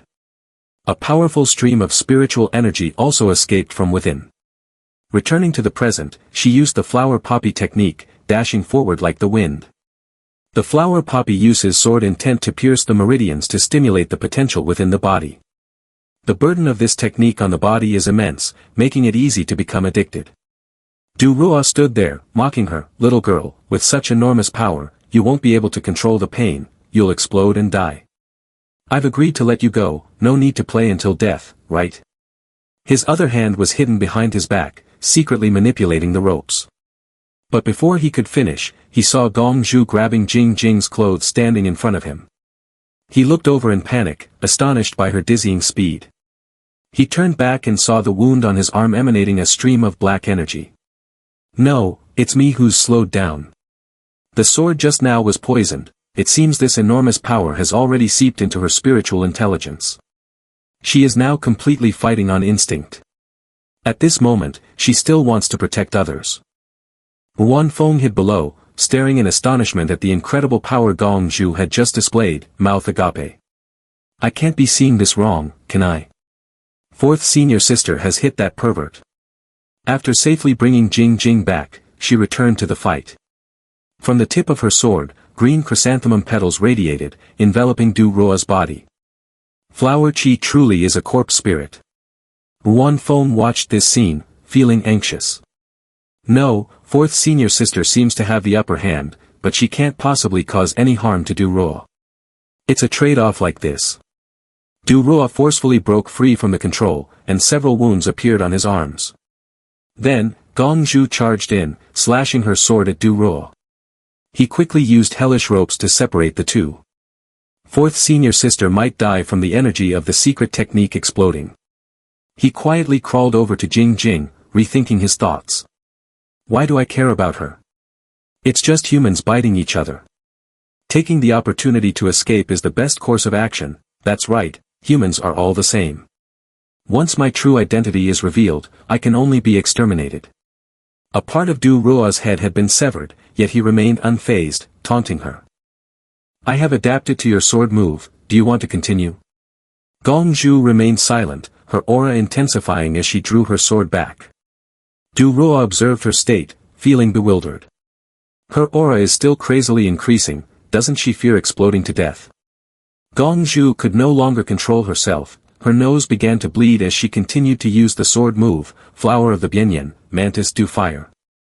Du Ruo, frightened, quickly ran away, wanting to escape the impending sword move. Crazy woman, how can you foolishly wish to share a mutual destruction with me? Surrounding Gong Zhu were bright red Bianyan flowers and a long skeleton entwined around her, creating an eerie scene. Suddenly, a bandaged hand covered her eyes. Wan Feng stepped forward, gently embracing her, reassuringly saying, just stop, senior sister, leave the rest to me. Hearing his voice, Nan Gong Zhu gradually calmed down, her lips moving to call out, little junior brother. He sensed her body temperature and grew worried, her body is as hot as a furnace, if this continues, she might really explode and die. I need to think of a way. He used his sharp fingernail to make a small cut on her neck. Then he bowed his head and sucked the blood flowing inside out. After sucking, the spiritual energy in his body surged. The medicinal power is so strong, yet it directly invaded my body. On the other side, Du Ruo, who was fleeing, suddenly halted. I can't feel that deadly sword chi anymore, but why does the sense of threat not completely disappear? He turned his head back and saw a bloody hand rushing towards him. What? It directly pressed down on Du Roa's body, pinning him down. He looked up disdainfully at him and said, "Indeed, you are from the magic clan, no wonder you know so many evil skills. Those old fools like Shui He, the old ancestor, really worship the demon gods. And you are even more foolish, actually taking action for humans. Are you moved? Do you think transforming back to your original form will allow you to fight me?" Wan Feng increased his force and crushed Du Roa to the ground. Wan Feng pointed down contemptuously, "Shut up." Suddenly, a scorpion tail stabbed up from the ground, piercing through the bloody hand. Du Roa used the tail to prop himself up out of the deep pit. Summon the underworld. He stared in shock at the power that he had just displayed. How did this little guy become so powerful all of a sudden? He bent low, swinging his scorpion tail towards Wan Feng. "Die for me." Wan Feng waved his hand, leaning to dodge, astonished. "This scorpion tail is so huge, I didn't expect it to be more agile than his hand." Thinking of this, he smirked confidently, "But compared to my current spiritual energy." He suddenly lunged forward, grabbing his tail, spinning halfway around, and slamming it down to the ground. Du Roa's head hit the stone floor hard, blood streaming from his nose, but his eyes still looked dazed. Wan Feng rushed up, ready to deliver a finishing blow to his opponent. Du Roa panicked and shouted loudly, "Hell's ground." After his shout, several white spots suddenly appeared on his hand. "Stop right there." Looking closer, they were small glowing green spiders crawling on it. Du Roa looked at him, laughing with delight. "Little guy, this is called a foot-high devil, a yard-high Tao." He stuck out his tongue, on which was a green spider just like the one on Wan Feng, proudly saying, "These toxin-laden hell spiders not only spread quickly but are also invisible. Once bitten, you're half dead, half alive." Suddenly, he felt as if something was missing from his body. After hearing Wan Feng's words, "You really like explaining your abilities, don't you?" His face changed color as he reached out to touch his left chest. "Impossible, I can't not see the ice or technique of golden silkworm transformation."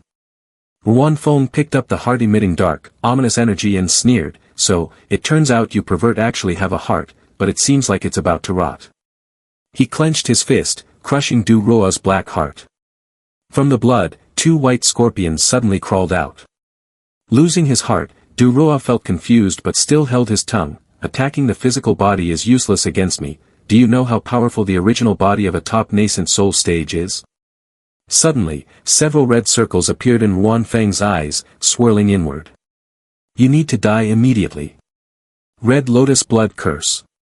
Since Du Roa was looking into his eyes, something similar appeared in his as well. Even a collar appeared around his neck. Regaining his senses, he shouted angrily, "You bastard from the magic clan, you scoundrel, how dare you!" Without giving Du Roa a chance to make a fuss, the collar around his neck suddenly tightened, making it impossible for him to breathe.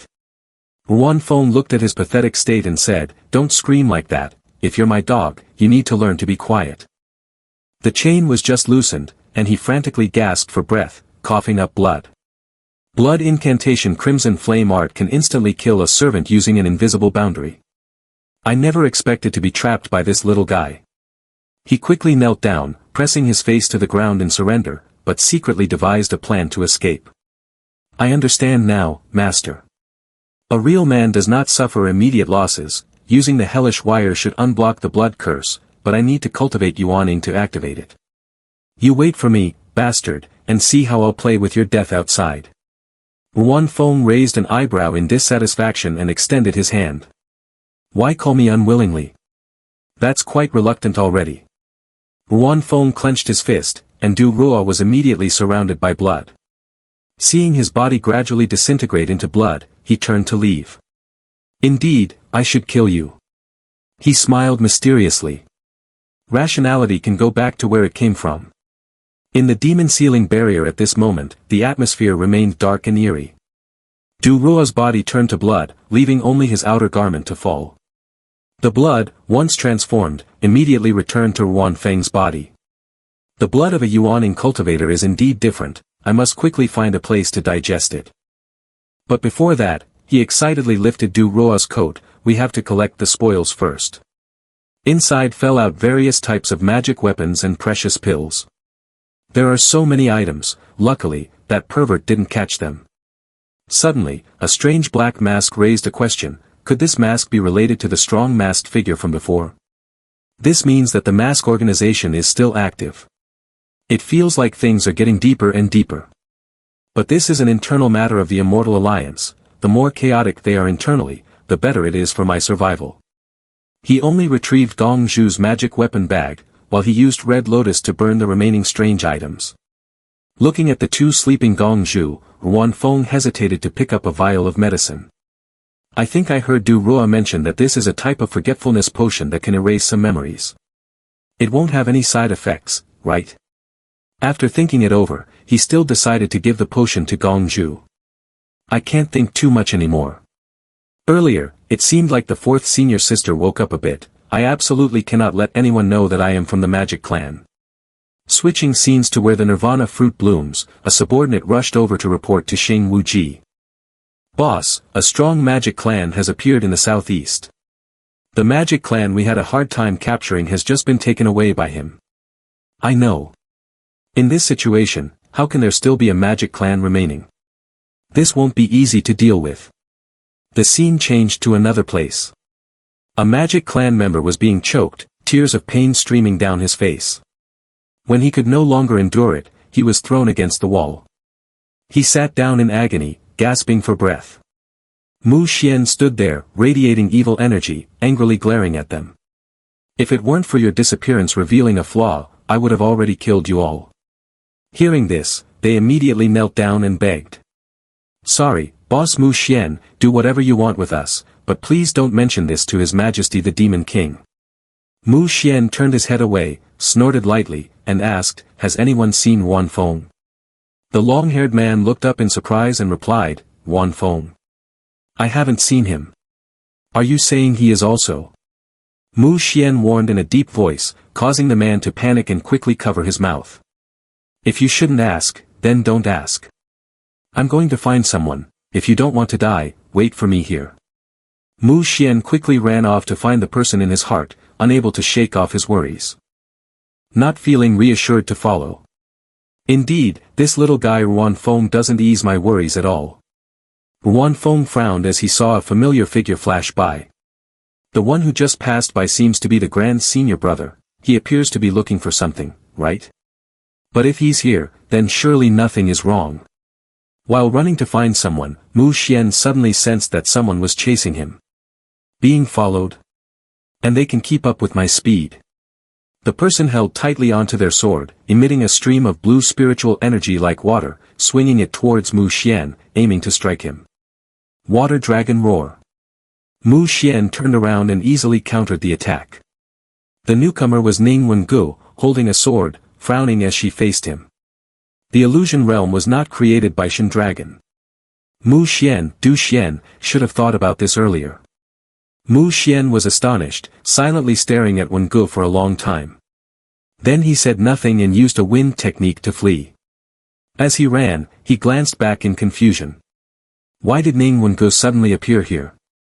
Mu Xian used the plum blossom shift technique, manipulating fresh branches to block Wen Ji's path. She sliced through them effortlessly, angrily shouting, turn back. Have you forgotten the promise from 20 years ago? Mu Xian hid behind a tree, poking his head out, and said nonchalantly, it hasn't been 20 years yet, it's only 19 years, 8 months, and 13 days.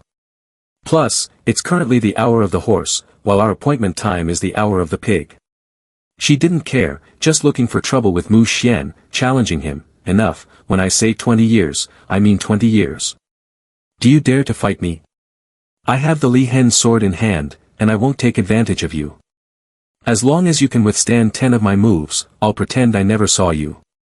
She frowned, her face serious as she challenged, do you dare? Not far from where the two were fighting, Ruan Feng and the two unconscious Jing Jing were hiding under some bushes. Suddenly, he looked outside and saw a cloud of dust, with rocks falling from above. Unexpectedly, a sword flashed across above his head, startling him, damn it. When the sword passed, the trees were all chopped bare, leaving nothing to hide behind. Ning Wengu pointed his sword at Mu Xian and asked, what move is this? Mu Xian honestly replied, it's the sixth move, the third resolution action. Are we continuing? Wan Feng hid to the side, observing, astonished by the appearance of the two. What's going on? Why is Uncle Nin here? Did they arrange to meet here? Wen Ge suddenly appeared behind Mu Xian, continuously stabbing and slashing with lightning speed, leaving only afterimages in her wake. The more Wan Feng observed, the more anxious and worried he became. Uncle Nin's speed surpasses even the speed of sound, and with the unmatched Li Hen sword techniques, he truly can be considered the nemesis of the magic clan skilled in close combat. Mu Xian jumped up, turning to face Wen Ji's swordsmanship. He reached out, launching crescent blades to attack. This unexpected move forced her to hastily retreat and counter with her sword. Seizing the opportunity, Mu Xian took out a magic whip. Wen Ge, busy dealing with the crescent blades, couldn't help but be surprised when she saw the item in his hand. Azure Dragon Cultivation. Isn't this the magic weapon of the Shen Shao sect's Fu Long Zhenren? Mu Xian replied lightly, he came to kill me, but I killed him instead. Wan Feng, hiding below, could only be speechless after hearing this. Fu Long Zhenren from the Shen Shao sect is also considered a rare ruthless character. Hearing the words of the grand senior brother makes it sound like killing a chicken. Wen Ge disdainfully charged forward. Let me broaden my horizons and see the tactics you use to defeat Fu Long Zhenren. Mu Xian stood still, swinging the cord around her sword, but she easily sliced it into many pieces. Surprisingly, the cord, after being cut, could still restore itself to its original state. No wonder it's the magic weapon with the greatest power in heaven and earth. Even if it was broken by the Li Hen celestial sword, it can still fully restore itself. Her eyes sparkled with lightning, feeling intrigued. But do you think that this can prolong the stalemate? Wan Feng's face darkened as he looked at Wen Ge with suspicion. Uncle Ning's condition also seems a bit off. We've been fighting for a while, yet it seems like he hasn't used any magic. Could it be that he knows something? Wen Ge raised his sword and shouted loudly, creating a powerful vortex accompanied by spiritual energy.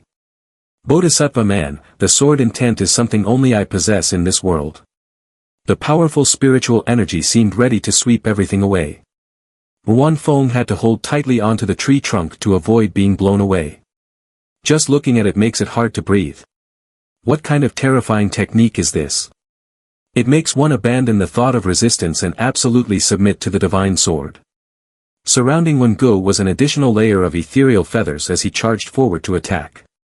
Phoenix comes to the morning. This time, she successfully stabbed Mu Xian in the chest.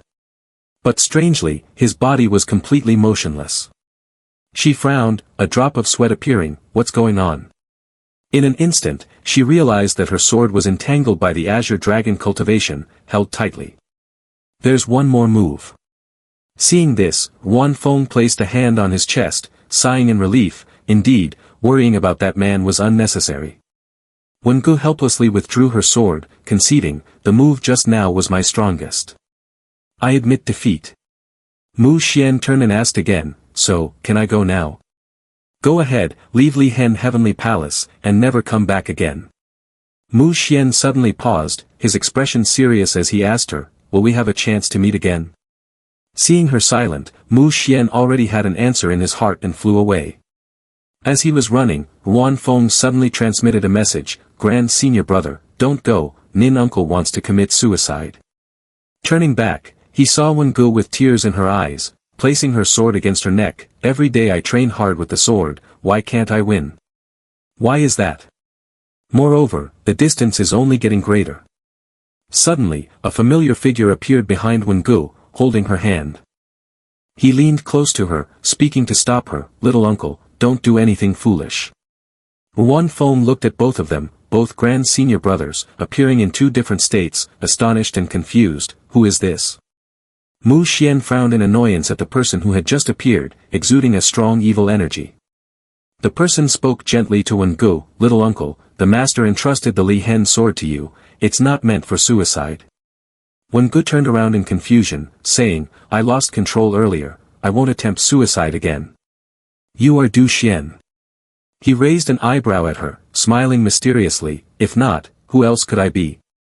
Mu Xian said nothing, staring at him, I think I just heard the little junior brother's transmission, but the little junior brother's transformation technique isn't as advanced as this person's. Mu Xian, confused, secretly asked him, who exactly are you? The mischievous guy winked and replied through transmission, I'm here to help you, don't ask too many questions, just go. In her eyes reflected the hesitant face of Wengu, and finally, Mu Xian turned and left. Wengu watched her figure, sadly shouting, next time we meet, I will definitely win against you, I won't lose again. Hearing this, knowing there would be another chance to meet, Mu Xian smiled and said, I will wait. Wan Feng, still hiding and admiring Mu Xian, thought, the grand senior brother is actually quite charming, isn't he? I really underestimated him. But thinking back, this appearance, this voice, this aura is exactly like the grand senior brother. The only person who could reach this level is the mysterious expert who transformed into Jing Jing. But why is he helping the grand senior brother? Why is he here? While lost in thought, a familiar voice approached, calling out to him, little junior brother, we finally found you. Second senior sister, why are you two here? Of course, we came to rescue you. Didn't you use Lu Ya's fly sword to call for help? So that thing actually works. He looked at Shi Tian, who was unconscious and being carried by Yu Hua, and asked curiously, what happened to third senior brother? He just fainted, it's nothing serious. So you two defeated that magic weapon freak then? At this point, Yu Hua angrily replied, it was Lu Ya who defeated him. Just thinking about Lu Ya makes me furious. We were tricked by that idiot. She carefully laid Shi Tian down and explained, from the very beginning, he didn't trust us at all. The first time we stopped to rest, he had quietly used the seal of immortality on us. She pulled back her collar to reveal a flower mark at the nape of her neck. This is something that, once the user casts the seal, the target will immediately transform into a spirit. Upon hearing this, Wan Feng's face was drenched in sweat. After everyone left, my third junior brother and I used all our strength but were still defeated by that magic weapon freak. The freak has a deep obsession with you and intends to transform into the third junior brother to seek revenge on you. I relied on my intelligence to protect myself. Not long after, I encountered Lu Ya coming to rescue me.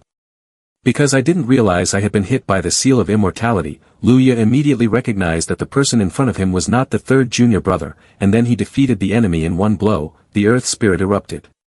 Wan Feng still had some doubts and hesitantly asked, if Lu Ya could defeat the magic weapon freak, why didn't he, why didn't he kill the opponent and let him transform into the grand senior brother to deceive little uncle?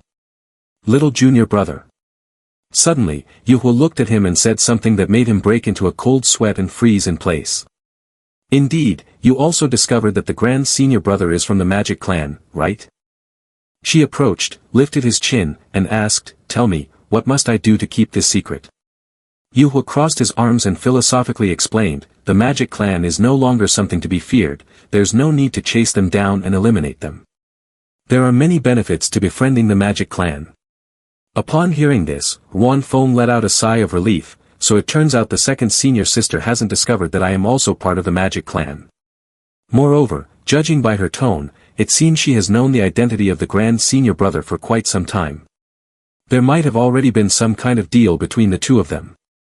He quickly raised his hand in agreement, no conditions needed, second senior sister can rest assured, I haven't seen anything at all. Haven't seen anything at all. Yu Hua grabbed his collar and asked suspiciously, you agreed so quickly? You don't plan to agree first and then look for an opportunity to report to the law enforcement department, do you? How could that be? Am I that kind of person? What should I do? I don't trust you, little junior. It seems I can only pull you onto the same boat. Yu Hua happily took out a book, Demon Ascension Spiritual Principles, Volume 1. He looked at the book presented before him, still in a daze. Seeing the expression on Wan Feng's face, Yu Hua sweetly coaxed him. It seems like you are not very satisfied, huh? What's up? Want to develop some indescribable relationships with your senior sister? Is that what you like? A moment later, Wan Feng reacted, taking the skill book in shock. Is this demon ascension the same as the demon ascension in 12th Demon King? That's right, it's the light that governs everything created by humans. Holding the divine lamp spell can fulfill 3 ambitions. Demon ascension almost killed the sword god. Looking at the book, he curiously turned to ask, why did the Grand Senior Brother give something so precious to you? What exactly did you two trade? This is not something you should know. I kindly remind you, absolutely don't let anyone in the Immortal Alliance know you have this book. And don't have the childish thought of handing it over to the sect. Wuan Feng closed the book and confidently replied, assets should not be exposed, I understand this principle. Can I be trusted now? After hearing this, Yu Huo was stunned, unable to believe his words. How could this little guy's morality be so low? Even when I first discovered the identity of the Grand Senior Brother, I hesitated for half a day before deciding not to report it to the sect. Not thinking much more, she patted his shoulder and said, this book serves as a gift for our reunion. From now on, we will be allies. Now, shouldn't the junior brother explain why fourth junior sister and Jing Jing are unconscious? Wuan Feng scratched his head, avoiding the issue. They encountered the strong magic clan, they just overexerted themselves, nothing to worry about. By the way, where's Luya? He went to find you right after finishing up here. That's very much in line with his style. He looked at Wen Guo and the impersonator Du Xian above, feeling somewhat reassured, but still had many questions in his heart. It seems the threat from Grand Senior Brother has been resolved. But I still don't understand, Luya and Grand Senior Brother are neither enemies nor friends, and the human and demon realms are two different worlds. Why would Luya help Grand Senior Brother? What is he really thinking? In another place, Luya followed the aura he left on the fly sword to find it. He angrily pulled out the sword that had been stuck in the ground and scolded, this little guy Wuan Feng actually dared to throw away his fateful sword carelessly. Luya's mood suddenly darkened, and he fell into deep thought. Can I really stake the future on him? The path I want to take is to oppose everyone in the Immortal Alliance and the Magic Clan. It also includes opponents like the mysterious masked organization. Brainstorming. The scene shifts to a place amidst the towering cliffs of Wuzong Mountain, where a man wearing a black rabbit mask is casting divination with 3 gold coins. The coins fall to the ground, and he speaks in confusion, is young Oldman being wishy-washy again? Could it be that Lu Chan is not dead? He snaps his fingers, and the gold coins instantly vanish. I thought that Luya was the only incident, but suddenly many more incidents have arisen. Luya has been rescued, the first eye of the battle has been broken, Ci Heng Heavenly Lord is dead, and Ling Xian Heavenly Lord is under control. Many freaks have appeared, truly, the sword god comes once every 500 years, even the heavens are protecting you. With things going this way, it makes me itch to see you. Outside the demon sealing barrier, a wounded Lu Chan has fled here.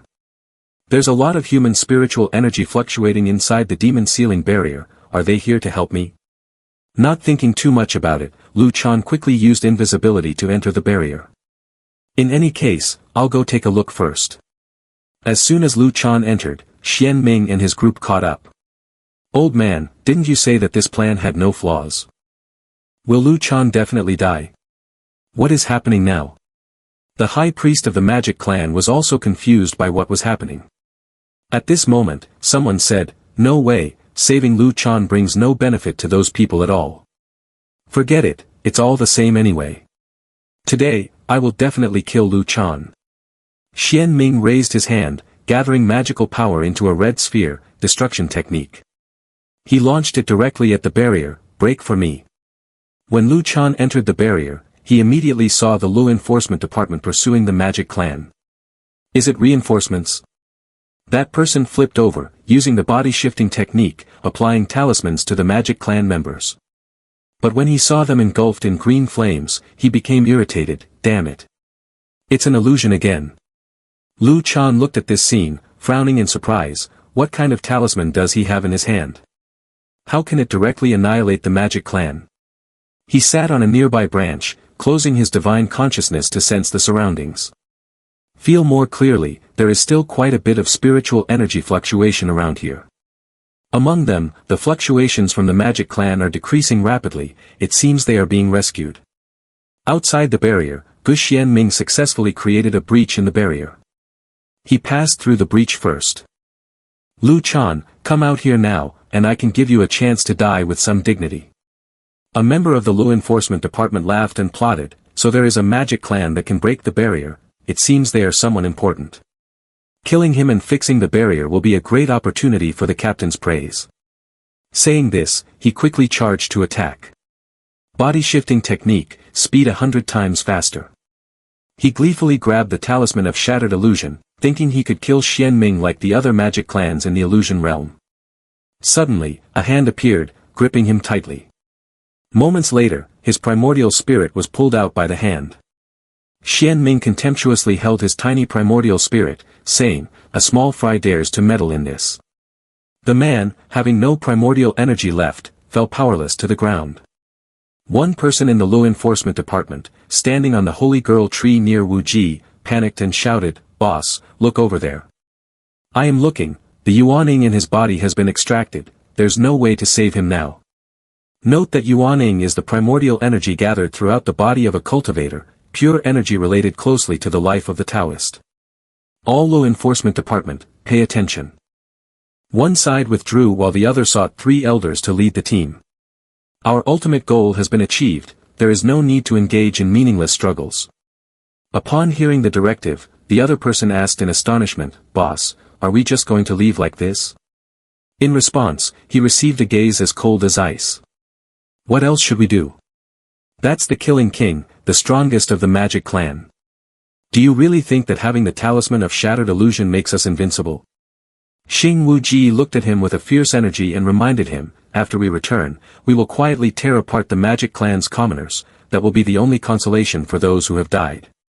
Elsewhere in the sky, Ning Wengu was hurriedly riding her flying sword, her face filled with worry. Gu Xianming has appeared in the demon sealing barrier, this is chaotic. We must quickly find the other 2 elders to lead the team and unblock this illusion realm. Back at Gu Xianming's location, he had not yet seen anyone come out, and he frowned in confusion. "Lu Chan, are you really not coming out? You are disappointing the expectations I have for you. By the way, on my way here, I encountered a group of interesting little demons. They seem to be the seedlings of the Li Hen Heavenly Palace." Saying this, he presented the bound teenagers who were screaming loudly. "Help, save us. I give up, I surrender this training session, can you let me go?" Xian Ming covered his mouth with his hand, grinning maliciously, threatening, "From now on, with a snap of my fingers, I will kill 1 person. Once they are all dead, I will go capture more. What do you think?" Lu Chan pressed his face against the tree trunk, struggling to make a choice, damn it. Where did all these useless guys come from? Xian Ming above began to count down, secretly pleased, 10, 9, 8, 7. "So, what now, Lu Chan? With what I know about you, you can't just sit still at this moment, can you?" After a few brief seconds, Lu Chan finally made a decision, as the number 1 sword of the Immortal Alliance, how can I just watch others die in my place? He gripped his treasured sword tightly, determined, "Gu Xianming, if you want to fight me, then I will grant your wish." Just as Xianming was about to strike and kill, someone stepped forward to stop him. "Wait a minute." Xianming turned around to look at him in confusion, "Who are you?" Luya crossed his arms and said, "Come on, brother, 3 days ago we had a major battle together, didn't we? Have you forgotten me so soon?" Yu Huo was astonished to see his appearance. "Little junior brother, that person can't be Luya, can he?" He ran away, running off to seek death. Wan Feng followed his gaze and understood a few things in his heart. No wonder the first time I met him, he was injured to the point of nearly dying. Thinking of this, he frowned in confusion.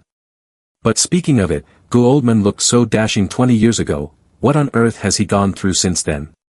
Xian Ming raised an eyebrow at Luya, tauntingly. "Injured so badly and yet you can still recover. So, do you still want to seek death?" Hearing this, Luya panicked and hurriedly waved his hand to deny it. "No, no. Although I got a few secret manuals of spells from that masked guy, relying on them alone to fight Gu Xianming is just looking for death, right? I want to tell you a way to transform the relationship between the magic clan and humanity from hostility to harmony. Stop dragging this out, I'm not interested. Demons and humans cannot coexist. This is something both races know well." Luya frowned, his expression very serious as he said, "Don't be so quick to dismiss it. What if we say that humanity is a branch of the magic clan? The conflict between the magic clan and humanity ultimately arises from viewing each other as different species, which is why there is a desire to eliminate one another. But is that really the truth? In fact, I have always been researching the origins of the magic clan. Both the magic clan and the demon clan can transform into humans, but I have discovered that there are physical differences between the two races. What is a monster? There is a type of spider that disguises itself as an ant to easily catch ants. This is a monster. A monster transforming into a human form does so to safely prey on humans. Upon hearing this, Xian Ming's lips curled slightly in interest. Luya continued to explain, of course, the magic clan does not eat humans. Although the languages of the magic clan and humanity are somewhat different, they can completely understand each other's intentions. After presenting this evidence, Luya reached a conclusion: all of this proves that the magic clan and humanity have very deep roots. Is it possible that humanity is a tribe that has separated from the magic clan? Look, even within the magic clan, the appearances of the tribes are very different. Upon hearing this, Xian Ming fell silent, having nothing to refute. The high priest and the other elders also felt that what he said was correct. Still silent in thought, Luya waved his hand to mediate between the two sides. You can coexist peacefully, so why can't humans and demons sit down to negotiate? Xian Ming sneered, pointing out the crux of the issue. That's a nice sentiment, but it's truly naive.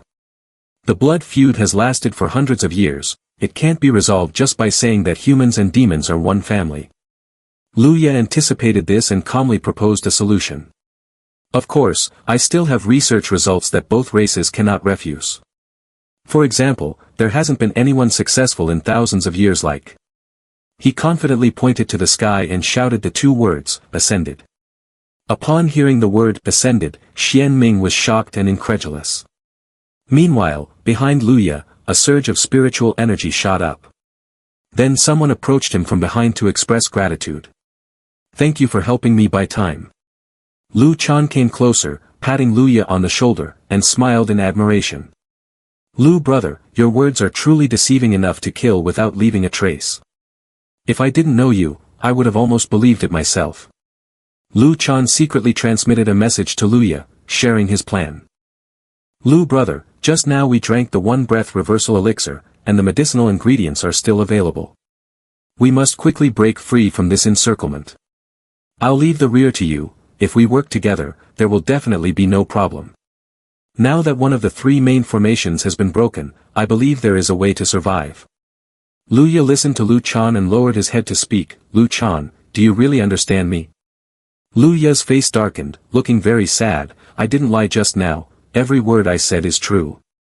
Lu Chan frowned and said seriously, Lu brother, you know I don't like joking with others. The cultivation skills of humans and the magic clan are not the same, and the physical differences are immense. It's impossible. Nothing is impossible. Luya turned to face Lu Chan, revealing the other half of his face, which was covered in snake scales and the eye of the magic clan, because my existence is proof. Lu Chan looked at the unbelievable sight, his eyes wide open, speechless. Lu brother, you.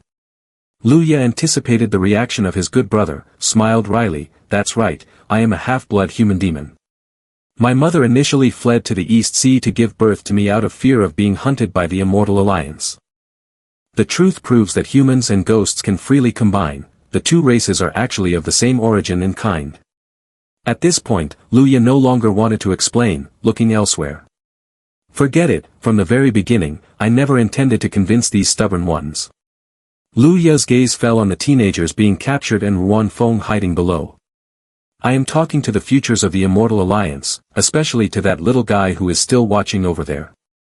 Yu Hua, standing beside, looked at Lu Chan with admiration and infatuation. Is that the sword god, the strongest one? I've heard that historically, the sword god was at Wuzong Mountain for a total of 1 month. After coming down from the mountain, his temperament changed, and his hair turned completely white. The battle at Wuzong Mountain was also a boundary in the sword god's life. Before this battle, it was the period of the black sword god, proud and cold. After this battle, it became the period of the white sword god, pure and detached from worldly affairs. In contrast, Ruan Feng expressed his thoughts. Compared to the sword god, I am more interested in this lesser-known Luya. Regarding the events that occurred at Wuzong Mountain, it has always been vague, as if deliberately made obscure. All of this must be related to Luya, yet there are no records about him at all. He frowned and looked up, his heart filled with a new, shocking doubt. Was he erased from history by the Immortal Alliance because of his half-human, half-demon identity, or was it because he actually solved the secret of ascension that no one has succeeded in for 1,000 years? Ascended beings, immortals, achieving immortality is the ultimate goal of all cultivators, but no one has reached this final point for 3,000 years. If Luya really solved this puzzle, then that would be explosive news. While he was lost in thought, someone suddenly called his name. Turning around, he saw Jing Jing sitting on the ground. How did this little girl wake up so quickly? By my calculations, it should have taken at least 2 or 3 days. Wan Feng bent down and pinched her cheek playfully. What are you doing? Let's see if you have any after effects. Did you defeat that scoundrel? You could say that, but the main credit goes to the 4th senior sister. Jing Jing looked at him, her eyes brimming with tears as she asked, did I cause trouble for everyone? Because I insisted on you taking me along, so many dangers occurred. Just hearing this, Wan Feng was left speechless, his mouth agape in astonishment. No way. This little girl is actually self-reflecting. In the past, I didn't understand things, but from now on, I will obediently listen. So, can you grant my last casual request? After hearing this, he pouted and made a disdainful face, as expected. The person in the sky is my father, right?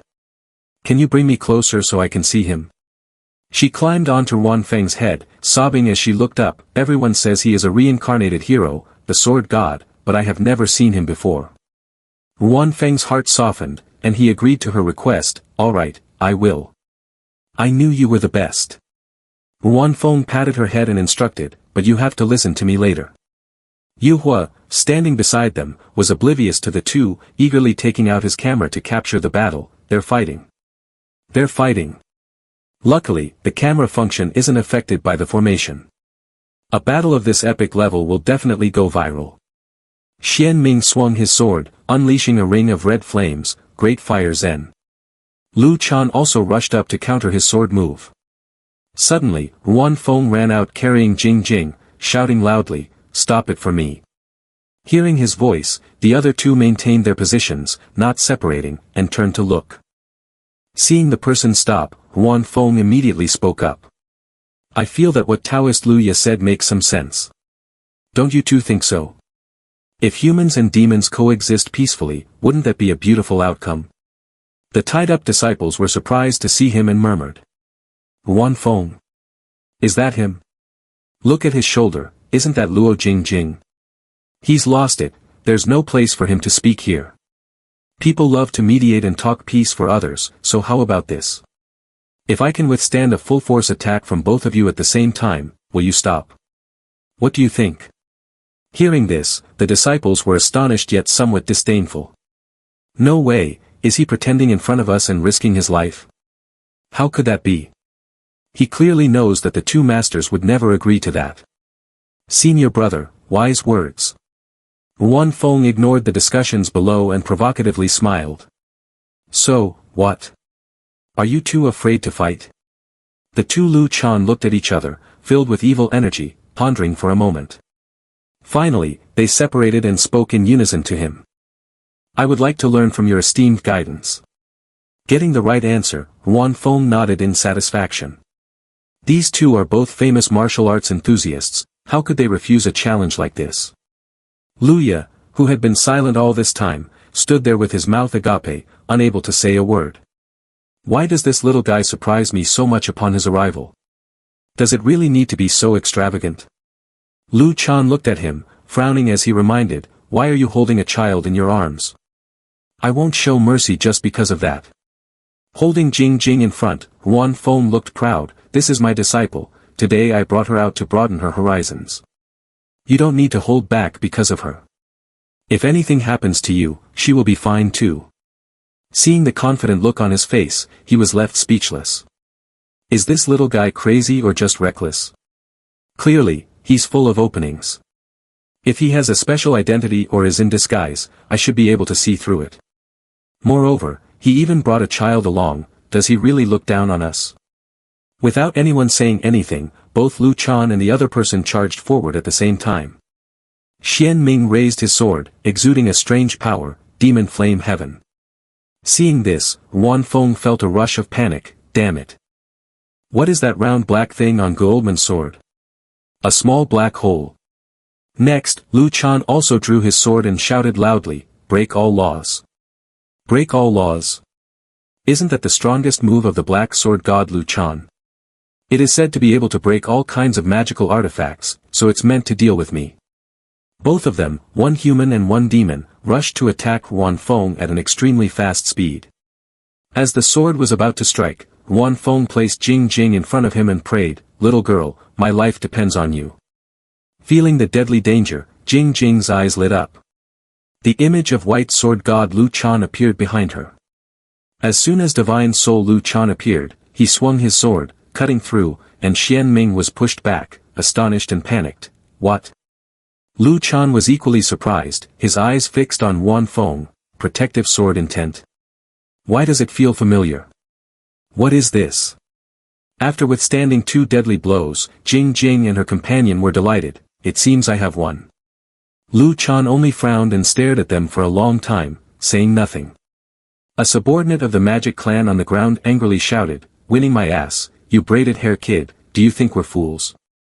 What just happened was clearly.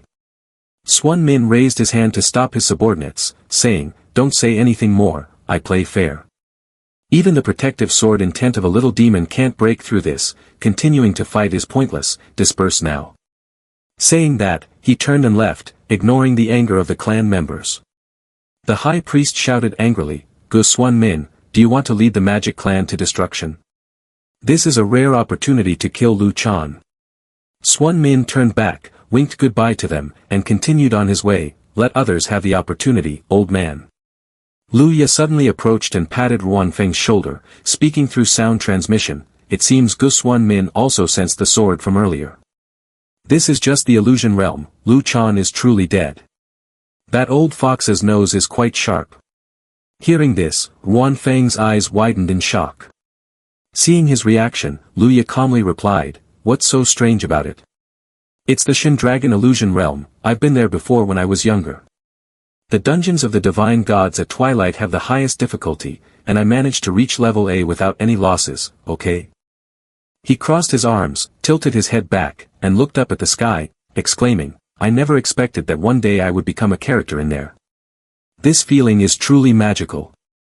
Wan Feng, full of questions, asked through voice transmission, Senior, when did you realize this? I am naturally Ji Jian, I remember everything I see. Is there anyone from the inside sect of Li Hen Heavenly Palace that I don't know? I let you follow me just to see what schemes you have. Especially the little girl you brought along, she makes it even harder to see through. I didn't expect her to be a Qian's daughter, no wonder she gets cuter the more I look at her. Upon hearing this and seeing that the boy had no rebuttal, he raised his eyebrows cunningly, it seems I guessed everything correctly. Hearing this, Wan Feng was taken aback, sweating in shock, so everything he said earlier was just guesswork, confirmed by my expressions. Truly cunning. Lu Senior, you were always looking for me before, not just to prove your intelligence, right? Of course not, Lu Ye leaned closer to Wan Feng and asked, I intend to offer you an opportunity, do you dare to accept it? Upon hearing this, he was astonished and thought of a possibility, could that opportunity be related to what has been puzzling me all this time? Lu Chan approached silently and asked, Lu brother, how many people do you know? Lu Ye patted Wan Feng's head and happily introduced, let me introduce you, this little guy is my childhood friend, named Wan Feng. He was nervous and didn't dare to look at Lu Chan, the sword god is looking at me. No, the sword god is looking at the one he loves. Lu Chan looked at Jing Jing and furrowed his brow, asking, how old are you this year, kid? Jing Jing, with a childish tone, looked up and answered, 6 years old. Lu Chan continued to ask, where are the adults in your house? Upon hearing this, Jing Jing lowered her head, holding back tears that were about to fall, and replied, they are no longer here. Lu Chan placed his hand on her head and gently said 2 words, I'm sorry. The atmosphere was touching when suddenly Lu Ye spoke up, interrupting a bit, I don't think this is the right time for small talk. Look over there. The high priest of the magic clan was surrounded by a red flame for some unknown reason. Lu Chan, even if all the magic clan has to perish today, we must keep you here. The blazing red fire spread out, burning the lower-level magic clan members below. Seeing the scene below, Lu Ya explained, when the magic clan was first established, a blood pact was engraved, and the lower-level magic clan must unconditionally obey the higher-level magic clan. Adding the heavenly blood curse of the high priest magic clan is indeed very powerful. After hearing this, Huan Feng broke out in a cold sweat and silently felt lucky. Fortunately, there was no such rule when I was born. The scene shifts to another place, where the magic weapon freak is being unblocked from the spell by the figure wearing a black rabbit mask. His hands are interlaced, radiating a faint golden light. Seal of Immortality, release. Thank you, Tianji Taoist. I didn't expect that Luya would be so treacherous. This time, it's a complete failure.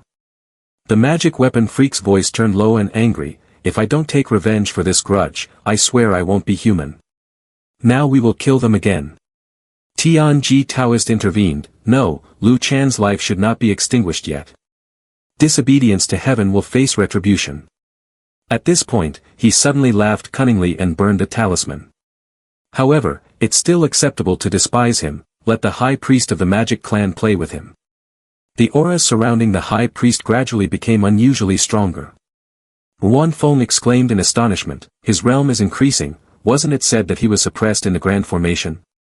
Seeing this, Luya scoffed disdainfully, the formation can be altered, and moreover, it is the remnant of the masked organization. Moments later, the high priest of the magic clan appeared in a younger, fresher form. He looked at everyone with a wicked smile, saying, no one here can escape.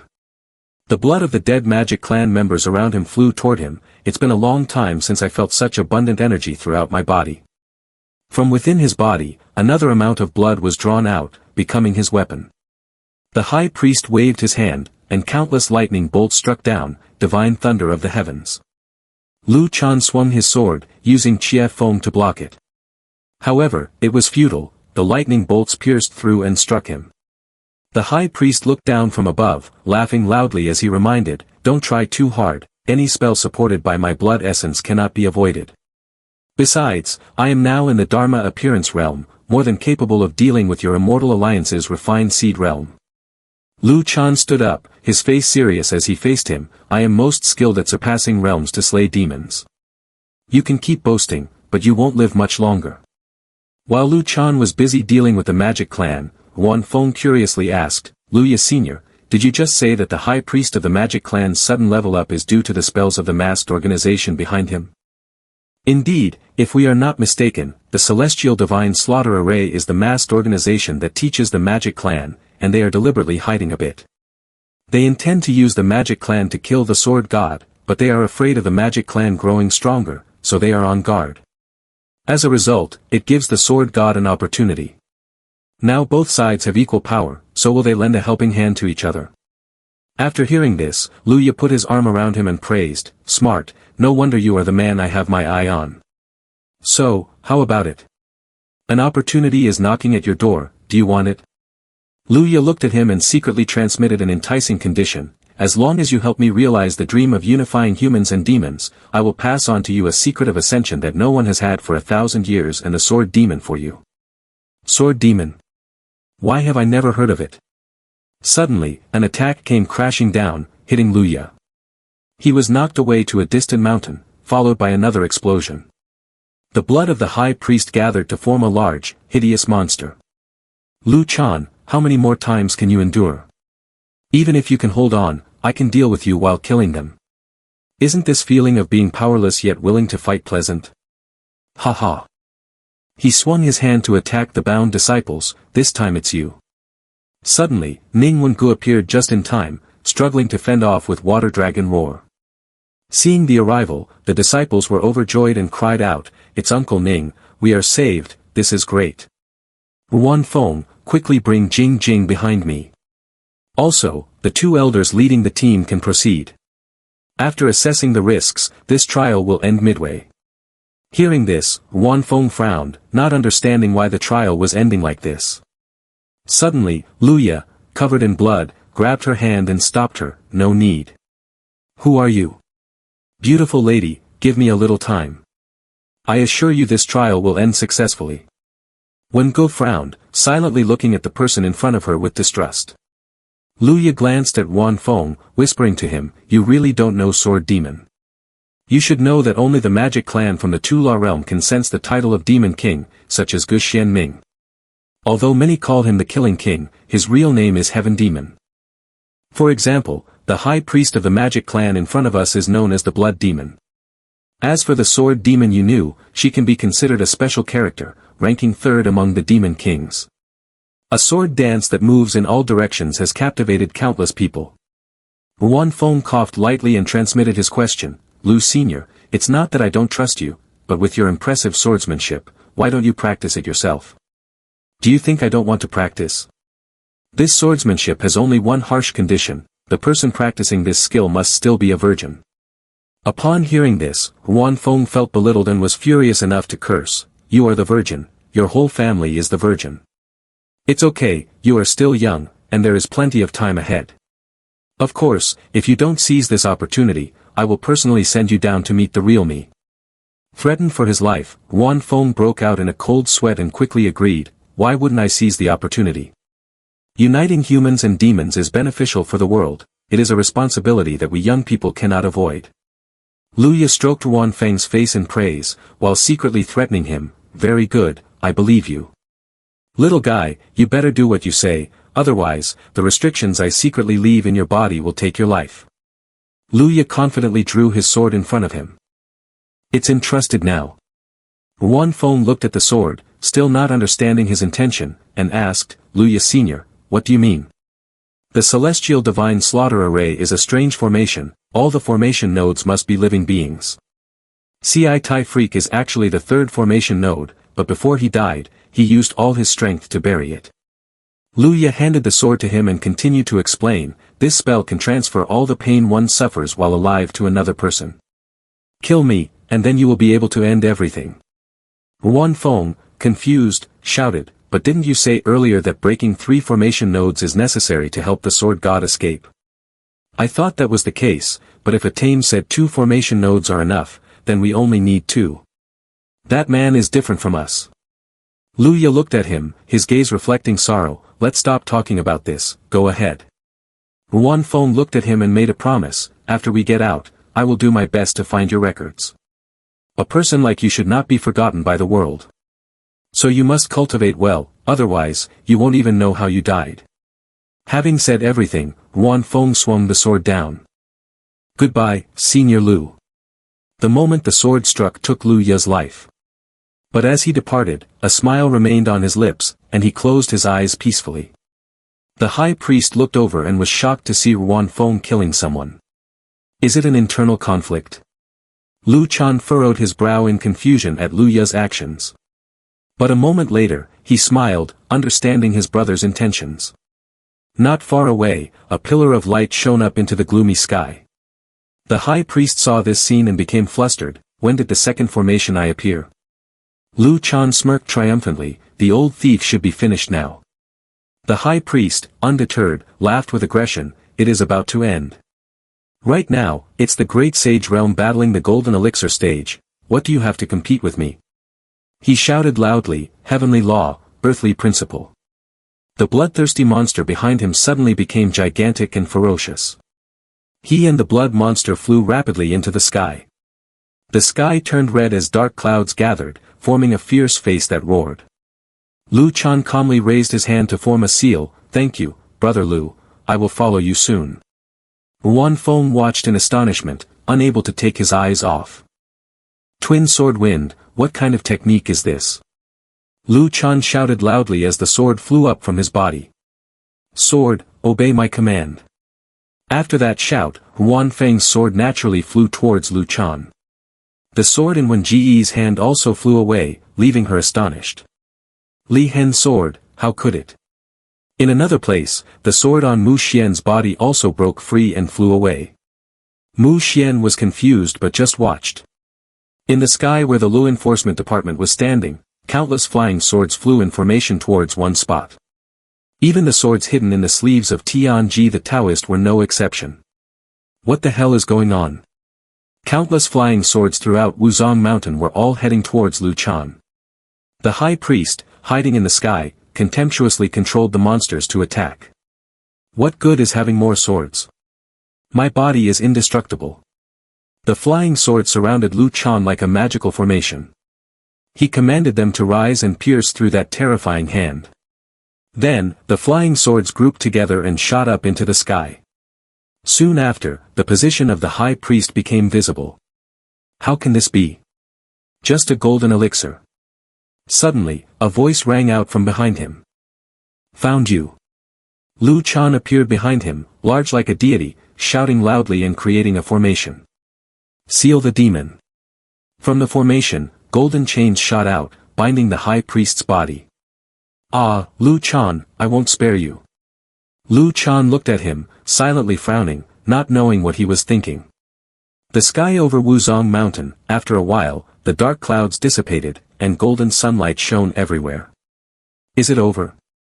Suddenly, a voice whispered in Wan Feng's ear, warning, little guy, if you dare to use my daughter as a shield again, I will kill you.